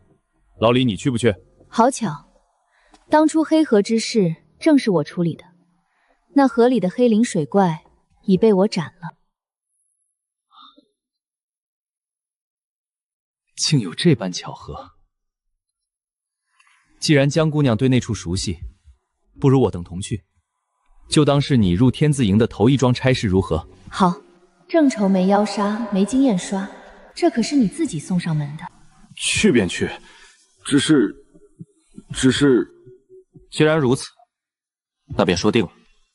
师兄，你我先去备马，李兄与江姑娘先行一步，我们在都司外集合。江姑娘，莫怪，师兄他这人……没事，我不是那么小气的人。反正他刚才也没让我叫他好大儿。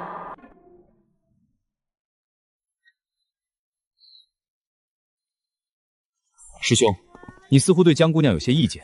武道一途，达者为先，何曾有过男女之分？你若连这点气度都没有，传出去岂不让人笑话？我能怎么说？难道说我心里发过誓，她现在算我半个老娘？这话说出去，我还怎么混？放屁！你莫要胡说！我石重月是那种小肚鸡肠的人。哦，那便是你怕他。怕他？笑话！别看他入了成丹，可终究经验尚浅。真要动起手来，我跟他9一开。人家孤身一人，在关外斩了成丹大妖平天真君，就这份战绩，你所谓的9一开，怕不是他出一拳你下9拳，去跟那平天真君作伴了吧？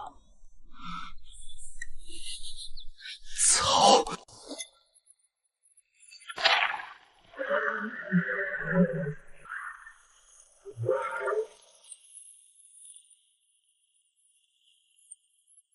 走得比龟爬还慢，等咱们到了那黑河的妖物，怕是连娃都生一窝了。师兄若是嫌马慢，可以下来自己走，想来是比马快的。倒不是想磨蹭，实在是这雨后的地不适合骑行，左右不过多花半日功夫。江姑娘，不如你与我们说说，当初黑河发生了何事，也好让我们心里有个底。当初我们一路追查到黑水村，打探到了村正将自己女儿陈塘的事，后来沿河而上，在回水湾遇到了那头妖物，当时还有个小女孩，名为阿水。唉，亲手将女儿陈塘，何其悲凉，又何其愚昧。愚昧？老李，你真是读书读傻了吧？那杏儿肚子里怀的是妖胎，我看那村正非但不蠢，反而果决得很，不淹死他留着生妖魔吗？师兄说的有道理，村正再果断，黑河不还是臭了？到头来还不是得靠咱们镇魔司去擦屁股？妖物作祟，百姓求生，咱们斩妖立功，各取所需罢了，哪来那么多是非对错？赵兄此言差矣，我等身为镇魔司之人，奉的是朝廷王法，行的是护佑百姓之职。村民滥用私刑，以触犯律法，与妖魔何异？若人人都只为自己活命，肆意妄为，这天下与炼狱有何区别？行了行了，说这些陈芝麻烂谷子的事儿有甚用？当初江姑娘斩了那妖物，如今又有妖气出现，莫不是先前斩的那头是公的，如今母的带着一家老小回来报仇了？你刚刚说什么？娘？什么娘？你听错了吧？操！我怎么把心里想的誓言给喊出来了？不太可能是寻仇。水泽精怪大多独居，领地意识极强。依我看，倒像是老妖死了，来了头新妖鸠占鹊巢。江姑娘，当初那名唤作杏儿的女子的尸身，后来是如何处置的？当时我只顾着斩妖，善后之事是队长刘晨操办的，他行事稳妥，想来不会遗漏什么。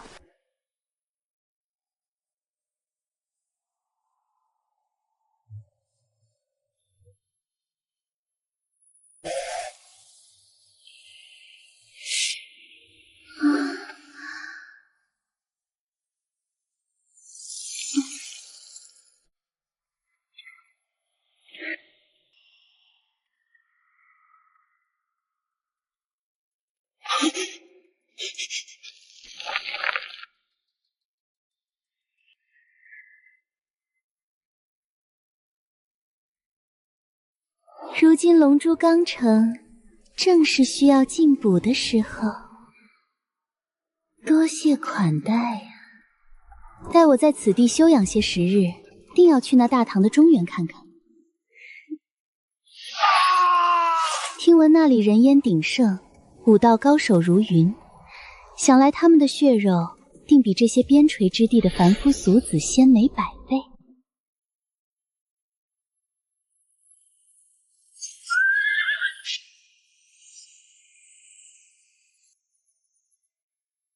这妖气怎会如此雄厚？此地的妖物定然不是寻常之辈。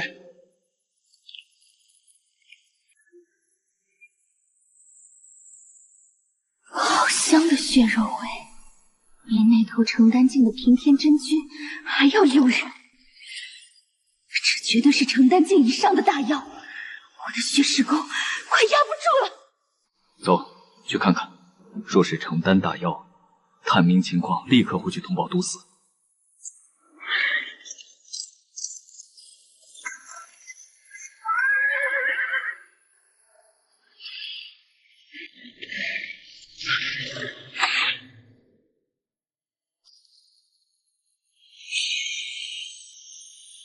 消失了，那股妖气竟然瞬间没了踪影。什么情况？妖呢？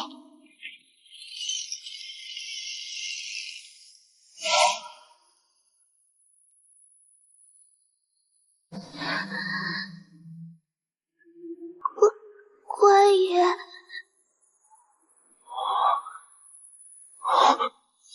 小姑娘别怕，我们是镇魔司的人。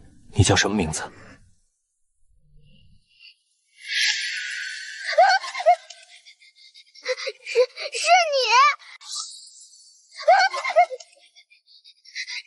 是你。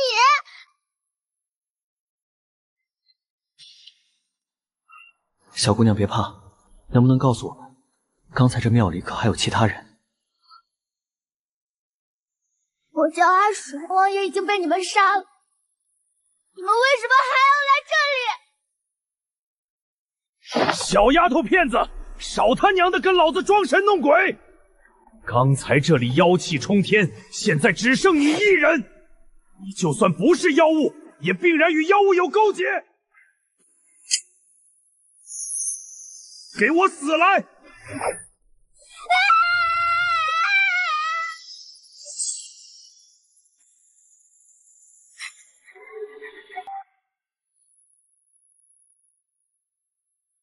这都没反应，难不成真是个普通的乡野丫头？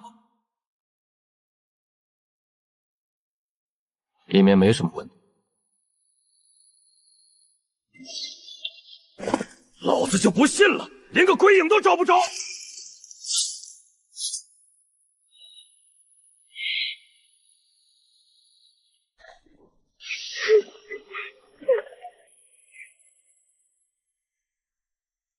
老李，我还是觉得这丫头有古怪。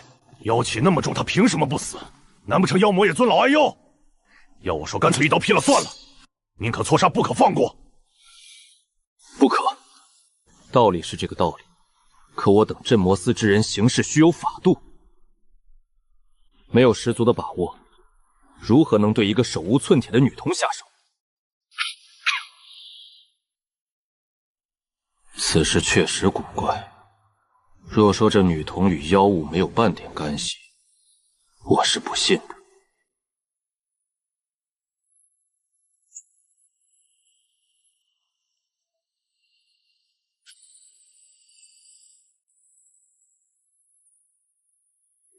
别怕，没事。江姑娘果然心细，见不得这般可怜光景。切，妇人之仁。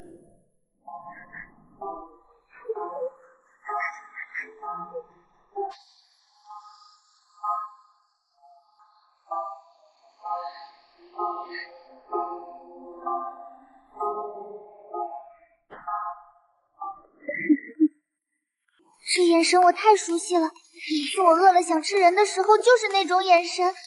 区区人族蝼蚁，凭什么敢用这种眼神看我？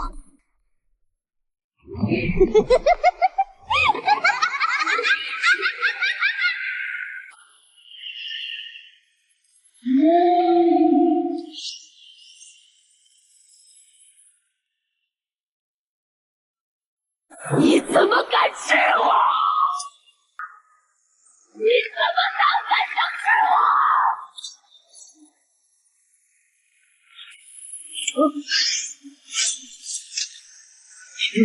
承担大妖，绝对是承担大妖！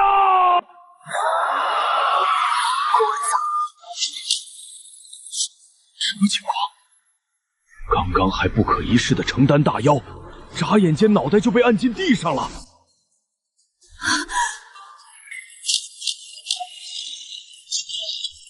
黑河边有一座村子，你们去那里等我。这可是承担大妖，我们岂能让你一个人？乖，听话。我要杀你10000遍！我等在村中恭候江郎将。死！眼前的女人必须死！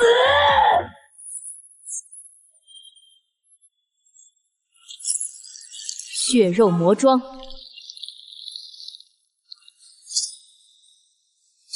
是什么手段？这还是人族？就这，滚！给我下去！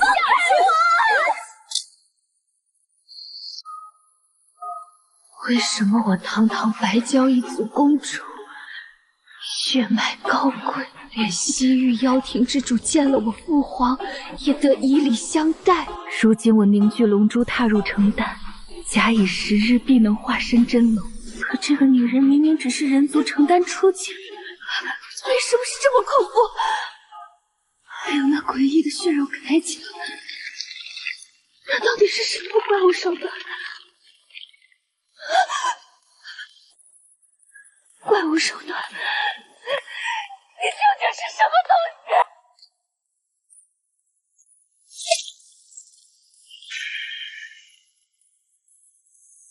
食物不需要问这么多问题。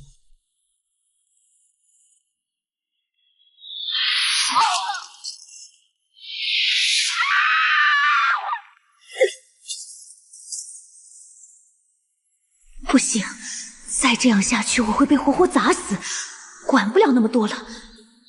就算龙珠未稳，今日也必须拼命了。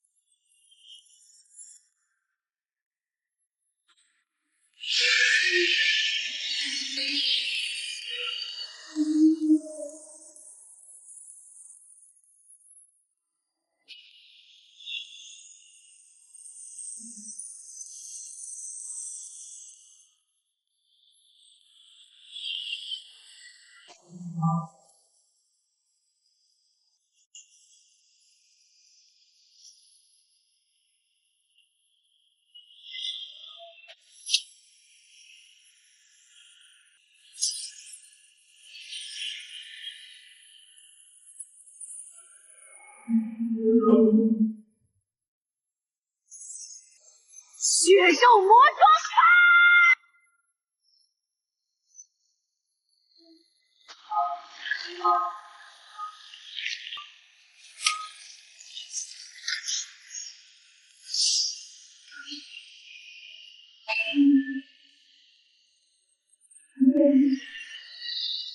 硬扛简直是笑话。这可是我用龙珠引动的天地之威，每一滴水都蕴含妖力，足以夷平小山。铜镜大妖也不敢用肉身硬扛。这不可能！给我凝结！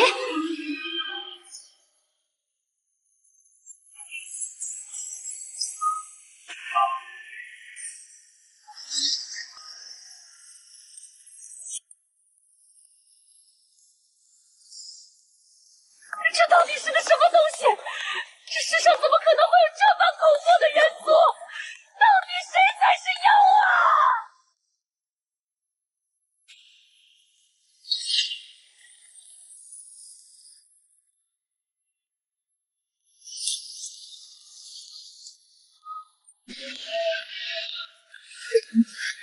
竟然破防了！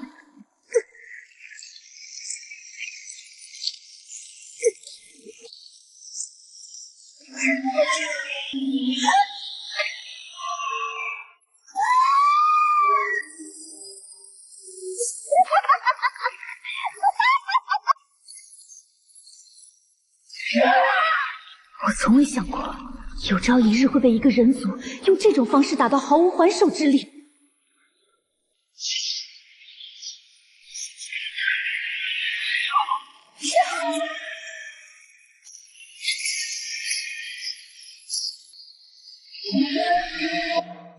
我终于明白了，他硬扛我的爪子，不惜被刺穿肩胛骨，就是为了防止我挣脱。他是在用自己的身体给我上一层保险。疯子，这是个疯子！我父王乃是西域妖王，我是西域妖庭白蛟一族的公主，你不能杀我，你不能杀我！不愧是蛟龙，生命力真强。不过也就到此为止了。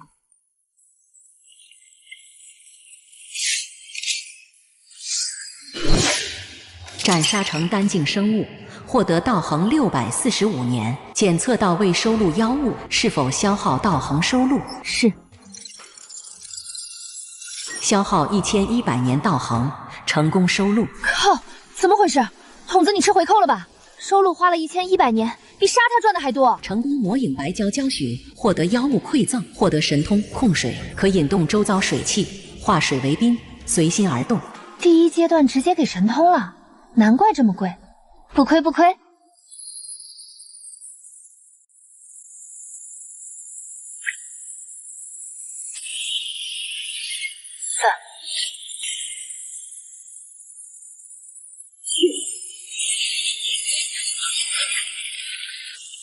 威力一般。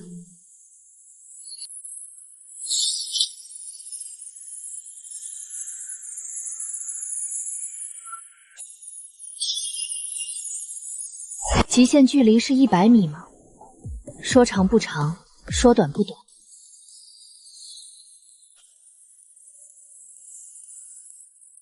那一招我能不能复刻？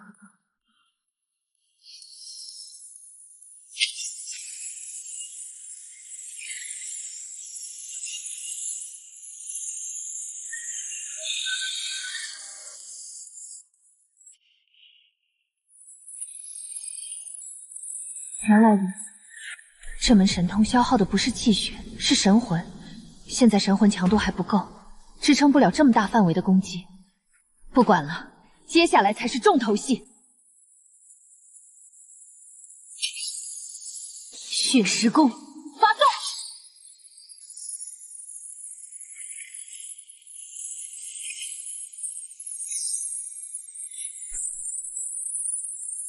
恭喜宿主境界已达成丹中境。成了，怎么感觉力气比之前大了不少？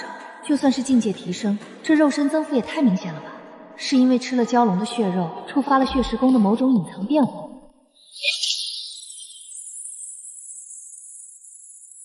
力道比之前强了不止3分，修为突破，肉身增强，还白捡了一门神通，简直是赢麻了！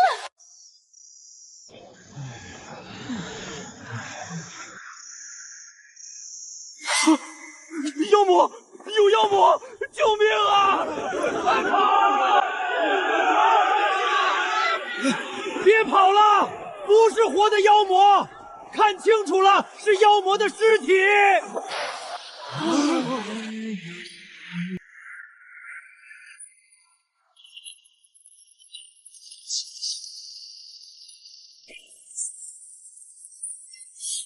我的乖乖，这是龙！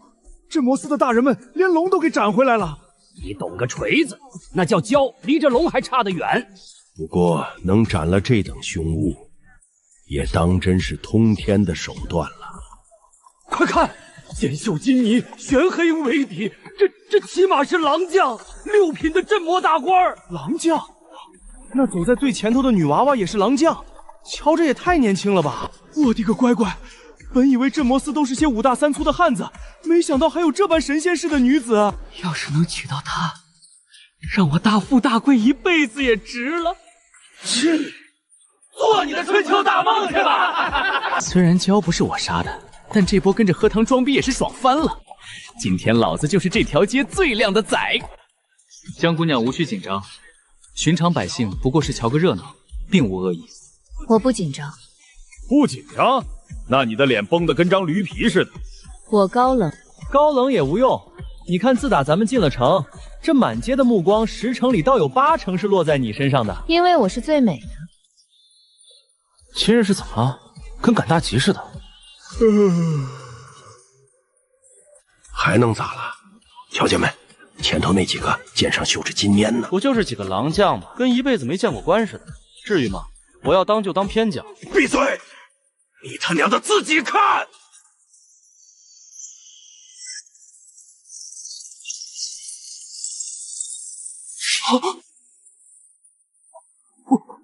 我操！话说那荒野之上妖气通天，一头千年恶蛟自河中探出头来，那头颅比咱这茶楼还大，一张口便是狂风大作。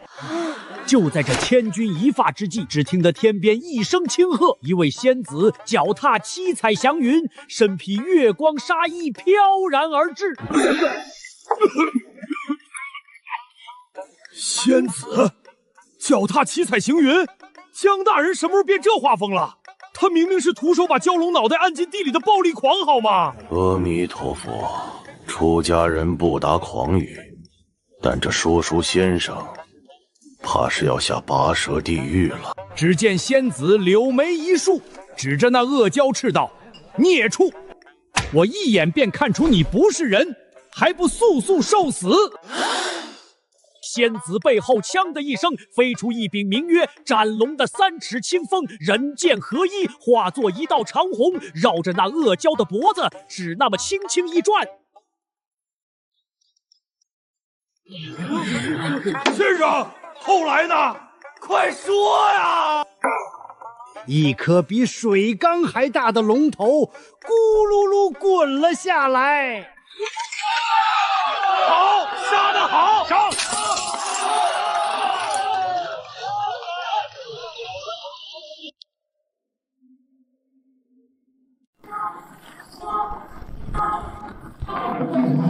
我的乖乖，这是龙！镇魔司的大人们连龙都给斩回来了。快看，剑秀金泥，玄黑为底，这起码是狼将6品的镇魔大官儿。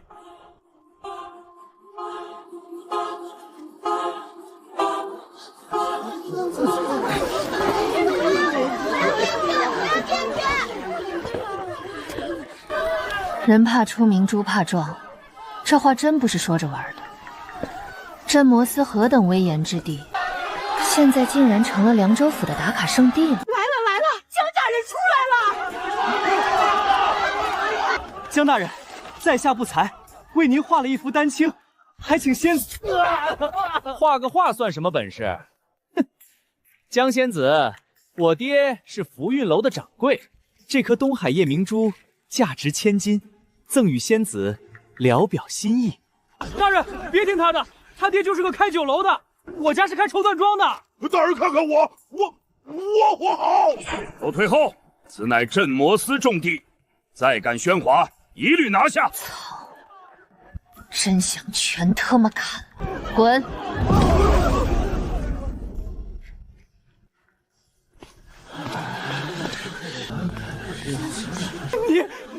你们听见没？仙子跟我说话了！放你娘的屁！他明明是对我说的，他只是让我滚到他心里去。这帮人是不是脑子真有病？废物，都是一群废物，养你们有什么用？送个礼都送不出去，连人都见不着。二公子息怒啊！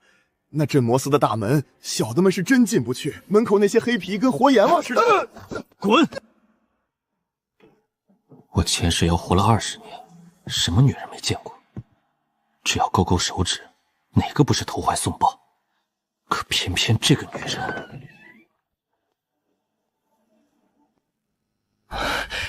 大哥，大清早的吵什么？没什么。又是为了女人？废物！为了个女人大吵大闹，成何体统？不过也好，这种废物才对我没威胁。是哪家的姑娘？这哑巴了？是最近城里风头最盛的那位江姑娘。哪个江姑娘？就是镇魔司的那位。你说哪个？就是前几日当街斩了蛟龙的那位。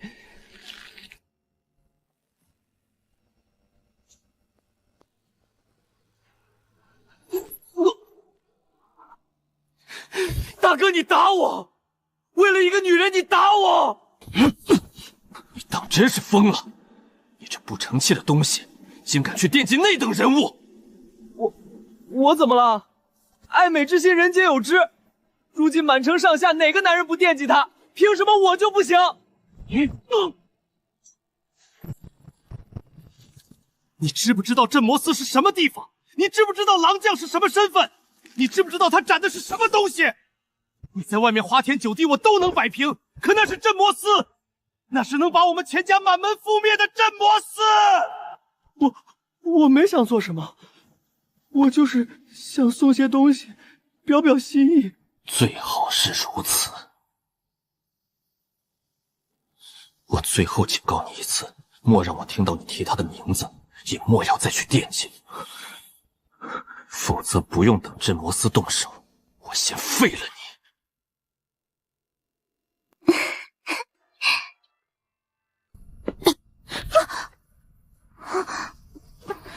你这丫头走路怎么没声的？吓死我了！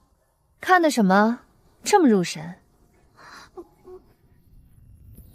要你管！我算是看明白了，什么吃士别3日，当刮目相待。你倒好，几天不见，搞出这么大动静。斩蛟仙子，脚踏七彩祥云，还人剑合一。行了行了，不逗你了。说吧，无事不登三宝殿，今日怎么有空来我这儿了？饿了。知道了知道了，就知道吃。等着，我去厨房亲自下壶。听你兄长说，你过些时日便要回长安了。回长安挺好的，家里都安排好了，安安稳稳过一辈子不也挺好吗？长安的东西好吃吗？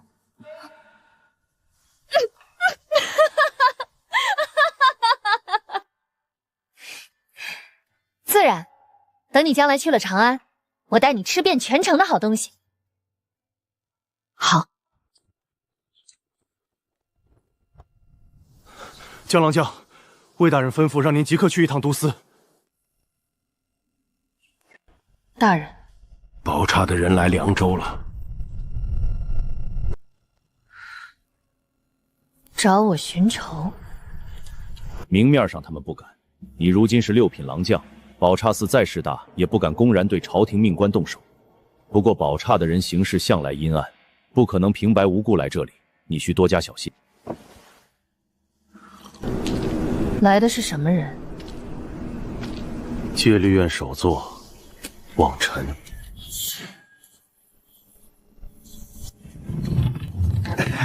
首座一路辛苦。那名女子可在城中？在。此女如今在城中风头正盛，几乎无人不知，无人不晓。我已派人盯了数日，她平日里除了去都司点毛，便是往魏家那宅子跑。魏家，陇右镇魔司大将军魏和的府邸。正是，听闻那魏家小姐与此女关系匪浅，时常邀她过府小聚。知道了。你知不知道镇魔司是什么地方？你知不知他斩的是什么东西？我堂堂钱家二公子，在这凉州府什么时候受过这等委屈？不就是个女人吗？虽然是什么狼将，还斩了头畜生，可说到底不还是个女人？还有钱伯孝，不帮自家兄弟，还敢动手打我，不让我惦记，我偏要惦记。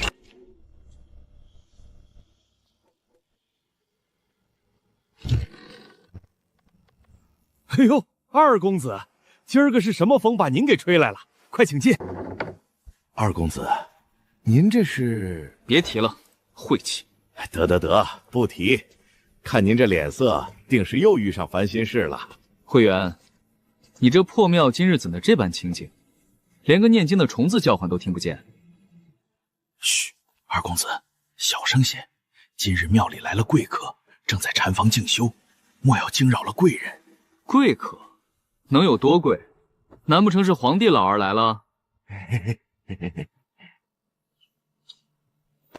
别提了，还不是为了个女人？哦，二公子这般人中龙凤，竟也有为情所困之时。算个屁的情！那娘们油盐不进，我那好大哥还为了她动手打我。我告诉你们，那姓江的女人，我早晚要让她跪在我面前求我。江郎将，怎么最近一个两个都和这女人扯上关系了？江郎将，怎么最近一个两个都和这女人扯上关系了？这女人是狐狸精转世不成？原来是江郎将，此女有倾城之貌，又有通天之能。不过二公子您风流倜傥，乃是人中龙凤，何该配得此女？行了，我先去上个茅房。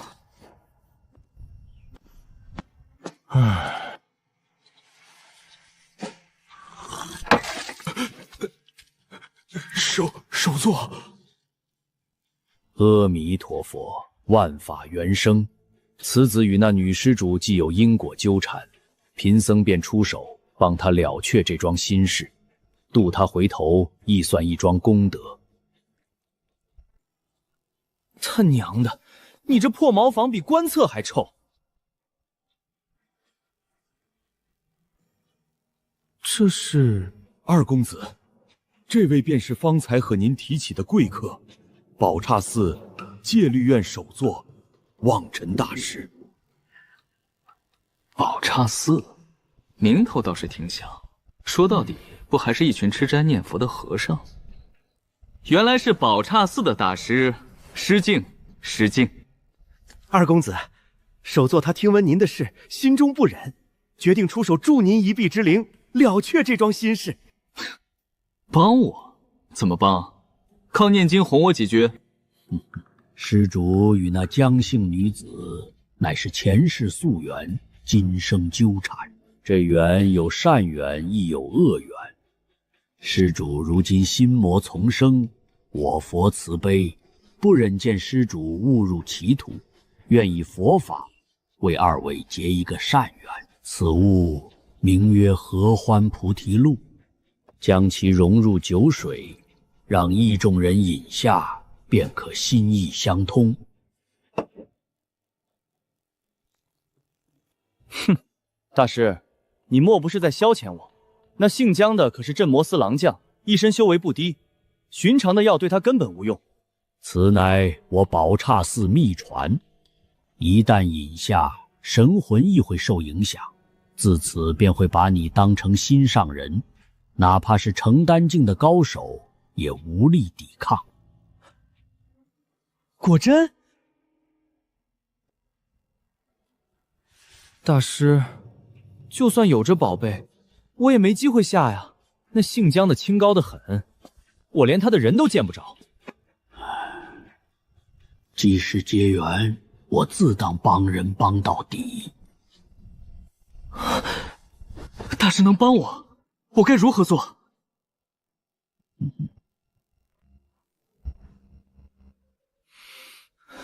师尊，您这是何意？此女杀了慧明、慧远两位师弟，您为何不直接出手取她性命，反倒要用这等下作手段去帮一个纨绔子弟？下作，弟子不是这个意思，只是此女乃我宝刹之敌，理应以雷霆手段诛杀。杀她不难，但等着终究无趣了些。若那钱家公子成了，让他身败名裂，岂非一桩趣事？师尊高见。行了，去吧。是，首座，小的该去何处？去城中那些商贾豪绅的府上，挨家挨户的走一趟，告诉他们，我如今正在此地。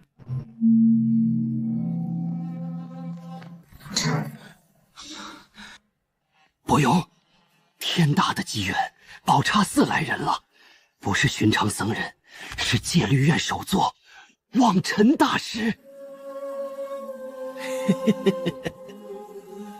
城中几大家族已经凑在一块儿，明晚在福运楼合办接风宴。帖子递过去，大师已经应下了，你们钱家可不能落于人后。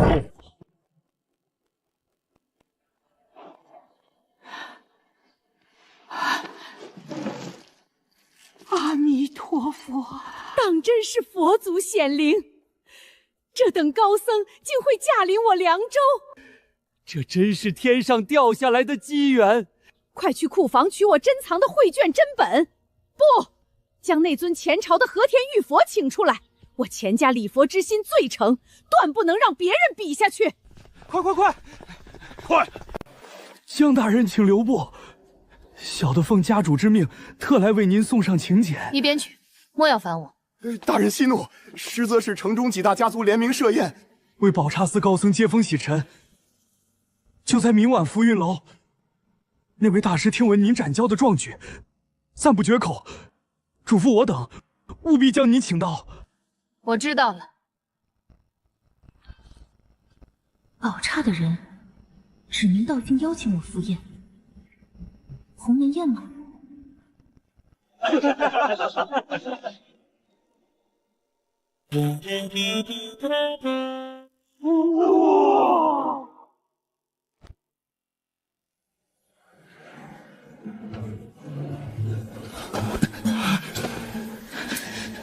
弟弟，我警告你，此等人物非你我能招惹，离他远点儿。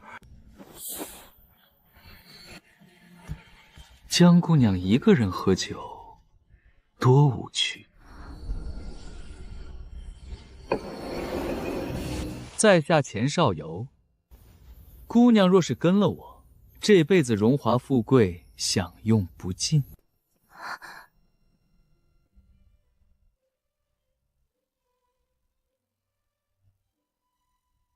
姑娘放心，酒里没毒。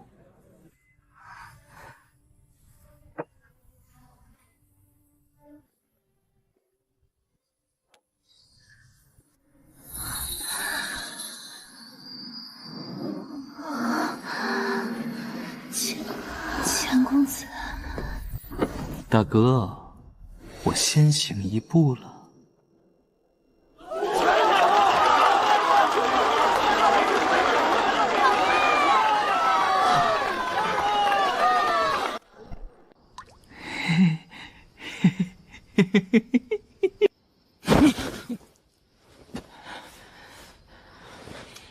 我钱少游马上就要让整个凉州府的男人体会一下什么叫羡慕嫉妒恨。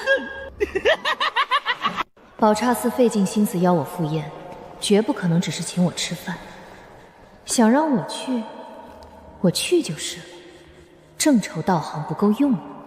不过，在凉州府当着满城权贵的面杀人，得讲究个名正言顺，不能给镇魔寺落下口实，更不能让那群秃驴死了还占理。去之前，总得做些准备。他娘的，又输了！不见你个贼秃，是不是又出老千了？阿弥陀佛，陈施主，我告你诽谤啊！毒品，知道什么是毒品吗？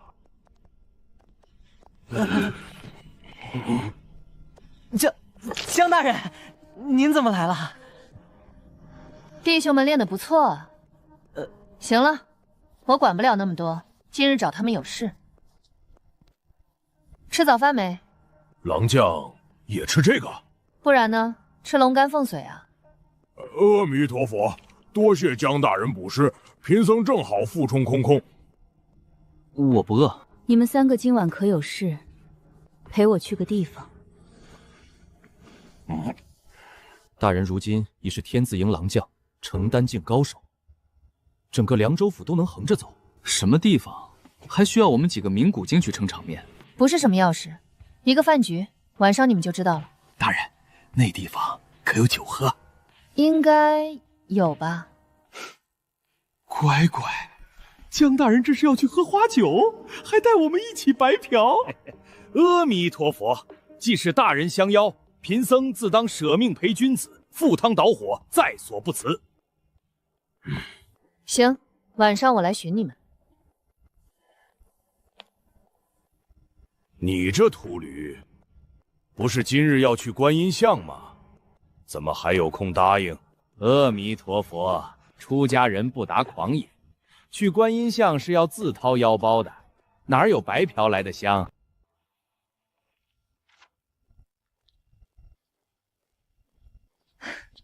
徐大人，近来可好？你如今已是天字营狼将，便莫再叫我大人了。哦，啊，瞧我这记性，都忘了这茬了。亏我当初还觉得他是块璞玉，没想到短短数十日，他竟一路爬到了6品狼将，快跟我平起平坐了。这小人得志的嘴脸。说吧，来我这儿所谓何事？没事儿就不能来？我很忙。忙什么呢？陇右道妖魔异动文书数不胜数，桩桩件件皆需批阅。哦，那是很辛苦了。那大人可曾批阅到什么有趣的案子？江月初，你究竟想做什么？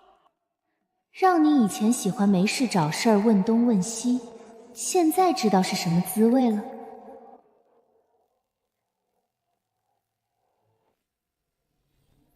我想借点人。你天字营皆是精锐，狼将起步，还需要到我这玄字营借什么人？借人嘛，自然是要动手。和谁？宝刹寺，你疯了！疯了。当初在合川县，我便发现宝刹寺与妖魔勾结，其门下弟子阻挠我办案，对朝廷多有不敬。杀了又如何？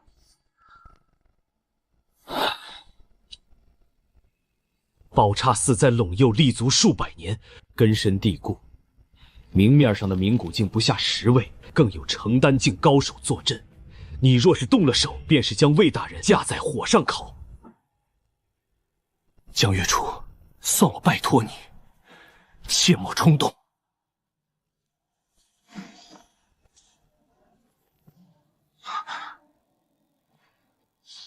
徐大人，你说了这么多，无非是想告诉我，宝刹寺势大不好惹。可你有没有想过，我也很不好惹。老钱，你家老夫人信佛最诚，今日这般盛事，准备了何等厚礼呀？哪里哪里，不过是些许心意罢了。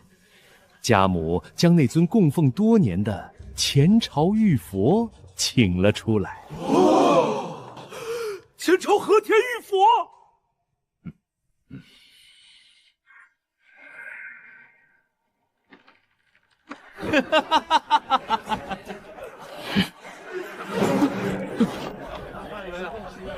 江月初，今晚你插翅难逃。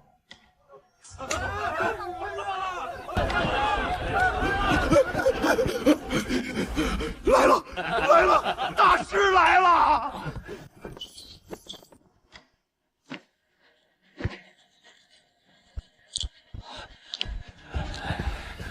望尘大师，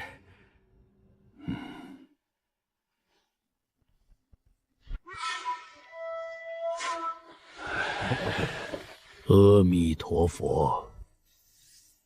大师驾临，实乃凉州之福。我等备下薄酒敬大师。诸位施主有心了。师尊不喜俗物，诸位的心意，宝刹寺心领了。只是这酒肉还是免了吧。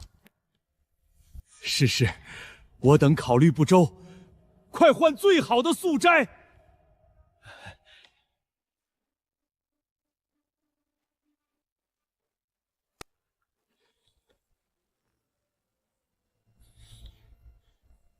阿弥陀佛，此等宝物沾染红尘，与师尊修行无异。不过，宝刹寺正欲扩建大殿，若有此项镇殿，亦可光耀佛法。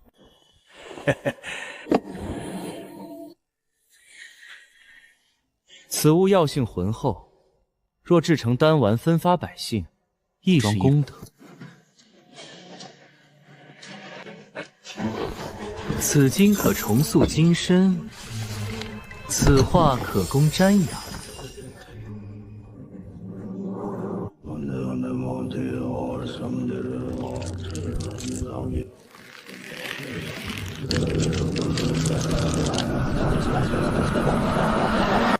大师，听闻您此次特地点名要见咱们镇魔司那位江郎将。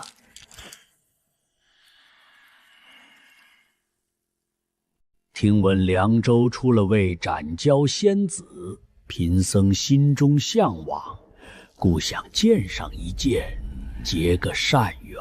大师慈悲，那江郎将在您面前终究是个晚辈，能得您一句夸赞，是他天大的福分。就是，年轻人不知天高地厚，正需要大师好生点拨。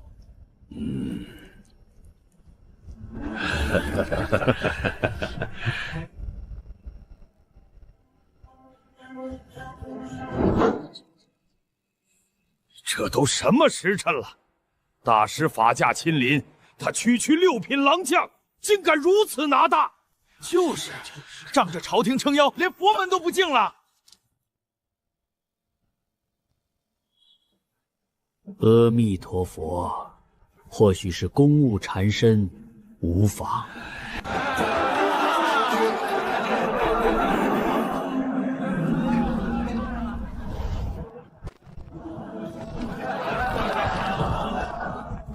哟，这么热闹！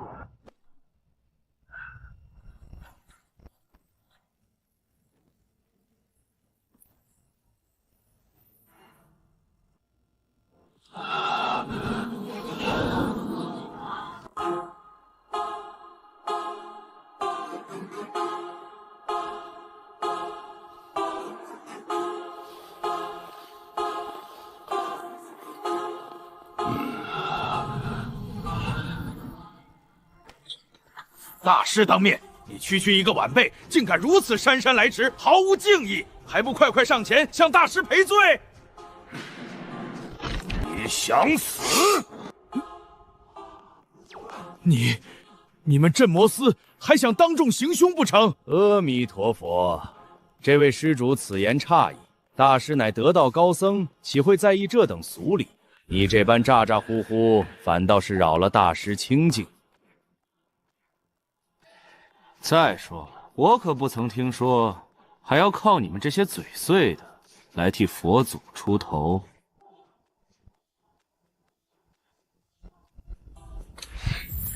镇魔司6品郎将官身在此，便是见了凉州刺史，亦可不拜。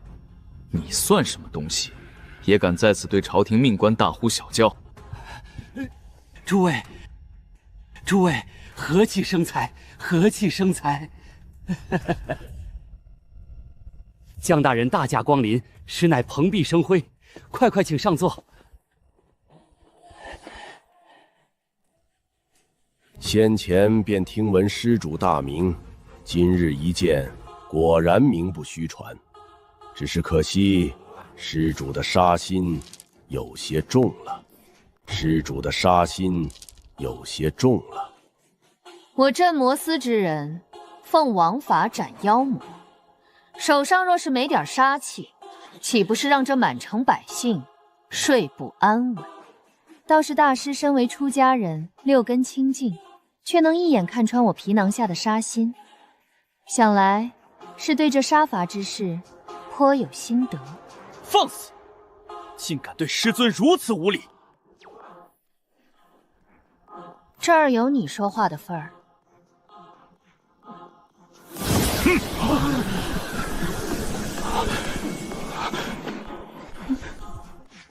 吃菜吃菜，来来来，都动筷子。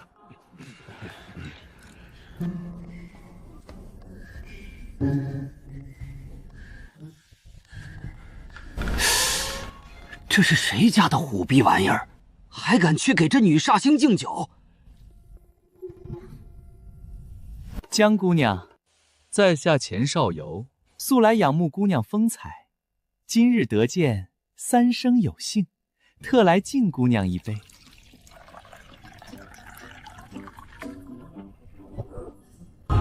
你也配？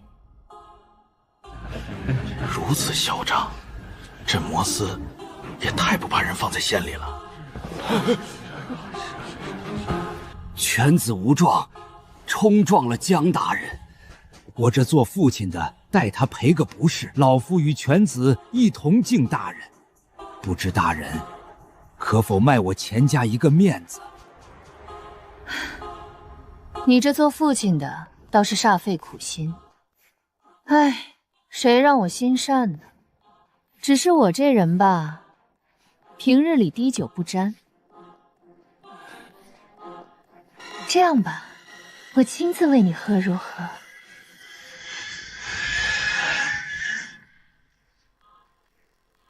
这样吧，我亲自为你喝如何？不管对方是何用意，只要给了台阶，我钱家的面子算是保住了。药还没下呢，他就这副模样了。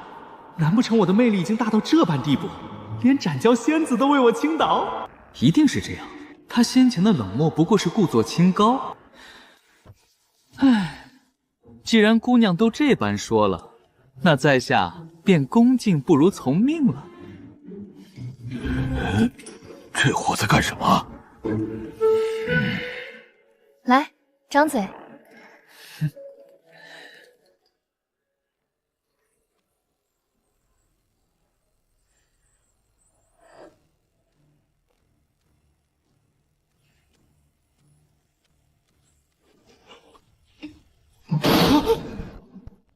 不对，这酒里有药。给我把他的嘴掰开！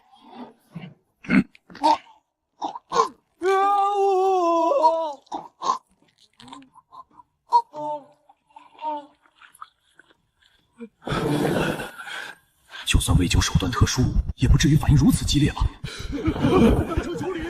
江大人，手下留情。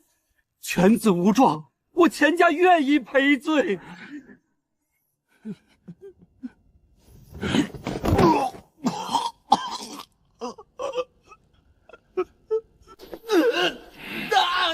说吧，酒里有什么？说吧，酒里有什么？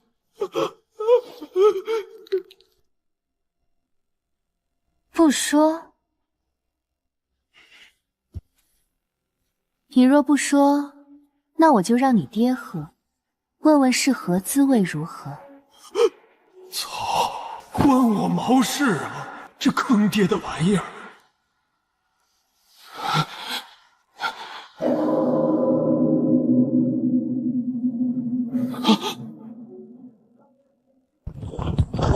大人，你们这是何故？阿弥陀佛，诸位施主没吓着吧？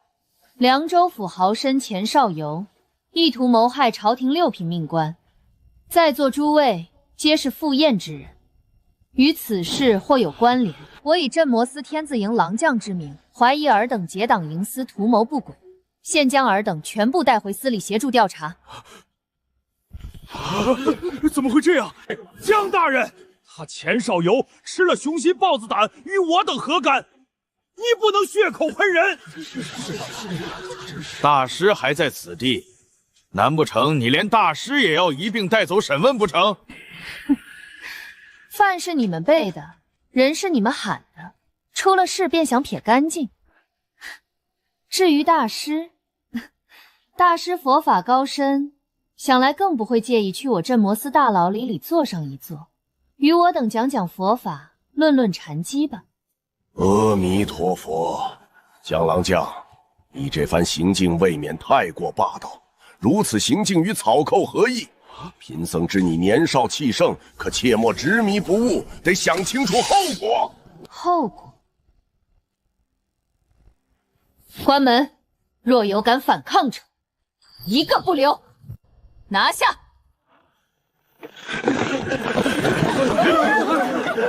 镇魔司办案，都他娘的给老子报官！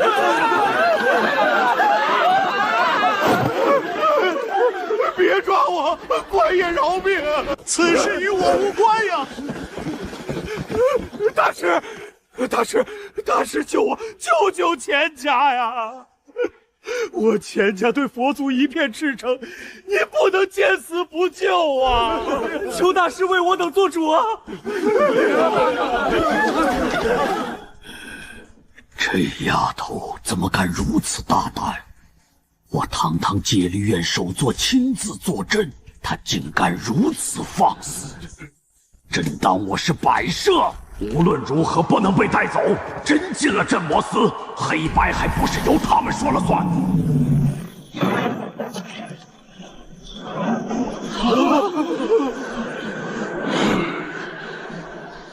贫僧就坐在此地，我看今日谁敢动。我的个乖乖，竟是成丹境高僧！一个初入成丹的黄毛丫头能怎样？在这凉州府，除了为何亲自前来，谁能动我？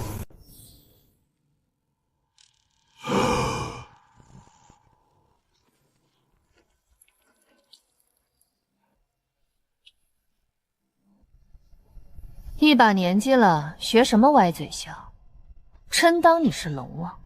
我宝刹寺戒律院首座，竟被一个小辈用圣汤泼了。不，这不可能！我竟完全没反应过来，他怎么可能有这般害人的实力？你敢辱我师尊！住口！江郎将，你当真要与我宝刹寺不死不休？不死不休？敢当着这么多人的面威胁朝廷命官？我今天就是斩了你，又能如何？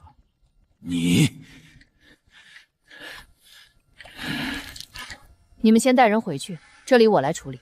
大人，此人毕竟是宝刹寺首座，您一人。诸位施主走吧。镇魔司的牢犯虽说比不上这福运楼，但管饱。什么？放开我！放开我！完了，大师也救不了我。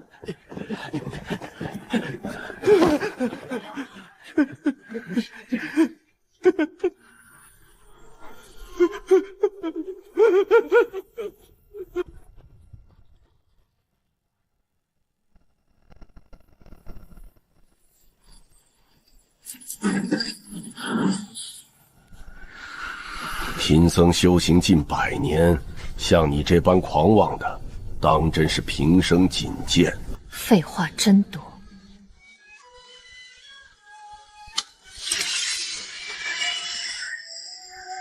来。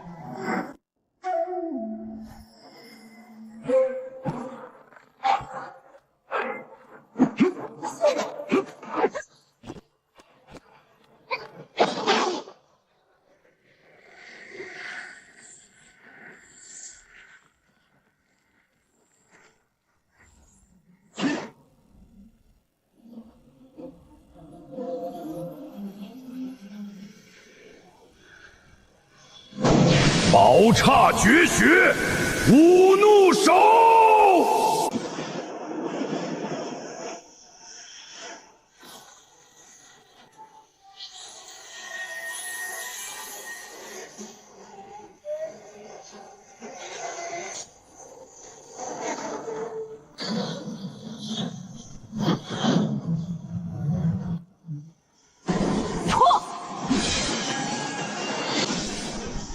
疯了！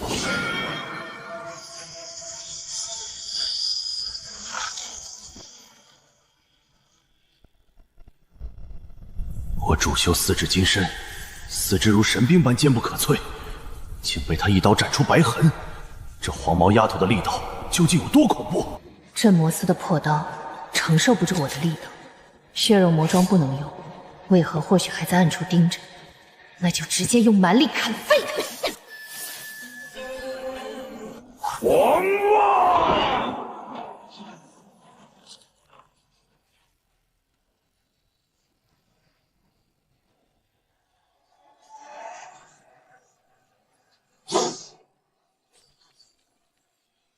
哈！小小年纪，不仅步入成丹，更有如此骇人听闻的力道，当真精彩绝艺。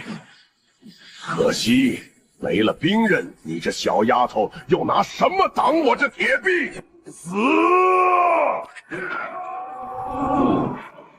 动用武道金丹的真气，这一拳看你怎么死！就算你力道再大，我这四体金身的手臂也如顽石，你敢硬接，唯有骨断筋折的下场。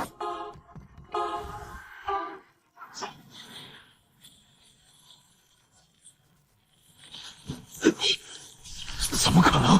我可是动用了真气，难不成这丫头也练过横练功法？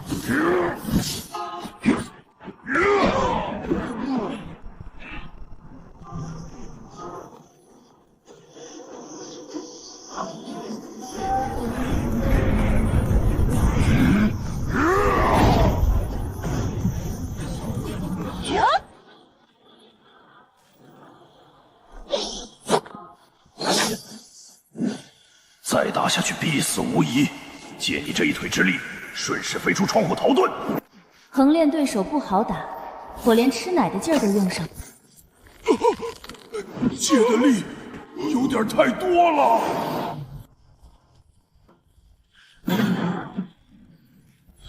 瞬间飞出几百米，这便是成丹境的身法吗？瞬间飞出几百米，这便是成丹境的身法吗？楼上还有一个活的，抓了。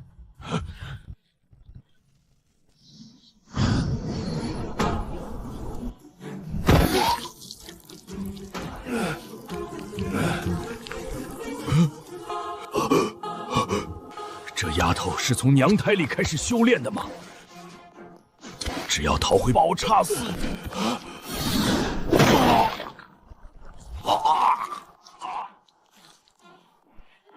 差点让你跑了。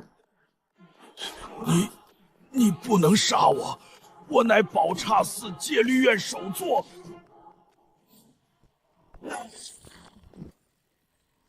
击杀成丹境生物，获得其道行129年。成丹境才100多年嘛，杀人远不如杀妖划算啊！算了，蚊子腿再小也是肉。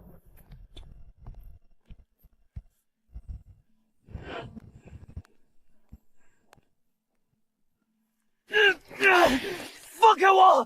你们这群朝廷的鹰犬，等我师尊回来，定要将你等碎尸万段！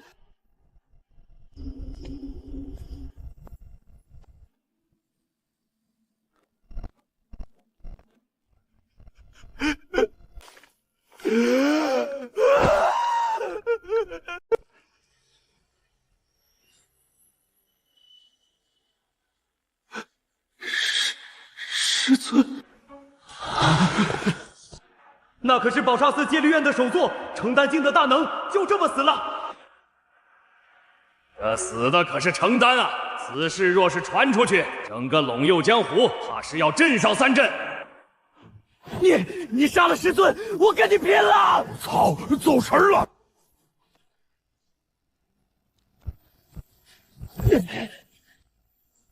叽里咕噜说什么呢？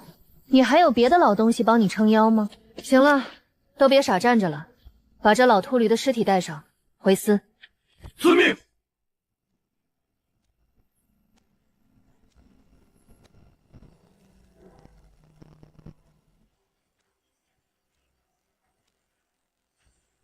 事已至此，还能咋地？大人冤枉啊！我等敢对天发誓不知情，请大人明辨啊！江大人，这些人该如何处置？除了钱家，其余人该审的审，该问的问。若真与他们无关，那便放了吧。是，江大人，按照司礼规矩，这尸首一般先送往停尸房暂存。那就扔那儿去。大人，那毕竟是宝刹寺的首座。阿弥陀佛，刘施主莫担心，这秃驴死了便是一具尸体，扔停尸房正好，说不定还能跟别的尸体聊聊佛法。你做什么？找找盘畅啊！出家人四大皆空，身外之物留着也是累赘，我替他了却尘缘，也算一桩功德。大人，您过目。少你们了，今夜辛苦，早些回去歇息，改日请你们吃饭。此乃我等分内之事，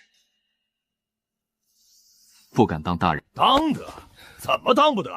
大人不知去何处吃？今日那福运楼贫僧瞧着就不错。知道了。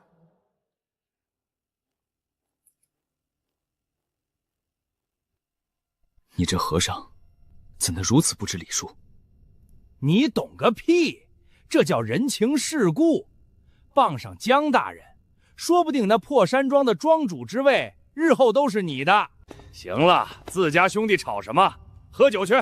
秃驴，钱袋里有多少数目？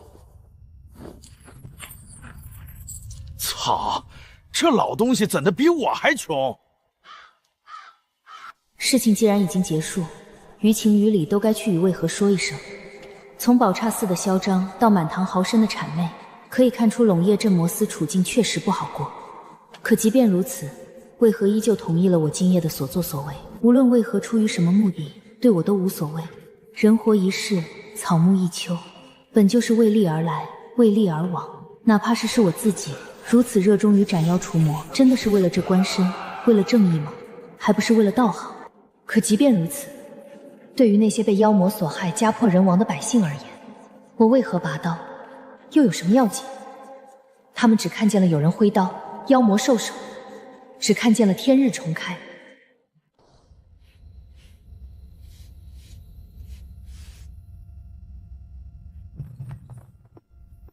魏大人，是卑职失察，擅自调动玄字营镇魔卫，交由江郎奖调遣。若因此酿成大祸，卑职愿一人承担所有罪责。这么说，人确实是你批的。卑职有罪。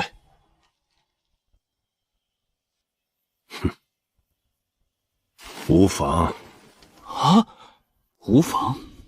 那丫头今晚可是要和不差司的成丹境高僧对峙，甚至可能直接动手啊！这叫无妨？长风，你来龙佑7年了，那你觉得如今这龙佑都司最大的弊端是什么？是刀钝了，钝到玄门世家早就敢对我等阳奉阴违。钝到连佛门的狗都敢在我镇魔司头上游野狂吠。是了，他最早是为何亲自挑选的，关系匪浅。他既然能来找我借人，怎么可能没找过为何？这根本就是他们两人商量好的一出戏。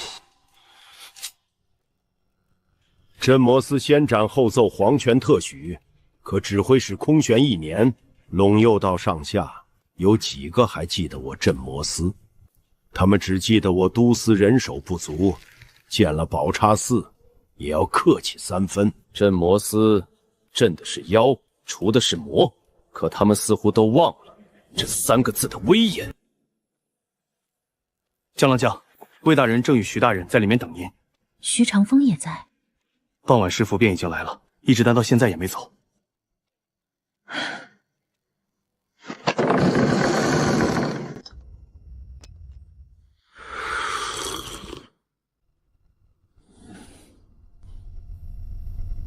来了，坐。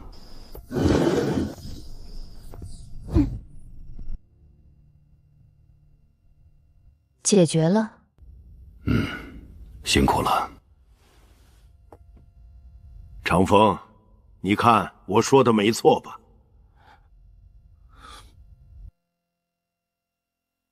江郎将好手段。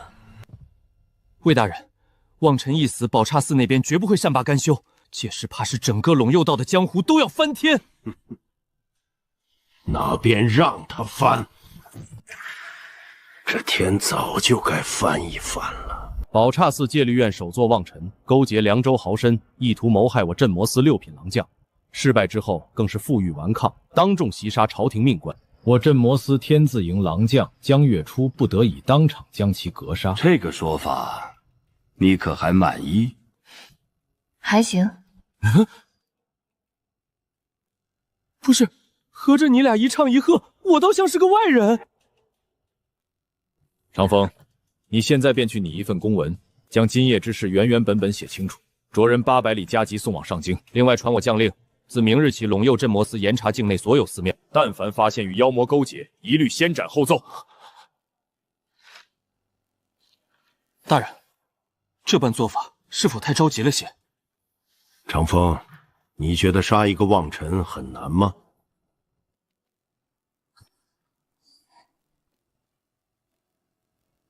不难。那难的是什么？难的是如何应对宝刹寺狗急跳墙及其背后的佛门信徒。说得不错，可你有没有想过，为何我镇魔司要怕他宝刹寺的怒火？为何我等朝廷之人要去安抚一群被秃驴蒙蔽的愚民？我从来没觉得他做错过。长风，我知道你的担忧。说来说去，无非是我陇右都司如今无指挥使镇守，指挥使空悬，群龙无首。那些人正是看准了这一点，才敢一再试探我镇魔司底线。但这般局面总要结束的。大人，陇右地处偏远，朝廷重心都在中原和江南，如今整个大唐都人手管缺，下一任指挥使调任，怕是要等到猴年马月。无需忧愁，我既然敢这么做，自然有我的考虑。我敢保证，要不了多少时日，这般局面便将不复存在。指挥使？没指挥使怎么镇压陇右？难不成朝廷要空降大佬了？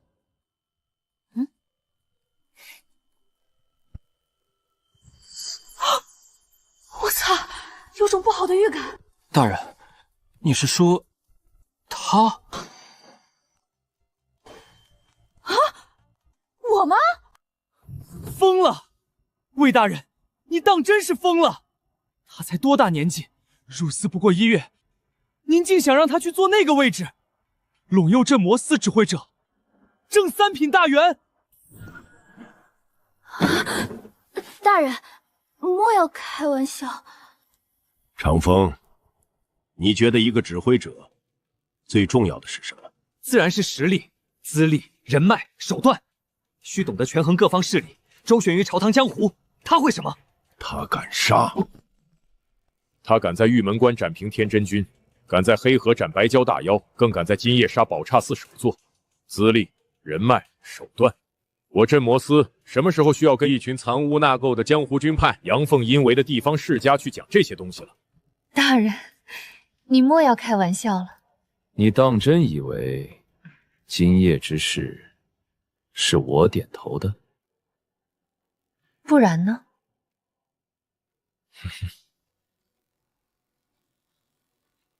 准奏：着天字营郎将江月初暂代陇右镇魔司指挥使一职。恭喜你，江指挥使，这是上京的旨意。宗司的朱批是真的，宗司疯了。当然，如今只是暂代，待你入了众连境，这暂代2字方可抹去。大人，我知道你懒得管事，先别推脱。如今不过是个名头，甚至都不会告知都司里的弟兄。说白了，就是挂个名。那有什么好处吗？自然是有的。你如今是总司顾挂了名的人，若真被宝刹寺的人杀了，总指挥使会亲自为你报仇。总指挥使亲自报仇，这是何等天大的承诺！多谢大人。好，报仇有个屁用啊！人死了，你就是把整个宝刹寺扬了，关我屁事！我还能从棺材里爬出来给你鼓掌不成？真特么会画大饼啊！我知这承诺听来无用，可你入司时日太短，寻常人坐这位置要熬数10年，朝廷也要时间查你的底细。你能有这机会，实在是天赋太难得。我明白了。行了，今日之事莫要外传，先回去吧。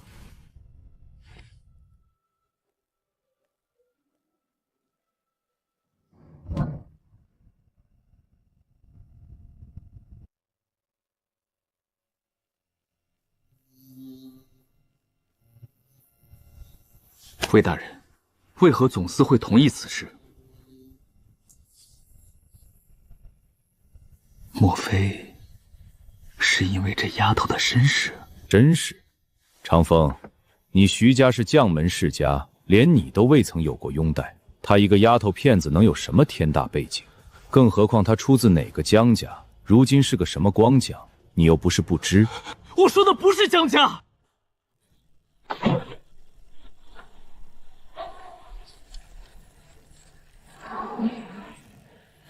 慎言！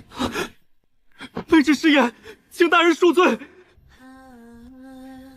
罢了，不过是些捕风捉影的传闻。你还记得这丫头刚入我镇魔司时是什么境界吗？大概是冥谷中境吧。就算天赋再妖孽，最多冥谷中境。文贤。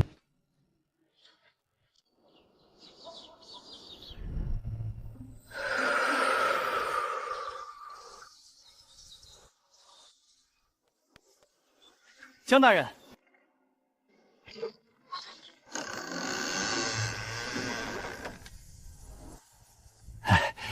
江大人，小的乃是都司府库的人，特来为您送上这个月的俸禄。俸禄？当了郎将还没关注过发多少工资呢？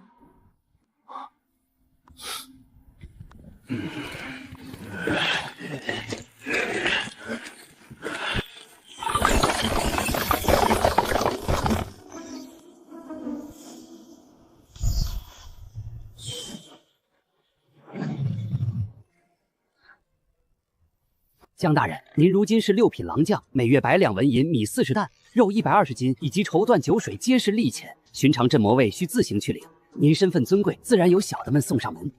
知道了。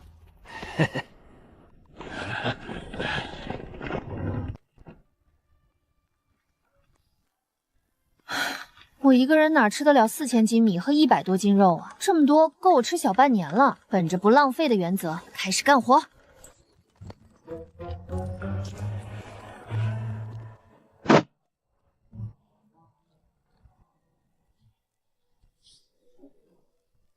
罢了，今天不出门吃早饭了。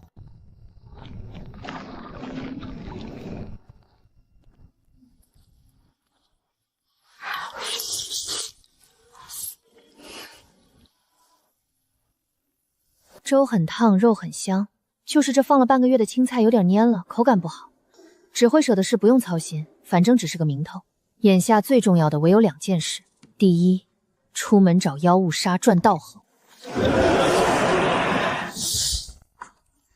我清楚自己的底细，若是没道行，所谓天赋就是空中楼阁。现在1对1能赢，若是1对10呢？若是敌人丧心病狂，派了100个成丹来对付我呢？这天下从不缺以多欺少，如今这点修为远不足以高枕无忧，起码得先步入点墨境。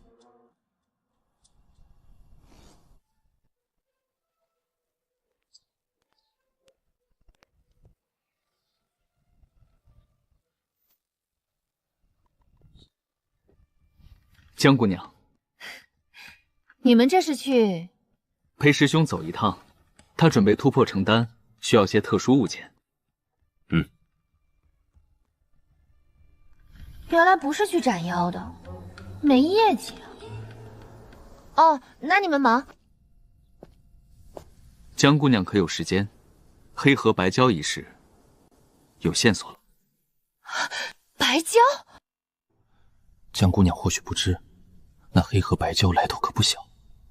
西域妖庭有一条大河，白蛟一族世代盘踞，血脉纯正，势力庞大。哦，镇魔司典籍记载，早些年便有一头白蛟大妖盘踞在剑南与陇夷的交界处，自称羌江龙王。此妖曾搅得2道生灵涂炭，后来被联手围剿，却也只是让其逃回深处，并未彻底斩杀。那上次斩的那头白蛟与羌江龙王有何关联？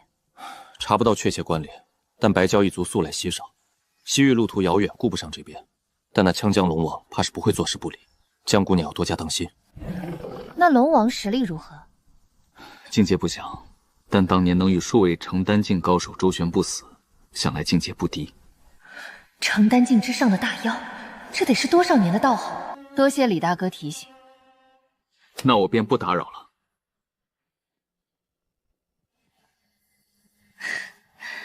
送上门的经验包，我不去拿岂不是天理难容？你要去剑南？宝刹寺的麻烦还未解决，你竟又想着往剑南道跑？怎么，去不得吗？你行事向来无利不起啊，可是为了那头白蛟？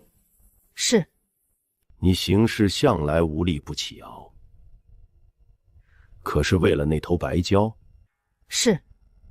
担心他寻仇，倒也正常。枪江龙王自有剑南盯着，就算真溜到陇右，难不成我们是吃干饭的？是，如今陇右都司指挥使空悬，比不得当年鼎盛，下面的人是有些懈怠。若是区一头妖物，司里还是能对付的。唉。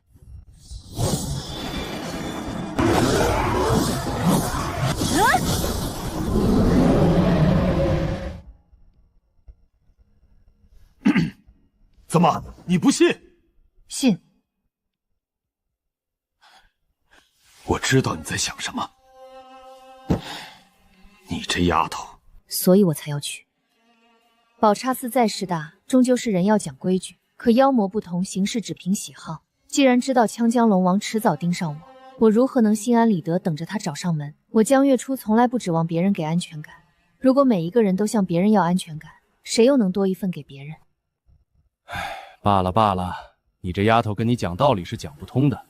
你如今是6品郎将，代表的是陇右都司。我以陇右都司名义行文言明黑河白蛟一事，派你前去共商对策，如此便是奉命行事，名正言顺。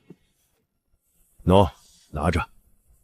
到了剑南地界，万事小心，莫要与当地镇魔卫起冲突。有什么委屈回来再说。等你坐上指挥者的位置，他们自然会来巴结你。谢大人。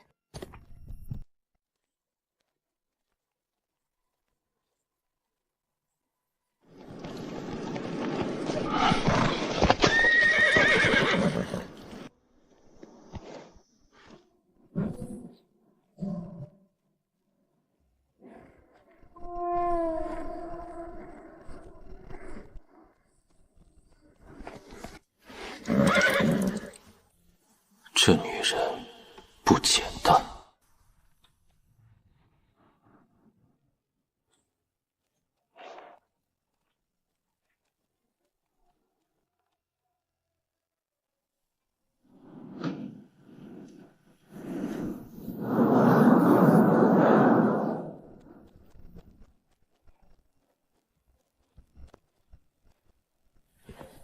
真羡慕剑南都司，这山这水，妖魔绝对少不了。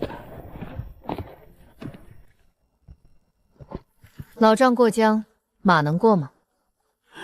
能过，我这船吃水深，稳当的很。多少钱？人5文，马10文。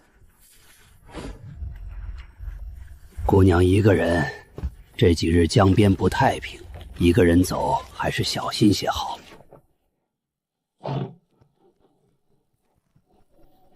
不太平，也不知是哪路神仙斗法。前几日夜里，这江水都快涨到天上去了。许是龙王发怒了，许是龙王发怒了。龙王是妖物吗？这枪江龙王邪性的很，是妖是神，谁又说得清？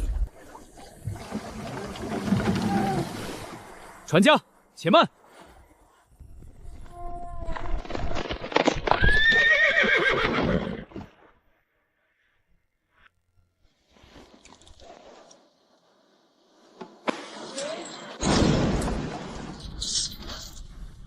我们3人3马过江。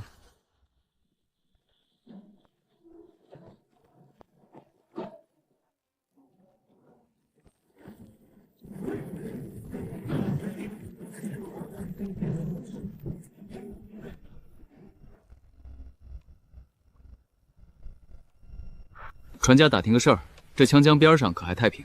客官也是外乡人吧？前几日夜里江水涨得老高，淹了好几处渡口。那镇魔司呢？这附近可有镇魔司的人驻扎？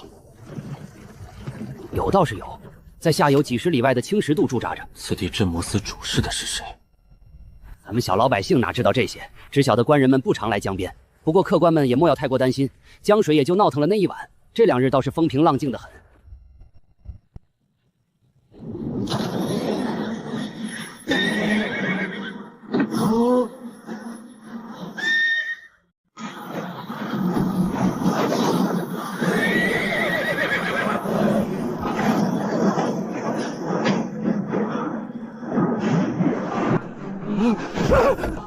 我这破嘴，要你乱说！龙老爷息怒，龙老爷息怒啊！白萧一族领地意识极强，绝不容许他妖踏足。这动静，定是那头畜生。可剑南都司明明上报此地妖魔已被镇压，这叫镇压？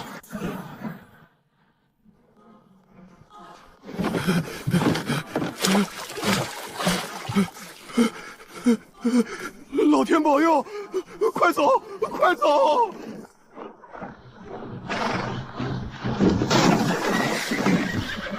到了！客官们快下船！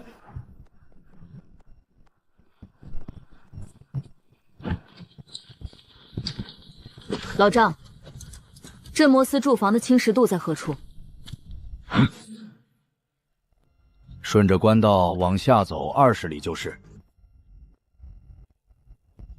姑娘，你问那儿作甚？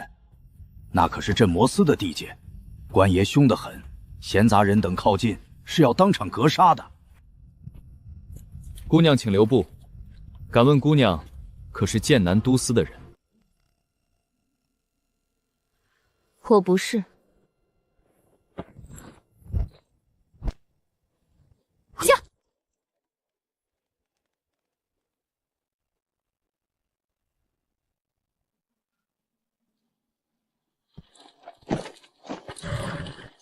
顾哥，这丫头有古怪。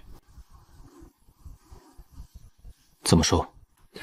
方才在船上，我暗中想探她底细，却什么深浅也看不出来。她上马那一刻，我又试了一次，此人至少是成丹境。成丹境？老张，你疯了吧？他瞧着才17、18岁，怎么可能是成丹？17、18岁，女子，又在陇右交界，我大概知道是谁了。顾哥，你认识？谈不上认识，只是听我阿姐提过，陇右出了个天纵之才，天赋堪称妖孽。比起当年的阿姐，也犹有过之。比起那位大人，那可是当今镇魔司右镇魔使。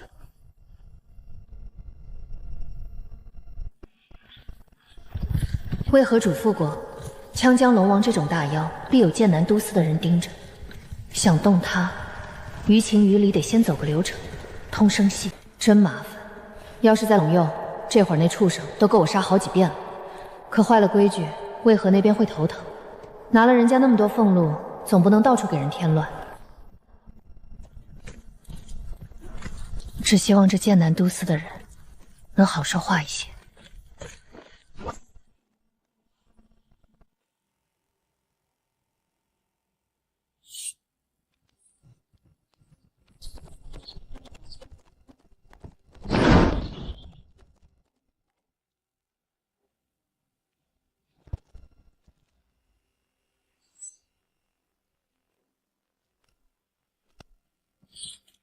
来者何人？此地便是青石渡镇魔司驻地。明知故问，此乃镇魔司重地，闲人免进，速速退去。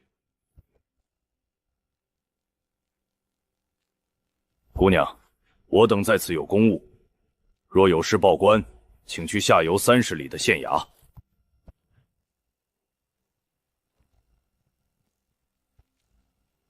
陇右都司郎将江月初。郎将，陇右都司已经落魄到这种地步了，让这么个17、18岁的丫头当郎将。江大人，此事实在重大，卑职做不了主，请在此稍后，容我进去通报。嗯。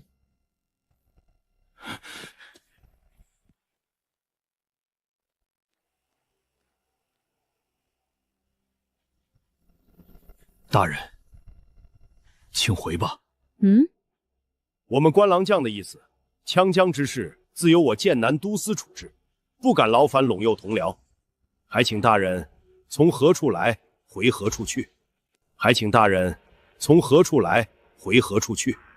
连面都不见就要赶人，既然如此，无妨。此事我一人出手便是，无需你们相助。关郎将有令，羌江龙王任何人不得擅自插手，更不许将其惊扰。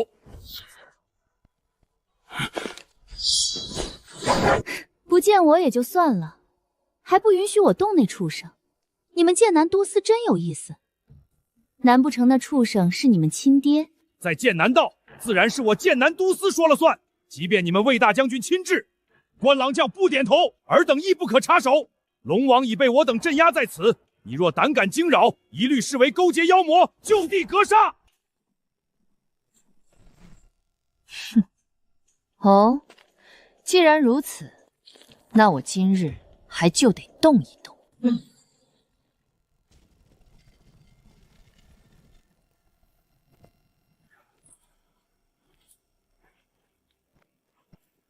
关某镇压此地10余年，还从未见过有人胆敢擅闯。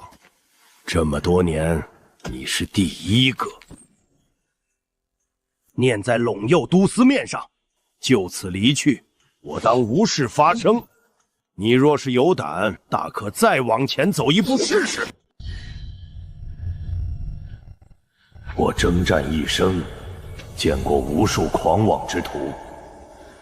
可一个17、18岁的丫头，在我气势压迫下，竟能如此镇定。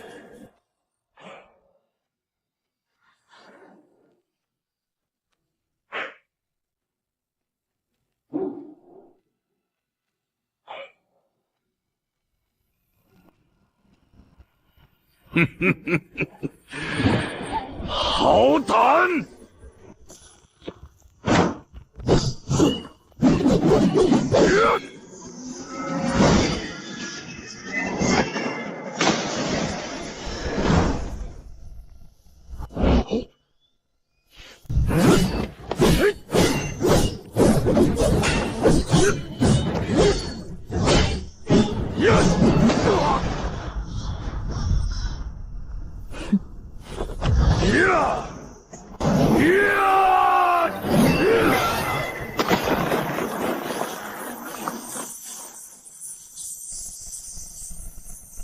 怎么可能？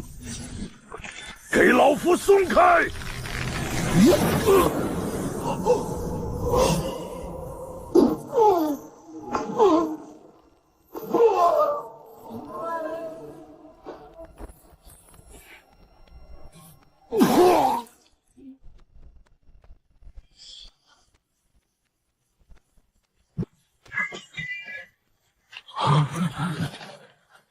镇守羌江10余年的关郎将，竟被一招秒杀，连兵器都被缴了。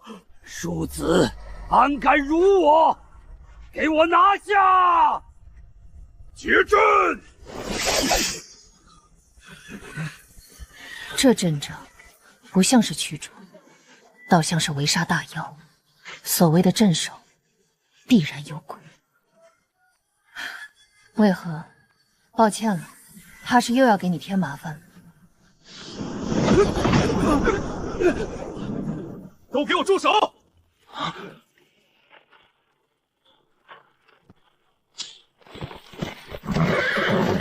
你们剑南都司他娘的疯了不成？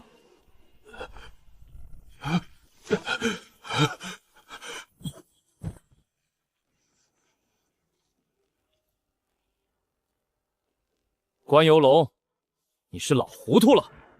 今日之事若上报总司，你就不怕被摘了脑袋？你又是什么东西，敢在我青石渡撒野？我？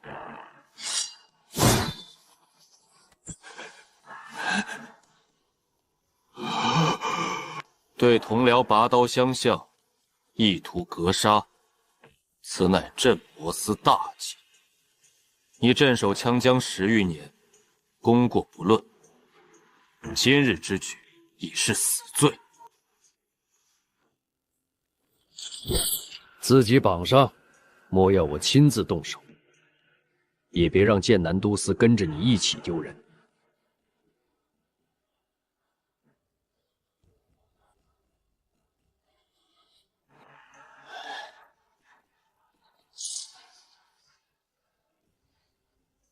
照他说的做，关大人，我让你照做。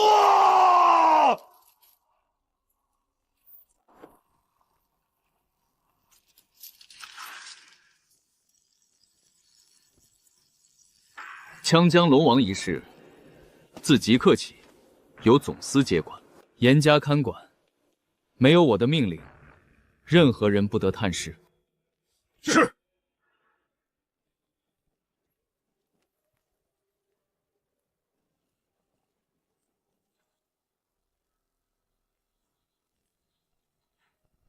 陇右都司江月初，是我。在下镇魔总司黑袍巡查使顾长歌。黑袍巡查使，魏大人提过，巡查使权力极大，可先斩后奏。看来这顾长歌在总护地位极高，多谢。关游龙之事本就是我此行目的，倒是没想到会在此地与江郎将撞上。你认识我？像江姑娘这般年纪便入了承丹的女子，整个大唐或许也只有一人了。既然如此，那这枪江龙王，此地不是说话的地方，带我去关游龙的屋舍。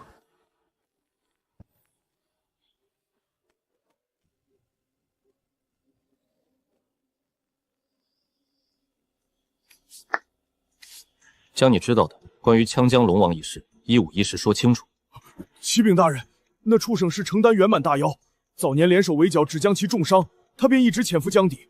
赵指挥使如今抽不开身，便一直由关郎将在此镇压。镇压？左右不过一头承丹圆满的畜生，若真能引得江水滔天，必然已靠近江面。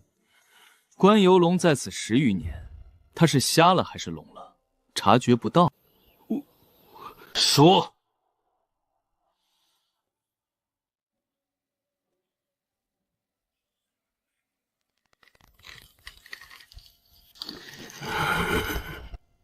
我记得关游龙24岁入司，至今已经90多年了。他拢共去过7次武庙，却皆未求得灵印。总司既然派我来，你觉得我们会一无所知？他不敢动手，你们便也跟着不动。如今他自身难保，你觉得他保得了你们？我等只是奉命行事。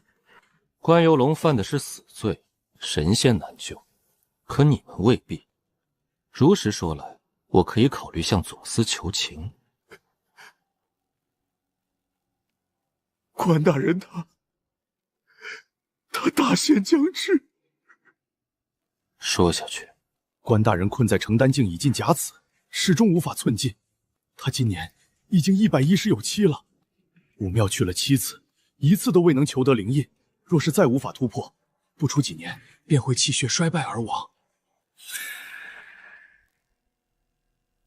难怪刚才交手，我觉得他实力还不如那望尘老秃驴。原来是一条快要老死的狗。按照司礼的规矩，斩杀承丹境大妖，可求得一次入武庙的机会；再者，便是镇压一处妖魔20载，亦可换得一次。关大人他年事已高，那畜生也受了重伤，谁也奈何不了谁。所以，索性只要那畜生在他镇守期间不闹出太大动静，便睁一只眼闭一只眼，当作无事发生。难怪这老头方才要阻止我杀妖。妖换平了，他10余年积攒的20载功劳进度便戛然而止。一个想安稳求功，一个想安稳养伤，一人一妖，竟在这枪江之上达成了这般荒唐的默契。那么这么多年，死了多少人？因为有约定，那畜生倒也没敢吃太多人。没多少是多少。每月2个。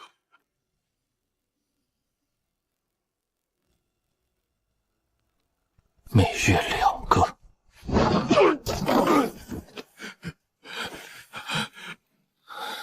就为了他那点苟延残喘的念想，你们便敢拿着枪将两岸数万百姓的性命去为那头畜生？拿着朝廷的俸禄，穿着镇魔司的官衣，你们就是这般镇水一方？滚下去，把关游龙这老匹夫带上来。是。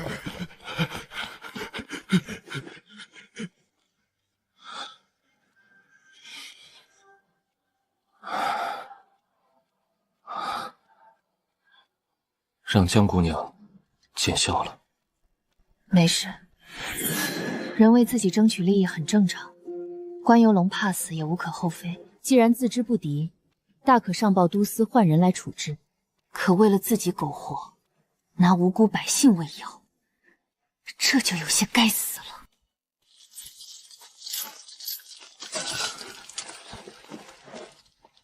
关游龙，你可知罪？我要见赵指挥使。你怕是见不到了。我巡查使行事，有权绕过地方都司，直接押解回京，交由总司亲自处置。可我何罪之有？我问你，我何罪之有？凭什么处置我？我妻子死于妖乱，我独子遭妖魔报复，我这一生都给了这剑南百姓，给了这镇魔司。难道这一切，朝廷都忘了吗？总司卷宗写得清清楚楚，你斩妖372，负伤19次，功绩是真的，谁也抹不掉。既然是真的，那么以我94载的功绩，以我这一身的伤疤，这枪江两岸的百姓难道不该让我多活几年？那畜生每月不过10两人，我已在尽力约束。只要再给我几年，只要我能求得灵印突破境界，我便亲手斩了他。我只差几年，便能再入武庙求一次机缘，为何不再给我一点时间？关游龙，你镇守此地多久？17年07个月。17年07个月，每月2人，1年便是24人。17年07个月，拢共是412人。你凭什么觉得你一定能突破？你若再失败一次呢？百姓们又该让你多活几年？你关游龙的命是命，他们的命就不是命了。你24岁入司，守的是什么？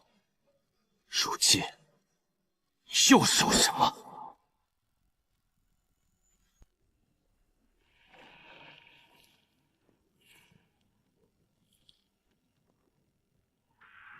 还是不够，这点血石对我的伤势而言，不过是杯水车薪。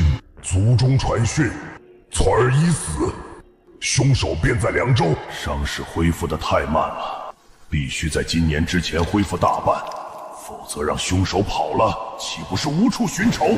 看来得再多吃些了。只是关游龙那老东西，先前答应过他，每月只食2人罢了，总要去知会他一声。大不了等我报了仇，每月少吃1人，补上今年的欠数便是。谅他一个行将就木的老匹夫，也不敢多言。事到如今，说这些有何用？我且问你，如今那畜生平日待在何处？知道了又能如何？老夫虽年迈，但眼力还在。你们几人当中，怕是无一人点墨吧？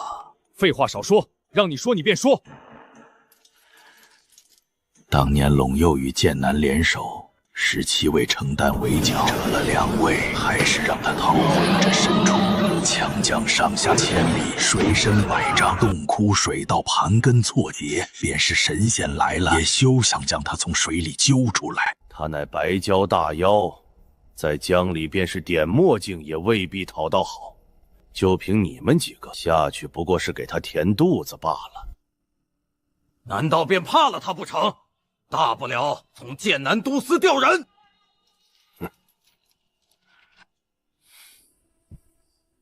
江姑娘，看来此事还需从长计议。将这老匹夫带下去，严加看管。这样吧，我传信回总司，想来用不了多久，便会有擅长水战的弟兄前来相助，定能将那畜生的老巢翻个底朝天。要多久？总司距此路途遥远，一来一回，少说也要1月。1个月，时间太长了。要是能找到他，我自信有几分把握单杀他。可现在妖物躲在江底，找不到，难道干等1个月？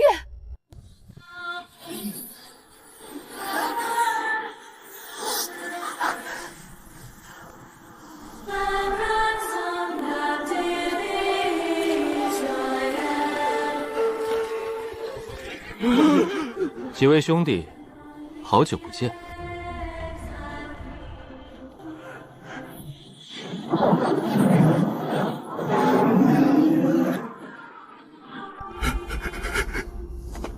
关兄可在里头？怎的今日这般安静？关大人他……罢了罢了，想来又是躲在屋里。这老家伙真是越活越懒散。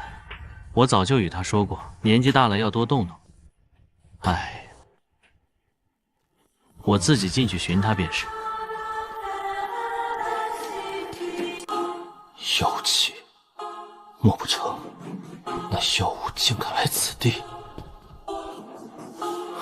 江姑娘，你这是……当然是去斩妖了。废话，当然知道是去斩妖。江姑娘，稍安勿躁，这畜生敢大摇大摆走进来，说明他还不知道关游龙出事了，此乃天赐良机。江姑娘，你我加上老张他们，便是4位成担。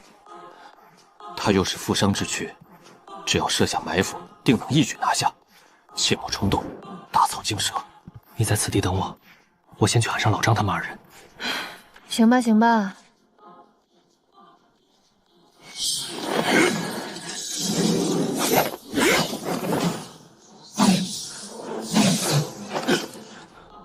2个承担境。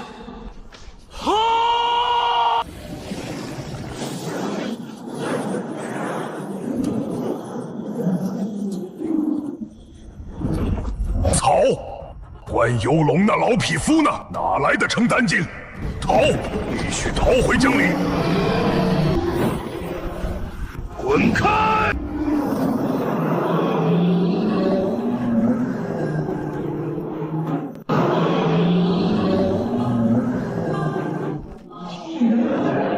江姑娘，小心！着实莽撞，怎敢用肉身去与妖魔硬碰硬？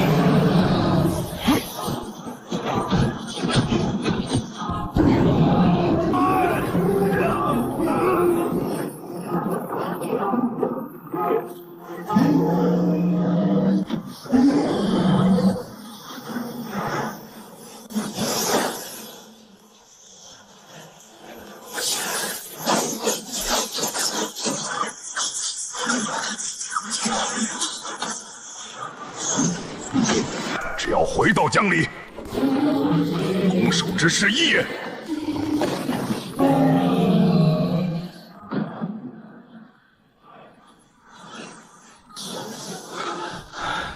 完了，完了！如此天纵之才，死哪儿不好，非要死在我巡查时的眼皮子底下。顾哥，这还愣着干什么？救人啊！怎么救？那畜生在水里，咱们下去不就是给他加餐？顾哥，您身份金贵，万一有个3长2短，我们怎么跟您阿姐交代？我知道下水危险，可就这么眼睁睁看着。顾哥，你也别太担心，那江姑娘瞧着不像是短命的人。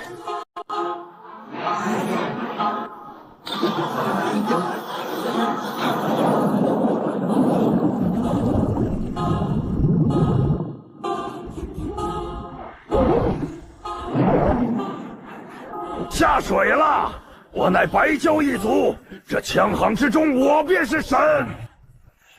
人类武者入了这100丈深的水底，实力要去个7、8成。有点憋闷。神通，控水术。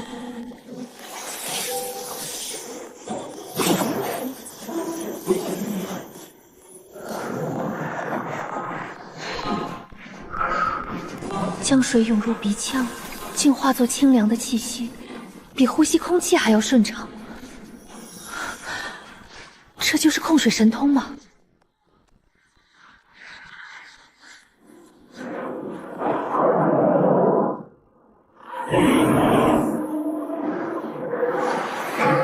以承丹境神魂维持神通，大概能撑1个时辰。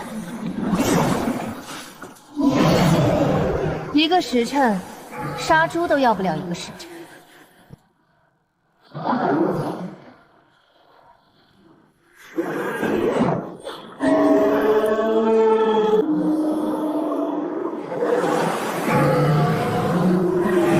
怎么回事？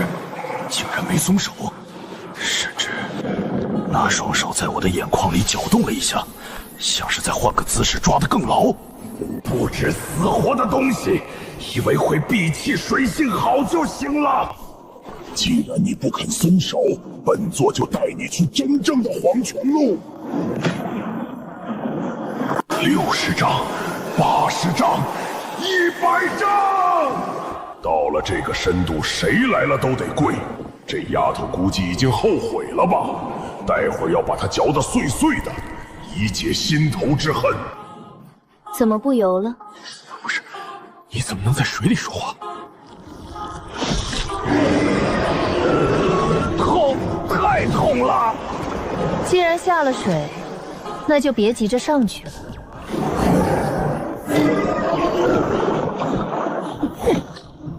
是人是妖？你究竟是人是妖啊？肉身强悍，力斗恐怖，在水底丝毫不受影响。到底谁才是水族大妖？给本座滚开！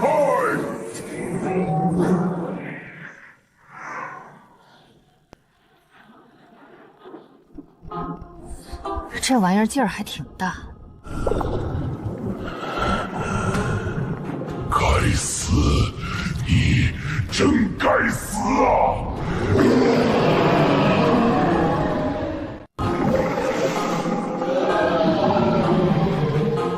腥咸且烫，但血石宫正如饥渴的野兽般疯狂运转，味道不错。七窍太甚，你简直是七窍太甚！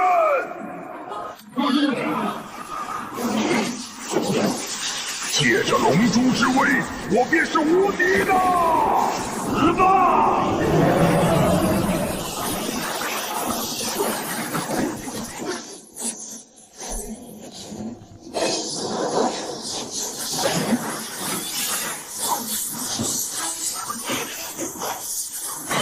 这可是我借助龙珠施展的本命神通，这丫头凭什么能掌握水的控制权？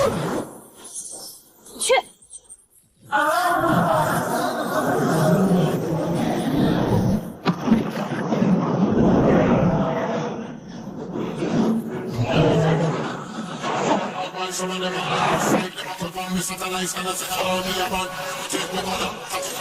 想跑？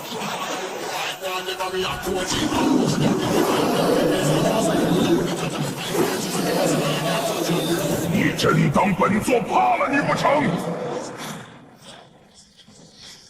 若不是本座有伤在身，你如何能放肆？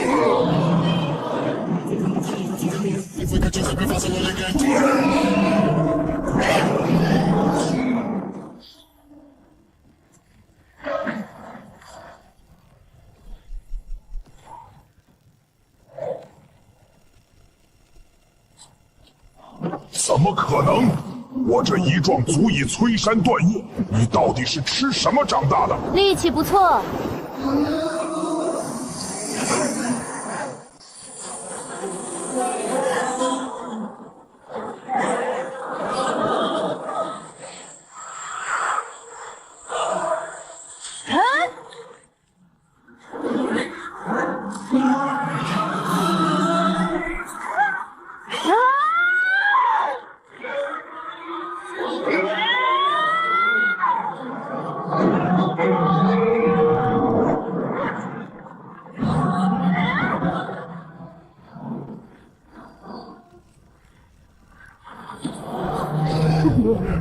我愿降，我愿献上龙珠，愿为奴为婢，当你坐骑，只求饶我一命。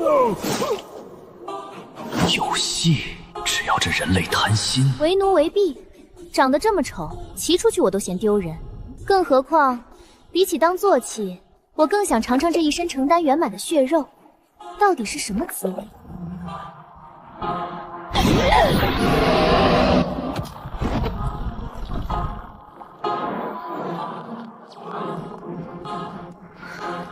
斩杀承丹境生物，获得道行1645年。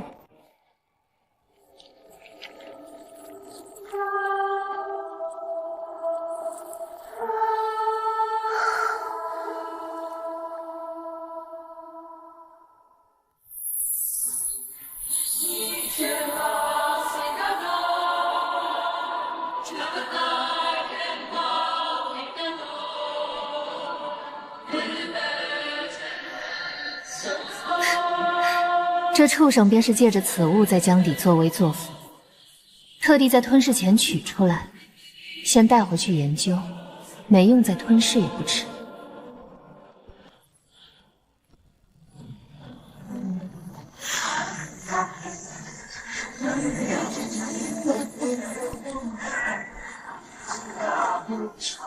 恭喜宿主已突破至承丹后境。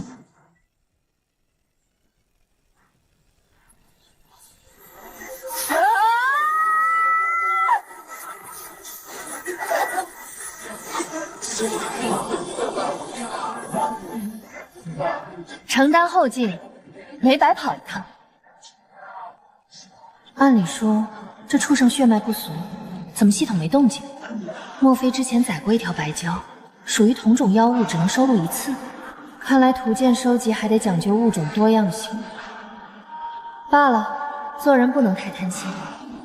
1000多年道行加龙珠，还突破了修为，赚麻了。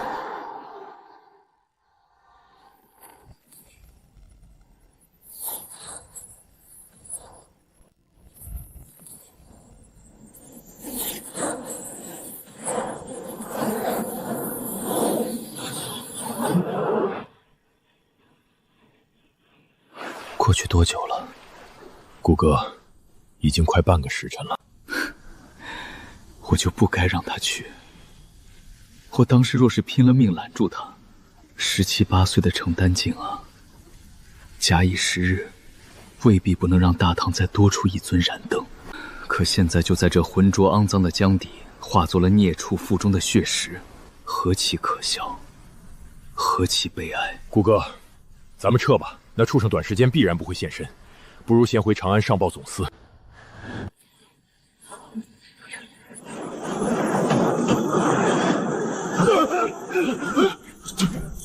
那畜生出来了！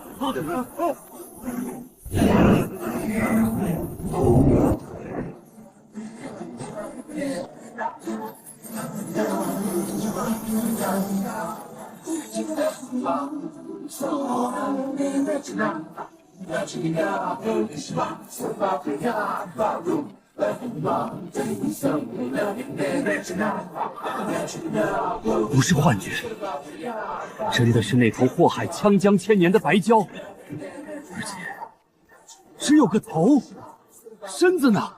那么大一条身子呢？顾大人，这玩意儿太沉，身子我就没带上来，扔水里喂鱼了。承丹圆满的水泽大妖，在水里被他杀了。怎么，这脑袋不够交差？够，这太够了！无妨。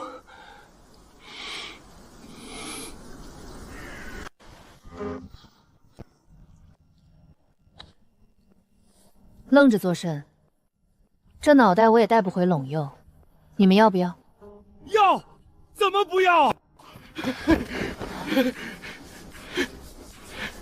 这可是承丹圆满大妖的脑袋，亲啊！如此分量，这丫头是怎么从水底捞上来的？她的力道究竟有多恐怖？别费劲了，叫几个人抬吧。江姑娘神力，神力！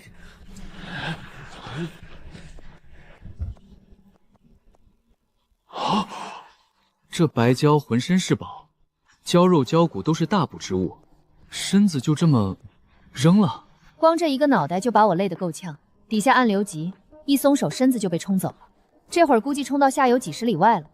顾大人若舍不得，现在去追，兴许还能捞着2根骨头。既如此，那是这我等没口福了。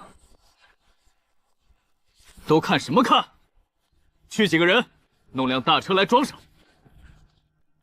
1、2、今日之事我会如实上报，独自斩杀承丹圆满大妖，平定羌疆10余年妖患。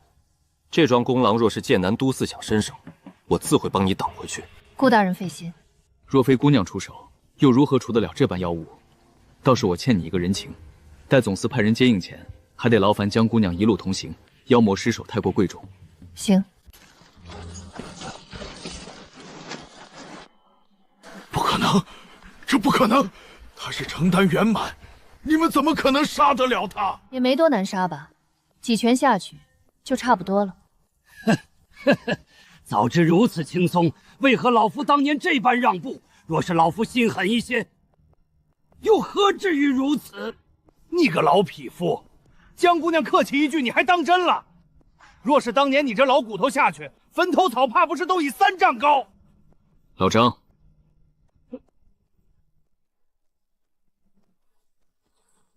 走吧。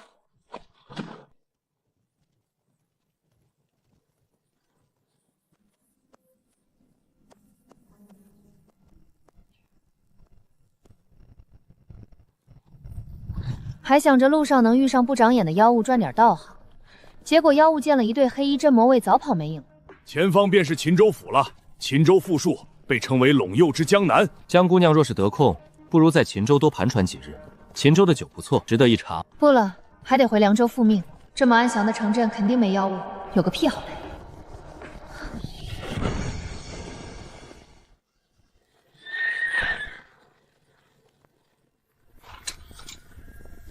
是总司来接应的人。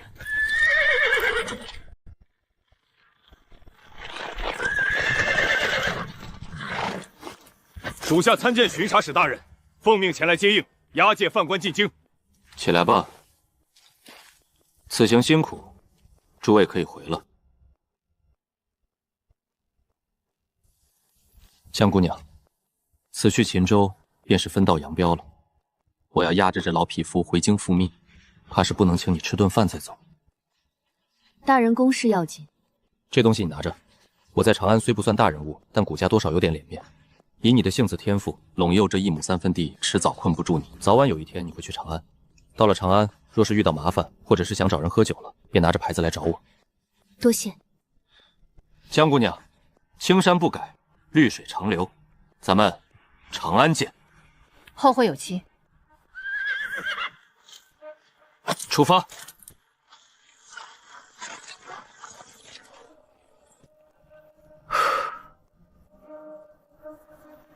终于清静了。秦州，陇右3大派之一，宝刹氏，便坐落在其中。宝刹氏，便坐落在其中。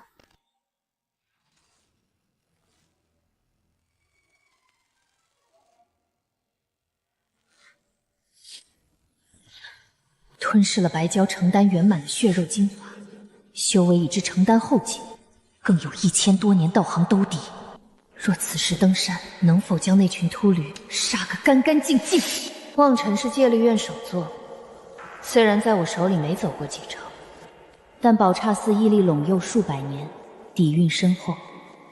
若单打独斗，我自认不惧任何人，可独自一人找上门去，杀一个承丹和尚才给100多年道行。若被围攻，逼得我使出一次性消耗道行的神通底牌，这就有点亏了。赔本的买卖不能干，且让你们这群秃驴再多活几日，待我踏入点墨，届时必来此地，取尔等狗命。不过，既然来了秦州，若是过门而不入，是不是显得有些不通礼数？总得给他们留点念想。